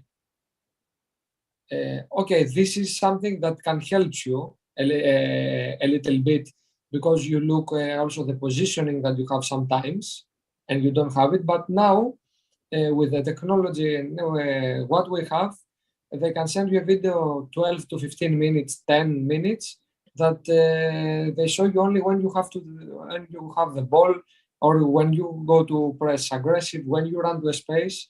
And this is something that you win time. You win time to do things better. If you have the right persons next to you, and to use this technology in the right way, can be so helpful. But it's not good to stuck only on the statistics, on the numbers and everything, because after you lose what you love when you was a kid and you start to play. When you start to play, you didn't know about this kind of things, but now, of course, they can help you. Mm-hmm. And Panagiotis, I think this creates also, it's connected with what we talked before, because, for example, who can see in social media platforms that stats and infographics and all that stuff are very popular, and they can create false impressions about the footballer. For example, look, he's not running, and he may does other things in the field, as Tasso said, that we can't count them, or we can count them, but we don't choose, to focus on them, and it creates from each side comments and negative comments and negativity, and it's like a circle. This overuse of stats and data can lead to another thing that is not good. It builds the culture of statistics, and you, in the near future, you can see it right now as well. You can see players only caring about their stats, so which is not good. Speaking from the perspective of being a team, it's not a personal sport. If you are a track and field athlete, of course, you would look about the numbers, your timings and everything. But speaking about team sports, it's not the correct way to work, caring only about yourself and about your stats. But of course, these kind of things and technology can create a new perspective of watching sports. And I remember last summer, it was the tech innovation conference that they do in Germany, that we saw for the first time cameras inside the shirt, giving the fans to see how it is if you are Bakasetas on the pitch, and how Tassos is seeing things. So there are a lot of things that can enhance this whole experience of watching sports. But again, in everything in our lives, not only in sports and social media and stuff, you need to have the balance in everything. Mm-hmm. So I think from what you said, there is not a clear answer to the question, does tech help sports culture? It depends on a lot of things. It depends on a lot of key factors. We talked about balance, we talked about education, we talked about different stuff. And in order to sum it up, I would like from you a final comment about this. Is in the end tech something that we could take advantage of it? I believe yes. In every new thing that it can be good, we need to exploit it on the best possible way. But of course, in everything and in every, let's call it a weapon, in brackets, you need to use it wisely. So yes, technology by itself is not something that can give you something really positive, but it can help you. And it can be also negative. But let's focus on the positive side generally, and find a way to use all these new features on our behalf, and in order to be better, create new things, create better things, new experiences, help the players, help all the sports industry to evolve, and not be afraid of using the new things. And Tassos, do you agree? Yes, of course, I agree. In both things, technology and social media, my opinion, if you use it in the right way for yourself, they can be both so helpful for your life. And especially technology for what you are doing in sports, because you can see many things, you can find the details that probably you are doing wrong. And if you improve this, you can be better and better. So, as we said, balance, again, for me is the most important word. From the creative part, technology can be intimidating because, okay, if you are a football player, you cannot be afraid like a robot will replace you in the near future. But being like a journalist or a creator or something in this part of the job, it can be intimidating because you see with the AI that things are quite easier, and in the near future you might not be necessary to do some things. But again, it's not something bad. It's something that we must find a way to use it on our behalf, and in order to become better and not be afraid that it's something that will take our jobs. So qualities will remain the same whether we use technology or not. So if you are good at your job and you know what to do, technology is an extra weapon on your side. So yes, let's be positive and try to find the ways to become better and better. Mm-hmm. Thanks a lot for this conversation. Thanks a lot for being here with us in Front Runners in Sport Management Conference. I hope that we will stay on positive aspects of technology. I hope we will find a way to use it as an assistant, not as a weapon, I would say. And, better word for sure. And let's stay on the way that Tassos, who is a professional footballer and a player, is using it. And yeah, I think he paved the way. Thank you. Thanks a lot. Thank you very much also. Thank you.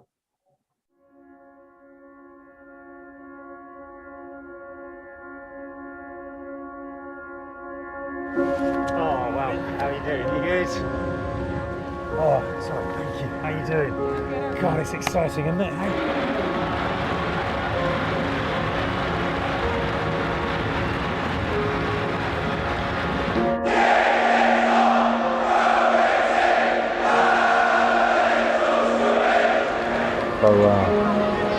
So, how's the week been? Okay. Yeah.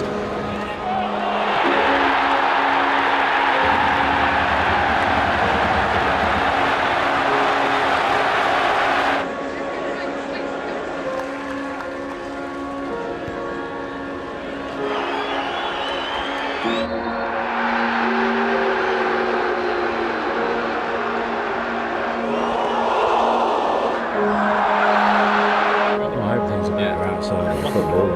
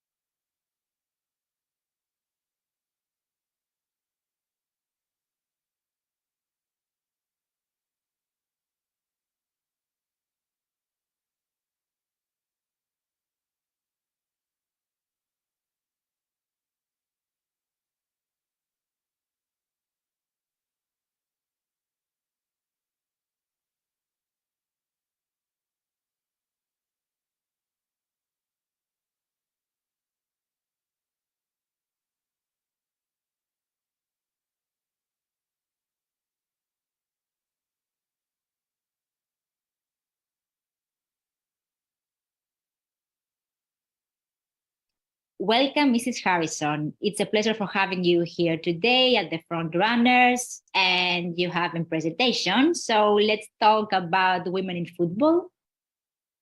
Thank you so much for having me. I'm delighted to be here to share some elements of my journey as a leader in the football industry, but also to talk importantly about what we do as women in football across the world.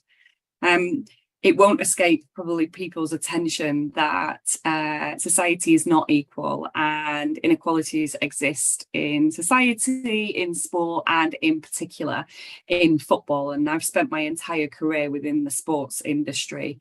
Women, it's a fact, engage less in sport, whether that's participating, volunteering, coaching, and a lot of sports roles as well, particularly when it comes to the sporty on-pitch, on-field kinds of roles. Women are less involved in those and also less involved in the decision-making in the boardroom. And in particular, in football, this is quite stark.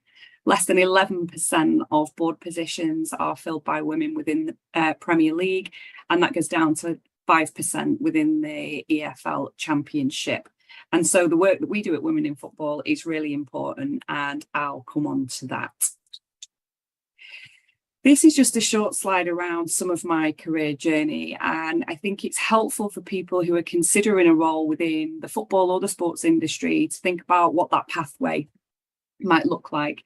My career in sport stemmed from a love of playing sport from a very early age at school right through, and eventually studying a sports related degree at the University of Salford. Whilst doing that, I undertook some work experience as part of my course and came across an organisation which was a charity called Greater Sport. Some years later, I became the CEO of that charity, so went from a work experience student to a volunteer to becoming the CEO. And this kind of career path, if you like, maps out a little bit of the roles that I had within that time. I became a CEO at the age of 34. I had 3 young children at the time. They were 7, 5 and 3. So it is possible to have the family and balance the career, although of course it can be a challenge as well. Within this period, I also undertook different parts of education. So I've studied 2 master's degrees, one in community sports development at the University of Bolton, and the other in a master's of sports directorship at Manchester Met University. And that was a really interesting time for me. And I guess one of the things for my learning as a leader, and I think within any profession, but particularly within sport, is the learning never stops, and that's really, really important. Along the way, a whole range of different kind of experiences, and I flagged on this path an element of non-executive director roles and trustee roles, because again, particularly if you're within an organisation, and within sport, many people progress from one role through to a number of others. If that's the case, then actually looking outside of the organisation that you might have been in for some time can be really beneficial to the development of your career as a leader within the sports industry, whether that's different charity roles, advisory roles, committee roles, anything like that's really, really important. Exposes you to different learning, different governance, and of course, different cultures, which are very apparent within the sports industry as well. I was headhunted whilst in the role at Greater Sport and worked for Gary Neville in the class of 92 for a number of years, subsequently in a role as managing director of Project 92, which looked after the interests in relation to both their education establishment. So they established UA92 in partnership with Lancaster University, but also related to the football club as well. I left during the COVID period and decided to set up my own business. Some of the projects that I was working on with Gary were quite international projects, and obviously COVID threw lots of unknowns into the mix. I set up my own consultancy, which was called Strive, and then I was made aware probably about 18 months later of an amazing opportunity at Women in Football. I threw my hat into the ring, and lucky for me, I was selected as a successful candidate to be the new CEO of Women in Football and their first full-time CEO. So I just thought it'd be helpful for people that are tuned in to kind of have a bit of an understanding around my career path, because there are lots of different roles within football and sport. And at the moment, I have 3 roles in football in particular. One as CEO of Women in Football, one as a mentor with the Premier League, and I support their elite academy managers and that programme via mentoring. And I'm also chair of a charity called Foundation 92, which is the Class of 92's charity and the official charity of Salford City Football Club, who sit in League 2 in the English professional leagues. I've highlighted underneath the roles just some skills that you might want to think about in terms of leadership, whether that's sport, any role really, and particularly relevant for football. And at different points within my career, the different kind of skills that have become more and more important around team dynamics, understanding yourself, understanding teams, building great relationships, understanding strategy, managing accountability, and all of those things. And the things that's really important to me, underpinning everything, really around your character, how you engage, what you want to be known for, your values and work ethic in professional sports environment is absolutely paramount. It's not a 9-to-5 job. So if you want something that's steady and reliable in that sense, you know, professional football is probably not for you. It's a 24-hour, 7-day-a-week business really, but it's a super rewarding industry. And it's something that I feel very fortunate to work in myself. Just a little bit about leadership philosophy, because I think this is very important regardless of the industry that you're in. For me personally, not what but how is very, very important. Lots of people can do the same thing, but how you do it, that will really impact on how people do or don't want to work for you and the lengths they're prepared to go to get the objectives that you're trying to achieve. For me, as a leader, people are everything. So people first, always. How much do you know yourself? How much do you understand and know your team? How much do you value getting to know your team? For me, team dynamic is everything. So I invest a lot of time in the people that I work with, both internally in an organisation, but also our external stakeholders. That's really, really very important to me. As I discussed before, learning, never stopping is something that's central to everything that I do. I'm always trying to develop myself, whether that's learning through observing other people. So if you aspire to have a career in professional football, look at people who do the role that you do and consider, how could I do that? What do they do really well that I like? And find a way to kind of adapt that for yourself. I think that's really important. For me, being better, doing better, and striving to develop myself and the people around me is really important. I would say that sport is a very small world, football even smaller. So how you treat people, how you develop, how you go that extra mile will definitely matter in your future career. So always think about that. And when you're in an organisation, treat people well. When you're leaving an organisation, also leave it really well. That's so important because it's a very small world and people will pick up the phone to ask, what do you think about this person or that person? A little bit about women in football, because this is super important for the talk today. We're an organisation, for those that don't know, we're a membership organisation, we're a not-for-profit. We have over 8,000 individual members, and our membership is open to women, men and non-binary people. And that's really important. Anybody who is keen and willing to try to develop gender equality within the football industry, you're very welcome to be part of our community. You can join us as an individual, or you can join us as an organisation. And we have professional football clubs ranging from Brentford and Brighton, Manchester City, right through to organisations like law firms and other organisations like Sodexo Live, who support and develop the football industry as well. Our mission is to really raise the profile of women working in the industry. We do this in 3 key ways. One way we do that is to celebrate achievement. So to really highlight the fantastic women that exist in the industry and also the kinds of roles that they're doing. It's really important that you can see other people like you doing roles that you aspire to do, to know that there is a route for you within the industry. We also call out discrimination. That's really important. Sadly, and I'll come on to this, there is a lot of discrimination within the football industry, not only relating to gender, but race, background, sexuality. And so it's really important that we do that, but we do that in a way that's balanced, because we want to work with the industry, not against the industry, to create a change and make it a more inclusive environment. And the third way is around sharing our expertise. So to really understand and help other people to develop their own personal skills. So we offer a very high profile leadership course, which is incredibly well received by people who attend that, with a net promoter score of 100, which is almost unheard of. We offer workshops to our corporate members, we offer consultancy and a whole range of opportunities for organisations that want to make a difference within the football industry. We can certainly help highlight some of the challenges that women in the football industry face, but also some of the opportunities in how we can create more inclusive environments. Here are a couple of ways in terms of our impact. We run various live events, webinars. We have our Be Inspired conference in partnership with Barclays that happens on an annual basis at Wembley, and the next event is the 12th and 13th of March. We have a whole range of different programs that we work with our sponsors on. So during the Women's Euros, as an example, we had a mentoring program. We had a coaching program where we were supporting women who wanted to become football coaches through their coaching pathway and with coach development.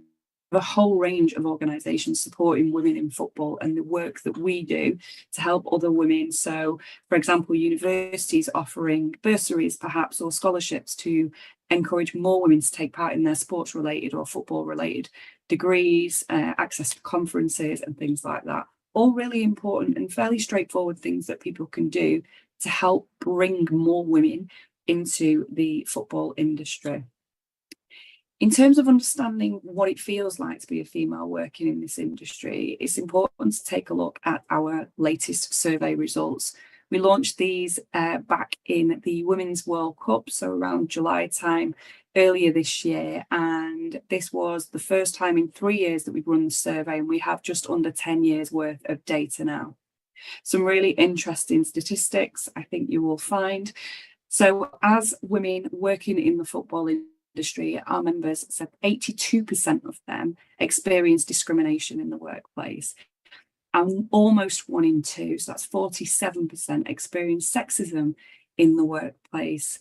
Now, when we think about how much football has progressed as an industry and how much we've seen the growth of the women's game in particular over the last couple of years, 1 in 2 women experiencing sexism still feels like an awful lot. Now, we look at these results and we can interpret them in different ways. For example, that 82% of women experiencing discrimination, there may be more cases of discrimination, but we also know that more women are talking about the fact that certain behaviours are discrimination and recognising it as that. And actually, that's a really positive thing for us at Women in Football to help support women have the confidence to be able to say, I'm not happy about this, this is not okay, and this is discrimination, we want to do something about it. Importantly, of the people who experienced discrimination, only 23% of that 82 felt that they could report it. And of those that did, the majority of people tell us they don't feel listened to, they don't necessarily feel that there's been any action as a result of that. And that's a real challenge for the industry in terms of its culture, the perception of it for women, thinking that, is the football industry a place for me? Perhaps not. But we know it can be an unbelievable environment. And actually, some of the statistics that came out of our survey demonstrate that there is a real optimism around women working in the football industry, feeling that actually this is a place that I can work and this is a place where I can thrive. 89% of women feel optimistic about working in this industry. And there's also 67% of women who feel like, actually, this is an environment where I can excel. So there's lots of different layers to the Women in Football survey results, and you can obviously see some of those, and they'll be shared on this infographic. It's definitely worth taking a look at that. Some things are getting worse, much is getting better. One of the things that we really focus in, and it's very relevant to the next point that I'll make, is around how much women feel encouraged to forge kind of pathways to higher positions within the game. So we might have a lot of women coming into the industry, but the question is, how long do women stay in the industry? And to what level do women reach? So how many women are in C-suite positions or not? And how easy is that, particularly with how in certain aspects of the industry, you are able to take up one of those positions or go through a nominations process, which can be a real challenge. And we also know, and it's really important to note, that gender is not the only barrier that women face. So if you are a woman of colour, if you are a woman from an LGBTQ plus community, sometimes that's even harder, and it's another layer. If you are a female with a disability, as an example, these are all additional barriers that can make it a real challenge to try and be successful and thrive within the football industry. It won't escape people's attention that the Women's World Cup was an incredible thing. For those that watched it, it was just an unbelievable event, and we saw so many shock results of teams that maybe were considered, you know, not favourites, doing super well against teams that were deemed to be really successful throughout the event. The final was an incredible final between Spain and England's Lionesses, and Spain won that event, and you know, they played brilliantly and deservedly so.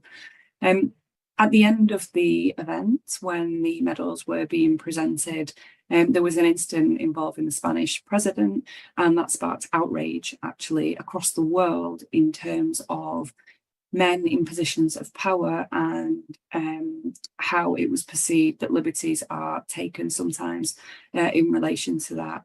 We also had, during the Women's World Cup, Gianni Infantino talks about football is ready to listen. Women, tell us what it is we need to do, tell us what we need to stop doing, and the doors are open and we will be listening. And as a result of kind of the incident that happened with the Spanish president, the knock-on effect of that, the sheer defiance of somebody unwilling to acknowledge their behaviour was inappropriate, to apologise. We launched at Women in Football our Open Doors agenda, really believing that for football to change, it has to start at the top. And Open Doors agenda was a pledge to create that change and to really advocate that on a global stage. We recently had an event at the House of Lords in England to talk about this with colleagues from UEFA, from the European Clubs Association, from FIFPro, and our own chairperson, Ebru Kotsal, hosting that. What we called for within the Open Doors agenda are 6 key points, which fall into 2 main themes. One is around representation and governance within decision-making bodies within the sporting and football infrastructure across the world. So we requested for 30% of women to be in those senior decision-making roles. We talked about the importance of independent non-executive directors, and we talked about transparency in terms of recruitment and also fixed term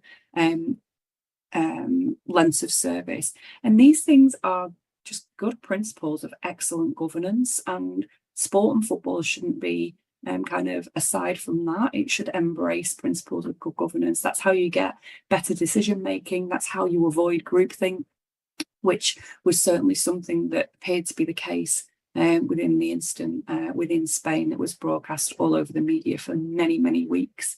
The other side of the Open Doors agenda is to look at policies and create the right culture to ensure that women in football, whether they play football professionally or work in the industry, are listened to, feel they can report instances where they are unhappy about the behaviour they are on the receiving end of, that there are pathways to report these things, and that there are clear policies and responsibilities, and ultimately that players' voices and workforce voices are heard within the mix of the instances that can happen.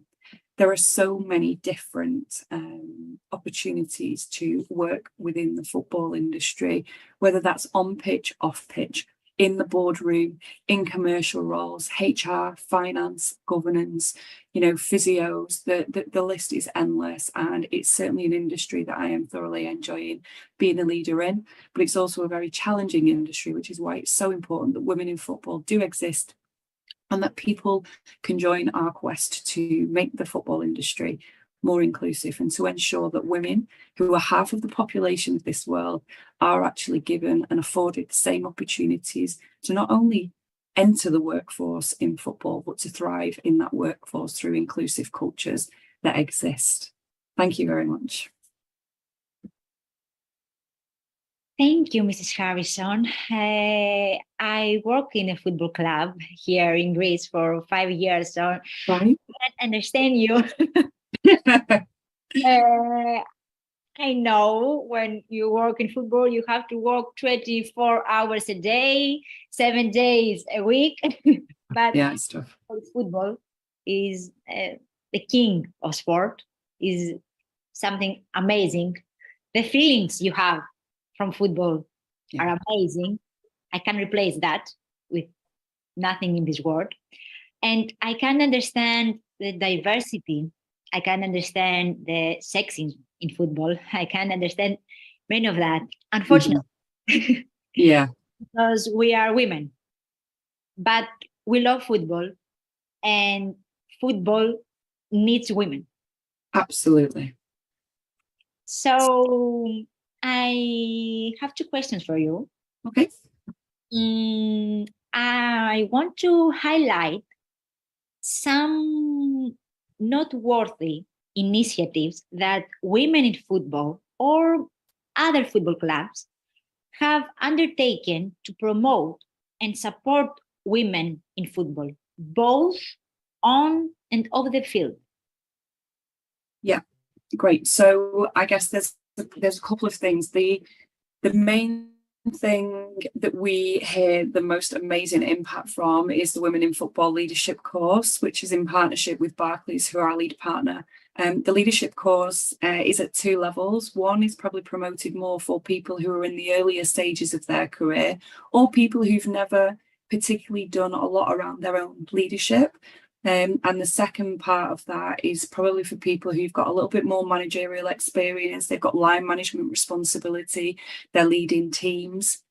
And actually, the leadership course really takes people on a journey of some of the soft skills that you might want to develop, whether that's storytelling, the ability to influence, the ability to negotiate, to manage conflict, some of those kinds of things, but also creates a real sense of community. It's a quite small, tight-knit group, usually no more than 15 people from all different aspects of football. So we'll have people who work on social media, for example, or broadcasting within clubs. We'll have people who work in commercial for agency that, work with football players or particular clubs as sponsors and things like that. And people in, HR roles, local county associations, etc. So a whole range of people.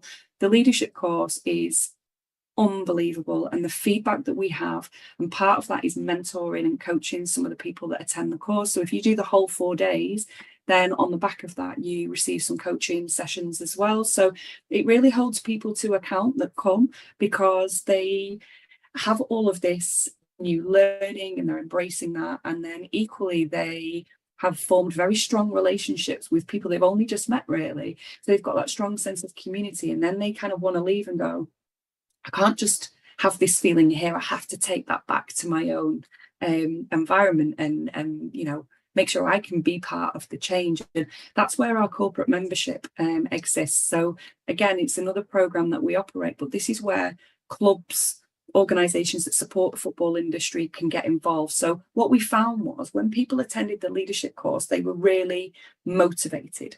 Some of them then went back to their own organizations and were like, this is wasted because I can't do anything in here, because actually people aren't listening to me, my voice isn't being heard, and maybe the environment isn't so open to me because my job is this and I should stay doing that and not be seen and heard type thing. So our corporate membership is really trying to solve that side of the problem, which is these courses and feel motivated and inspired to kind of develop, they can actually go back. The environment is also working for them. The thing on pitch that we did more recently was around the Women's Euros, and that was our PepsiCo coaching program. And we supported a number of women to go through their level 1 coaching qualifications, which was really important to enable them to operate at grassroots level, but also provided them with a coach developer. So it's one thing getting a coaching qualification, that is a big tick, and that's something to be really proud of. But to stay involved in coaching can be quite difficult because the perception sometimes of parents of other people, you know, on the sideline, thinking that, why are you doing that? You've never played football. Why would you be a football coach?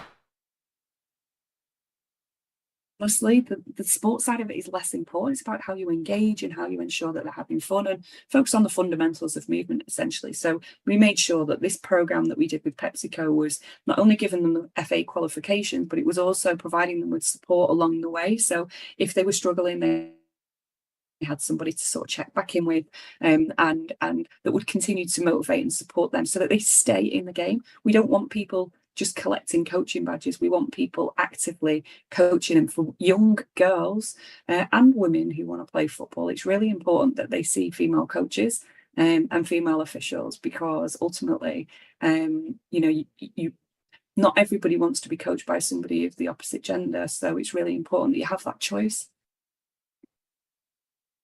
When I was a child, I wanted to play football, to be a football player.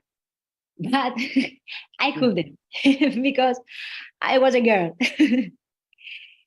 So my mother wanted me to do ballet sessions. So I can totally understand everything and how it's important to have women in football as coaches, as players, as leaders, as everything, because I think that what a man can do in football, and women also can do in football. We are the same. So I have the last question for you. What specific advice would you offer to women inspiring to work in leadership position within the football industry, and how can they navigate the unique challenges within the sport? So my biggest piece of advice for anyone, particularly women wanting to work in this industry, is to build your network. That's so important. There's a phrase that your network is your net worth. And, you know, I'm a true believer in that. That's why, you know, I'm so proud to be part of our organisation, because the community we have is global. And people can engage in it in so many different ways. It's a very welcoming community and it's a very supportive community. So for people who want to work in the industry, they attend our events either in person, online, some of our roundtables. They get to meet other people who perhaps are doing roles like them, or they can ask us, you know, can you connect me to somebody who does this? And, you know, we're able to look at that and see if that person's willing to be and happy to be connected. But once you start to talk to people to say, I'd like to know this, I think the women's football community are very, very, very willing to offer that advice, because we know how hard it is.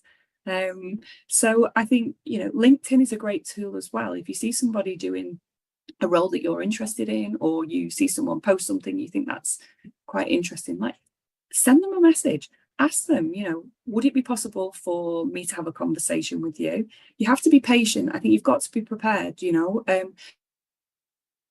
I've asked people to do stuff for my team in a previous role that I've seen speak at something and just thought they were brilliant. I might have had to wait a year for that person to be able to give me that 20 minutes, but I'm prepared to wait if I think they're good enough. And I always say to people, if you don't ask, then you'll never know. The worst that somebody's ever going to say is no.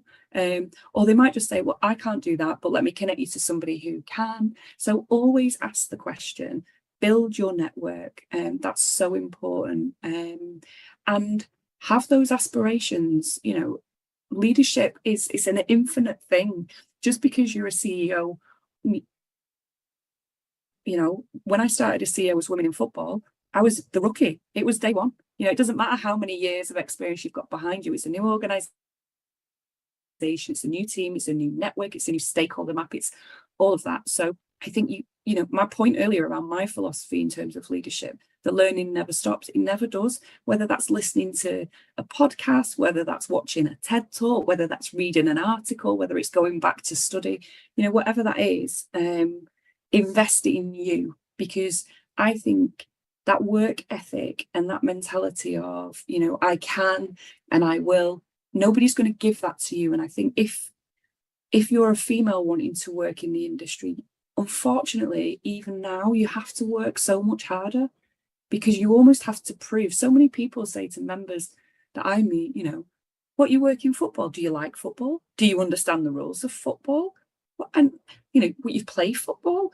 I don't play football. I was never allowed either. There were no teams when I was growing up. So I played other sports, but doesn't mean you can't work in an industry just because you never played the sport. So I think grow your network, invest time in you. That's really important. And just ask for help. People will be very willing to do that. The key is just being patient around that. So that's it. Thank you so much, Mrs. Harrison. Your presentation, your answer were very delightful for me, and I think, and for all the others. Thank you so much. And you know, Greece is here. You can visit us anytime you want. I love Greece. It's just honestly one of my favorite parts of the world for sure. You know, anyone that's watching this, please feel free to join our community. It's totally free, and we'd love to have you. Thank you very much. I will. Excellent. Nice to meet you, Christina. Nice to meet you too.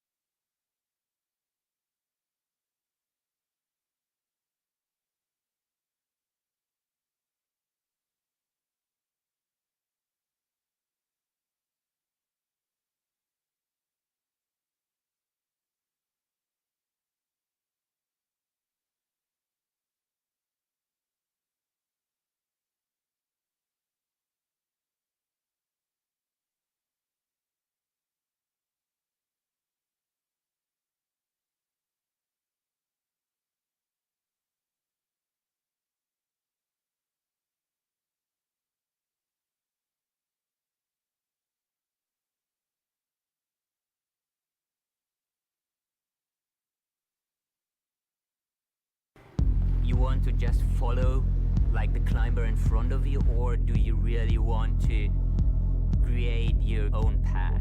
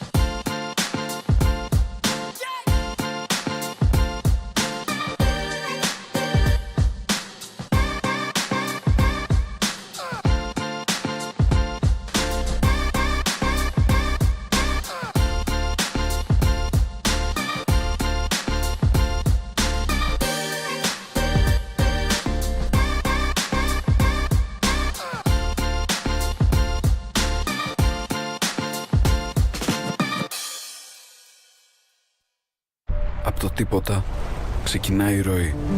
Χθες ήταν η πέτρα που σκάλισε τον χώρο και έμεινε στον χρόνο. Σήμερα είναι το σώμα που έχει μέσα του τον κόσμο. Αύριο θα είναι η φύση που δίνει ζωή στη ζωή.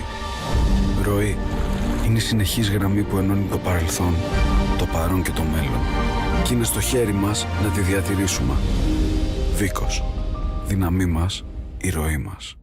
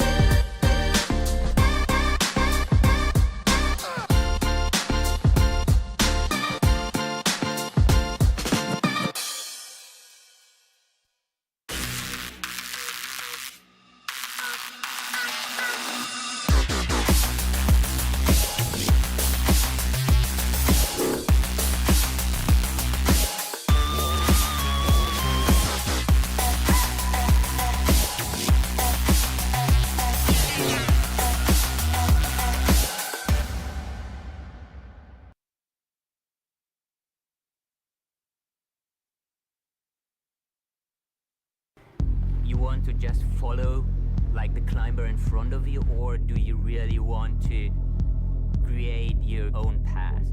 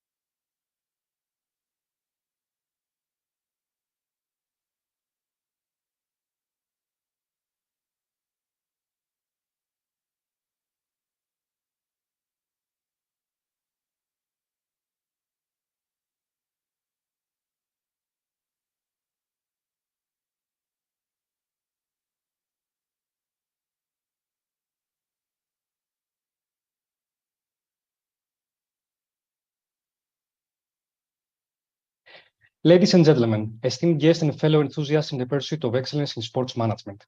My name is Yannis Stavroulakis. I am senior editor at the Greek website Gazeta.gr, and it is my distinct honor to introduce to you Mr. Michael Belot, the senior vice president of Bucks Ventures and Development at the renowned Milwaukee Bucks. And I'm pretty sure that everybody knows a Greek guy who is also part of this organization. With an illustrious career marked by strategic brilliance and an unwavering commitment to excellence, Mr. Belot has become synonymous with success in the world of sports, development, and venture management.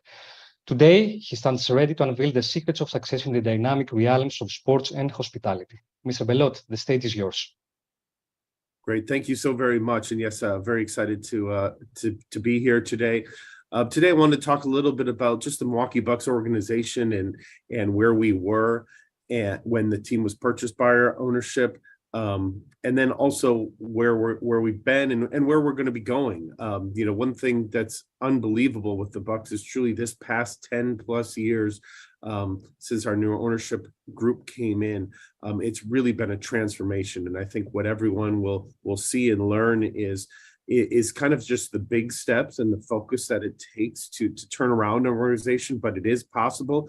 And then all the things that go into the Bucks, and one of the main things that I work on, to give you a little bit quick background on myself, I'm from here in Wisconsin. I worked for the PGA for about 12 years and ran major golf championships, the PGA Championship and the Ryder Cup.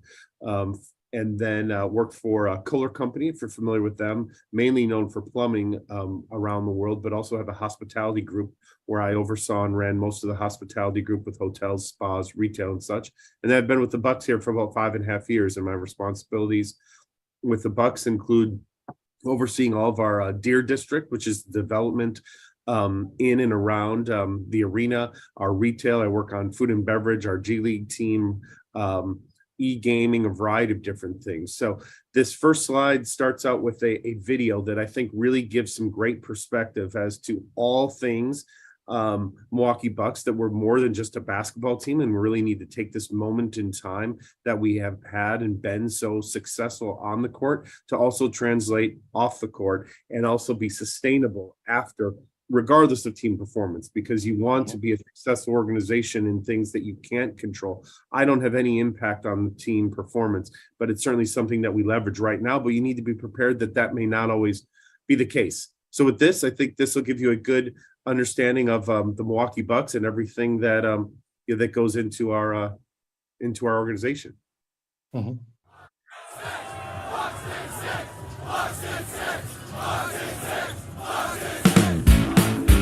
We're the Milwaukee Bucks. You've probably heard of us, seen quite a bit of these guys. This guy, that guy, oh, and definitely him. Thanks, Jack Black. But we're not just a basketball team. We're a championship basketball team. That starts on the hard wood, from these guys putting in work every day to developing the next wave of talent, hungry for their shot. But it's way bigger than basketball. When you're just a basketball team, you play in an arena. We built a home. No, check that. We built an entire neighborhood. And not just for basketball. We book Mickey Mouse, Modest Mouse, Monster Trucks, Elton John, Kevin Hart, Kendrick Lamar, Carrie Underwood, Bruce Springsteen, Elton John, again, and Harry Styles. Ooh. When you're just a basketball team, you have a parking lot. We have an outdoor living room, and we can have a lot of people over for drinks, or parties, or festivals, or for the holidays. Or when you happen to go on a championship run uniting the city in a massive months-long party. It's fun to party at our place, and it's not just Milwaukee taking notice. Buck stuff is everywhere, here, there, even on this little guy. Seriously, everywhere. We've got fans showing us love all over the world. London, Paris, Abu Dhabi, and Greece, of course. You know, Greece loves us so much, we might build a second Deer District there. Just kidding. But we feel the love from fans all over the world. They watch us. They wear us. They play us. Did you know you could go pro playing video games? Yeah, we also won a championship doing that. We're not just a basketball team. We cross lines, cross continents, We know how to cross over. Ooh, whoa, ha. We're even showing up in Hollywood. But it's not just about the flash. We're a culture of people who stand for something. And we're not just talking about bucks and six. We show up for our community. We stand for social justice. We stand for doing what's right and for something bigger than ourselves. Because we're not just a basketball team. We're way bigger than that. We're the Milwaukee Bucks, and we're just getting started.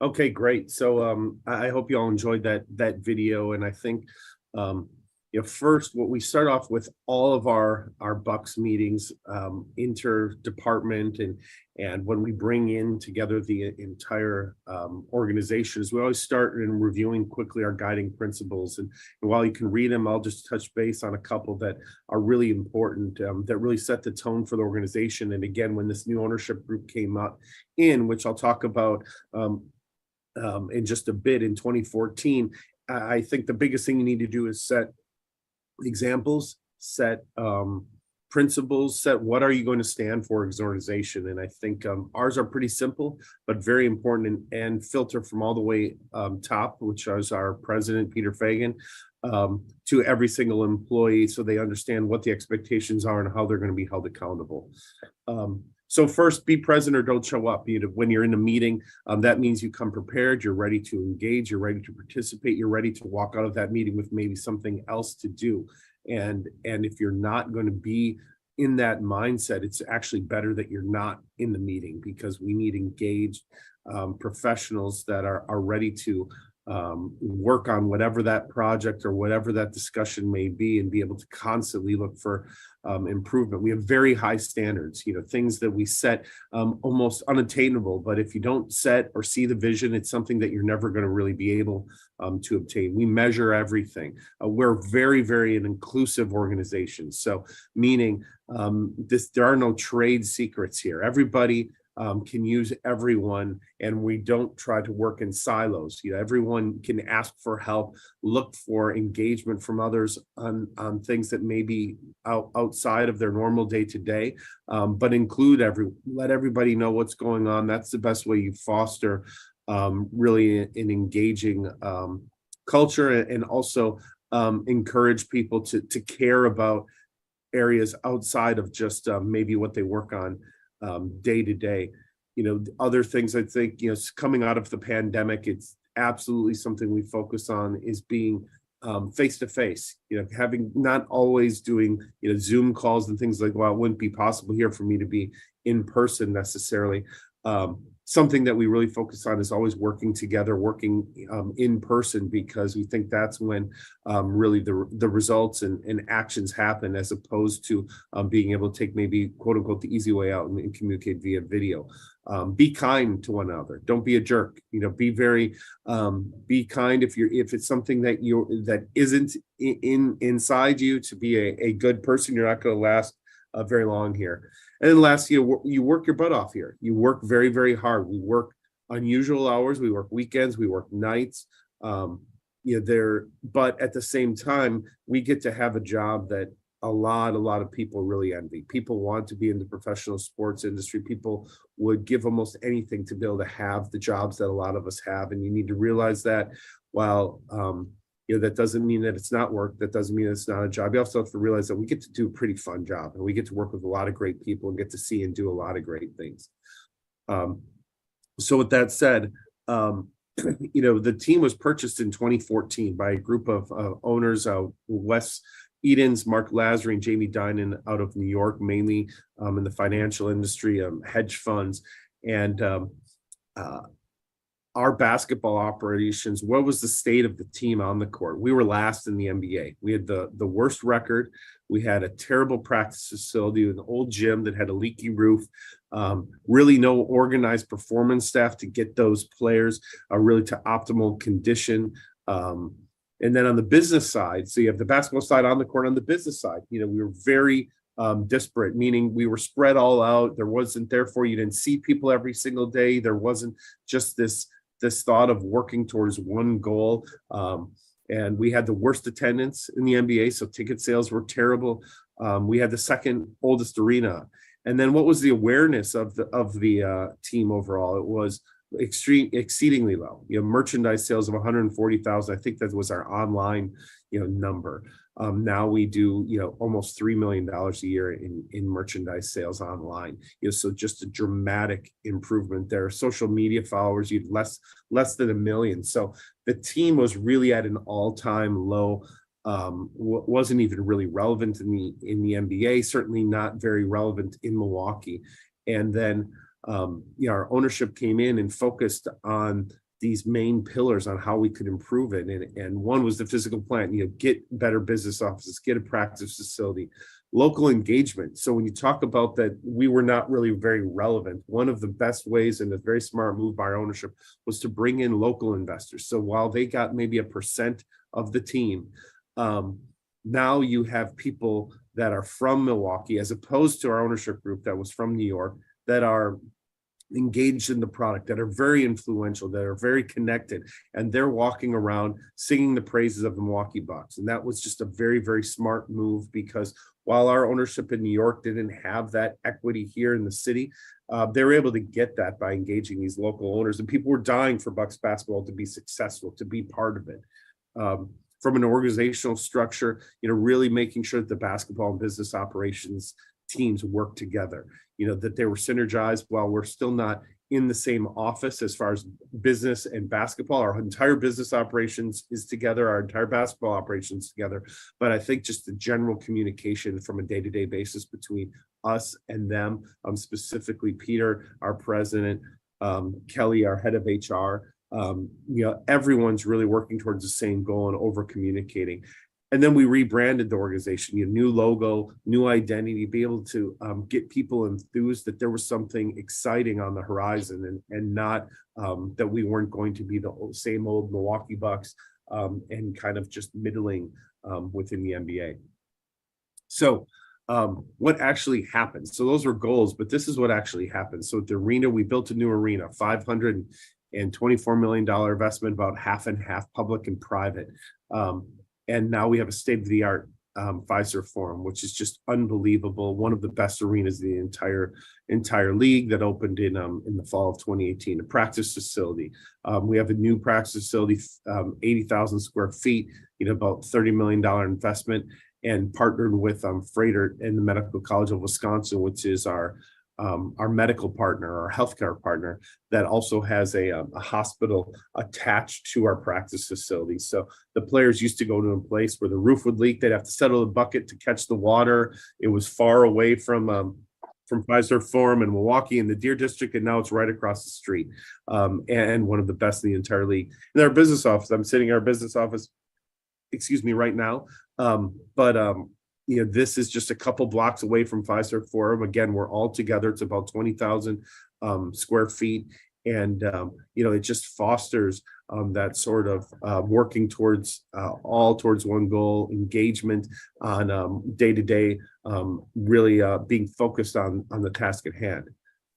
So that's what was happening as far as the team and the overall goals. One of the biggest things that our ownership and everyone focused on, and was part of the promise that we were able to get this new arena, is that we are going to develop this area in downtown Milwaukee, and that's what's called the Deer District. So the photo you see there is the outline of the Deer District, which is approximately 30 acres. It's you can see to the left of it that it's very close to I-43, which is a major artery in Milwaukee, and the proximity, accessibility to this major highway of the Deer District. We're really the focal point of your entrance into Milwaukee. And our goal was to make this something that people would live, play, stay in the Deer District. And rarely do you have the opportunity to build up an urban environment or neighborhood almost from scratch. And we had that opportunity, and something we didn't take lightly. And I think so far we've been successful, but we have a ways to go. So this is a photo of what's generally referred to as the entertainment block, but this is a photo from during the NBA Finals, and how many people were outside enjoying the party, enjoying watching Milwaukee Bucks, enjoying us win a championship. And that really put the district on the map and accelerated the notoriety of the district, where people now all across the state and certainly across the country, when you say Deer District, people immediately know it's in Milwaukee, it's associated with the Bucks. And then they also think of that visual of 60, 50,000 people outside, all celebrating safely, loving the Milwaukee Bucks and all the success. So this is a site plan of what all things Deer District, and you see in the center there is Fiserv Forum, which we refer to really as Block 1, and then everything else is around the district and what we're looking to develop. So blocks 2 and 3 are where the former arena, the Bradley Center, used to be located, and then working your way towards the right where it says Block 4, that's our entertainment district, and that was the first thing to open. And you'll see, I'll give you a little bit more information on that later. And then on Block 5, working your way north. That's where we have residential development slated. Block 6 is where we have our new hotel, which I'll talk about. Block 7 is our parking garage and also has some retail. And then last but not least, Block 8 is that training center with Froedtert and the Medical College of Wisconsin. So next, this is really an aspirational drawing that was made up for when we were looking to develop the Deer District. So you wanted to give the market something to react to. And this is the pretty picture that we came up with mixed use development. And you can see that, the different colors represent the forecasted use. So the purple represents hotels, the reddish color represents retail, orange is residential, and then blue office. And we've been successful to a degree in obtaining and securing a lot of this. Obviously, COVID set us back, but then you also pivot based on what's going on with COVID, what's going on with costs and interest rates, and we've been able to, I think, adjust to where the market's at and have some great plans on the horizon for how to develop the district. So this is what's already here. So you see, where it says the heart of the Deer District, and then the entertainment block tenants. These are existing tenants that we work with. So Good City Brewing is a pub, local brewer, crafted brewer here in Milwaukee that gives, again, that local flavor, something that's very connected to the city of Milwaukee. Then Punch Bowl Social is a gaming bar that has bowling, arcade games, and a variety of other things you can do. Very popular with the entertainment. Then Drink Wisconsinly is a local bar that plays on all things Wisconsin. People from Wisconsin are very proud that they're from Wisconsin, very proud of the history of the things that make our state unique. Insomnia Cookies is a cookie shop.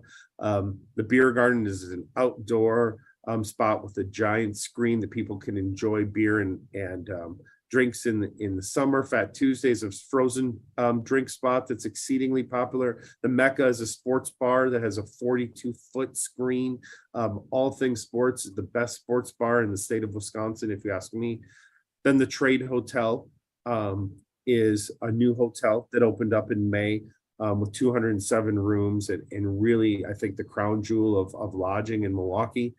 Gather is our music venue, or not music venue. Gather is our private event space that is exceedingly popular for weddings and for special events. And then where you see the Live Nation logo, that's where we're going to be partnering with them on a 4,500 person music venue that's going to be coming here and breaking ground in the next couple months. So another thing that's very popular, so we have all these tenants, we have all these games. Marquette is a local college here that's very successful in basketball that plays out of Fiserv Forum. We have Bucks games, we have concerts, we have family shows. But we need to also program outside the district to make sure that people are coming down here, irrespective of if there's an event happening in the arena or not. We want them to think of, when they're wondering what to do today, that one of the first places they think is, oh, let's go to Deer District. There's always something happening there. And that's something that is really important. So we focused a lot on programming the district, whether it be through hosting the Milwaukee Marathon, farmers markets, craft fairs. We do fitness. all sorts of different things that we really try to have diverse programming, something for everyone that gets people to come down the district, enjoy the day, enjoy everything that's happening down here. So I talked a little bit about the hotel that opened this past May. So now we're just about 6 months or so ago, and those are all renderings, but the renderings are strikingly, they look like photos of exactly what it does look like today. And it's just opened and had tremendous success. Their occupancy has been fantastic. It has 2 restaurants, one on the first floor, which is the photo that's in the middle towards the photo that's above the other photos. You see the bar and restaurant there, and then there's a rooftop bar and restaurant, a high-end Italian restaurant. And what was really a lot of fun about this project is while it's a land lease between us and the developer, we also retain the opportunity to be able to approve the exterior and interior design. So one of the floors of the hotel is designed with the thought of visiting basketball teams in mind. So if you walked on the 4th floor, you'd notice the ceilings are higher, the shower heads are higher, the counters are higher, bigger beds, all really designed with the thought of what are NBA teams or college teams looking for on the road, and how can we make something that accommodates them and something that they're going to be very excited for and unique and select, therefore, that they want to stay at the Trade. Next, a music venue that we've partnered with Frank Productions, which is a local promoter here in Milwaukee, and then Live Nation, which is obviously the world's largest concert promoter, and something that we're very, very excited about. That's going to be breaking ground in the fall of 24 here, and then opening in 25. That's going to really plug a hole for groups that tour that aren't big enough yet to be into Fiserv Forum, but still can sell thousands of tickets and bring that activity, those people to be eating and drinking and hanging out here and staying longer in the Deer District. And that's a project that we've been working on for a very long time. It's really the new trend in music venues, and they're building a lot of them around the country. And we're thrilled that we're going to have one here in the district. And then while this doesn't flow with the other things I was just speaking about, I think this gives some great perspective as to where the Milwaukee Bucks are overall in the NBA, and how can we take this moment and leverage it across all our platforms. So, when you look from a population perspective, Milwaukee's probably in the bottom 5. As far as metro areas that have an NBA team, or not probably, it is in the bottom 5. But then look at the top selling NBA merchandise. A lot of this is due to Giannis with being a global superstar. We have Damian Lillard, who's an exceedingly popular player as well. But look at some of the markets that we're ahead of, that we're selling more merchandise than, being ahead of Chicago and New York and Philadelphia, Brooklyn, Dallas, places that, from a global perspective, people don't think of Milwaukee as one of their first cities in the United States, but they do think of the Milwaukee Bucks when they think of NBA and when they think of sports, and they think of global superstars like Giannis. And that's really when I talked about us being able to leverage this moment in time to our advantage, and for us to realize that maybe we won't always have a global superstar. We won't always be competing for titles, but you need to now develop those fans now when they're young, do things right, and then, develop that, because when you need them, when the team maybe isn't performing as well, you need to do everything in the best-in-class manner, have the best food and beverage, have the best in-game entertainment, the best merchandise, the best things to do before, during, and after a game here in the Deer District. And that's, really been our focus. So with that, that's the presentation, but I'm happy to now answer any questions, and thank you for having me. Great. To be honest, I have some additional questions. First of all, I would like to ask you, Ms. Bellot, taking into account the fact that almost 10 years ago, the Milwaukee Bucks had one of the worst, let's say, records in the NBA. So how did the organization balance short-term goals, such as winning immediate games, with the long-term vision of building a championship winning team, a new arena, and the Deer District? Yeah, I think I think that's a good question in the sense of, there's some things that when you come in that you can make almost immediate changes. You can change the structure of the organization. You can pursue a new arena and things like that that are a little bit to a degree under your control.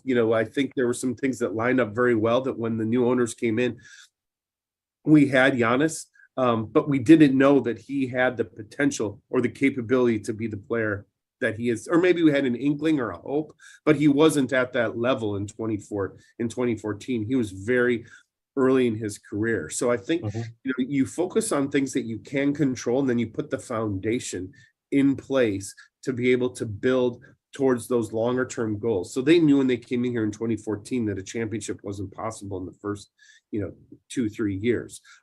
But you put those building blocks, that foundation, that mindset across the organization. I know Wes Edens was recently on a podcast, and one of the things that he made clear, he said, and this is before my time, but when he met employees and met people, one of the first times he said, if your goal or you don't think we can win a championship here in Milwaukee, then you should find another place to work, because that is our goal. That's our unwavering goal. Everything that we do is to be the best at, and we're not going to apologize that we're from Milwaukee. There's advantages with that. There's certainly some challenges and some things that make it a little bit more difficult, but we are not going to waver in what our goal and overall objective is. So, we're fortunate to have an ownership group that's incredibly supportive of that goal. They spend a lot of money on the team, disproportionate to other teams of our market size. And now it's our job to deliver. By the way, I saw the very interesting video that you presented us in the beginning of your presentation. I saw many jerseys of Giannis Antetokounmpo all around the world. I see jerseys of Giannis in China, in North Europe, in Africa, everywhere. So I would like to ask you, how important is it for the organization to have a player like Giannis Antetokounmpo, who generates such enormous hype and has all the spotlights on him, for development in areas such as the constant improvement and steady growth in core business or in every other part? Well, we couldn't be where we're at without a player like Giannis. And Giannis is a once in a generational player. And I think that's why the owners and the organization has invested so heavily, because you realize you have this unique moment in time, this once in a generation player that has embraced Milwaukee, that constantly wants to get better, that wants to win. And certainly it has a dramatic impact on the business side. We sell more tickets at a higher price because we have Giannis. We sell more jerseys and more merchandise because we have Giannis. People want to come to the Deer District and know about the Milwaukee Bucks. A lot of that is due to him. And that's something that everybody realizes, but you also realize, you need to put a great team around him. You need to invest in championships. And then we need to, again, do everything in best in class manner. So if somebody comes to a game, to come and see Giannis play, which many do. They want to come and they want their opportunity to see Giannis. We have to deliver that they park and have a good, they can get in and out of the arena, that they have a good hot dog or burger, and that they can find the merchandise that they're looking for, and that they enjoy themselves at the game. Those are the things that we can influence and control and get them to come back. But having a person and a player like Giannis, gets your foot in the door, and then it's our job to do the rest, I think. And finally, you mentioned earlier that the Bucks used to have the worst attendance in the NBA. So what role does community engagement played in the Bucks roadmap to championship back in 2021? And how does it contribute to the overall success of the organization? Yeah, I think definitely, from our standpoint, community is one of the top pillars that we focus on a daily basis. So giving back to the community, we're exceedingly charitable, give away millions of dollars a year to local foundations and charity. I mentioned about our local owners that are very influential, that own and run companies and are charitable in their own right, and give back to the community. That this is something that is very, very important, because people want to see not only what you're doing on the court when they're supporting you, but they want to see what you're doing off the court. And we are, if you do a quick internet, Google search, we are as engaged locally in the community and really looked at as community stewards, as leaders. We led during the bubble. We boycotted a game due to social justice and our stance on how important and vital that was to Milwaukee and to the world. And I think, from our standpoint, community engagement goes hand in hand with wanting to be the best. We want to give back the most. We want to be the most engaged. And again, people here in Milwaukee definitely see and feel that the Milwaukee Bucks care about them and care about the community. Mhm. And I guess that the images of the full crowd in the Deer District during the celebrations for the title was, let's say, a dream that came true, right? Yes, it was a dream. I think that you never really could imagine that many people would be outside of Deer District. It wasn't designed to hold 50 or 60,000 people outside the arena while there's a game going on that has 20,000 in the arena, but it was a dream. It was something that, being a sports fan my whole life, being from Wisconsin and now working for the organization, when all that comes together, it's just one of those moments, everybody has them in their life that you'll never forget. And definitely one of mine was that championship run and that visual of the Deer District of everybody enjoying, a championship. And it really was for them. It was for the fans. It was, the team put in so much hard work and what an unbelievable time it was. Great, that was great. Mr. Belot, thank you very, very much for your time and for this very, very interesting conversation that we had for the front runners in sports management. Great. Thank you very much for having me. All the best. Take care. Wish you all the best. Thank you. Bye.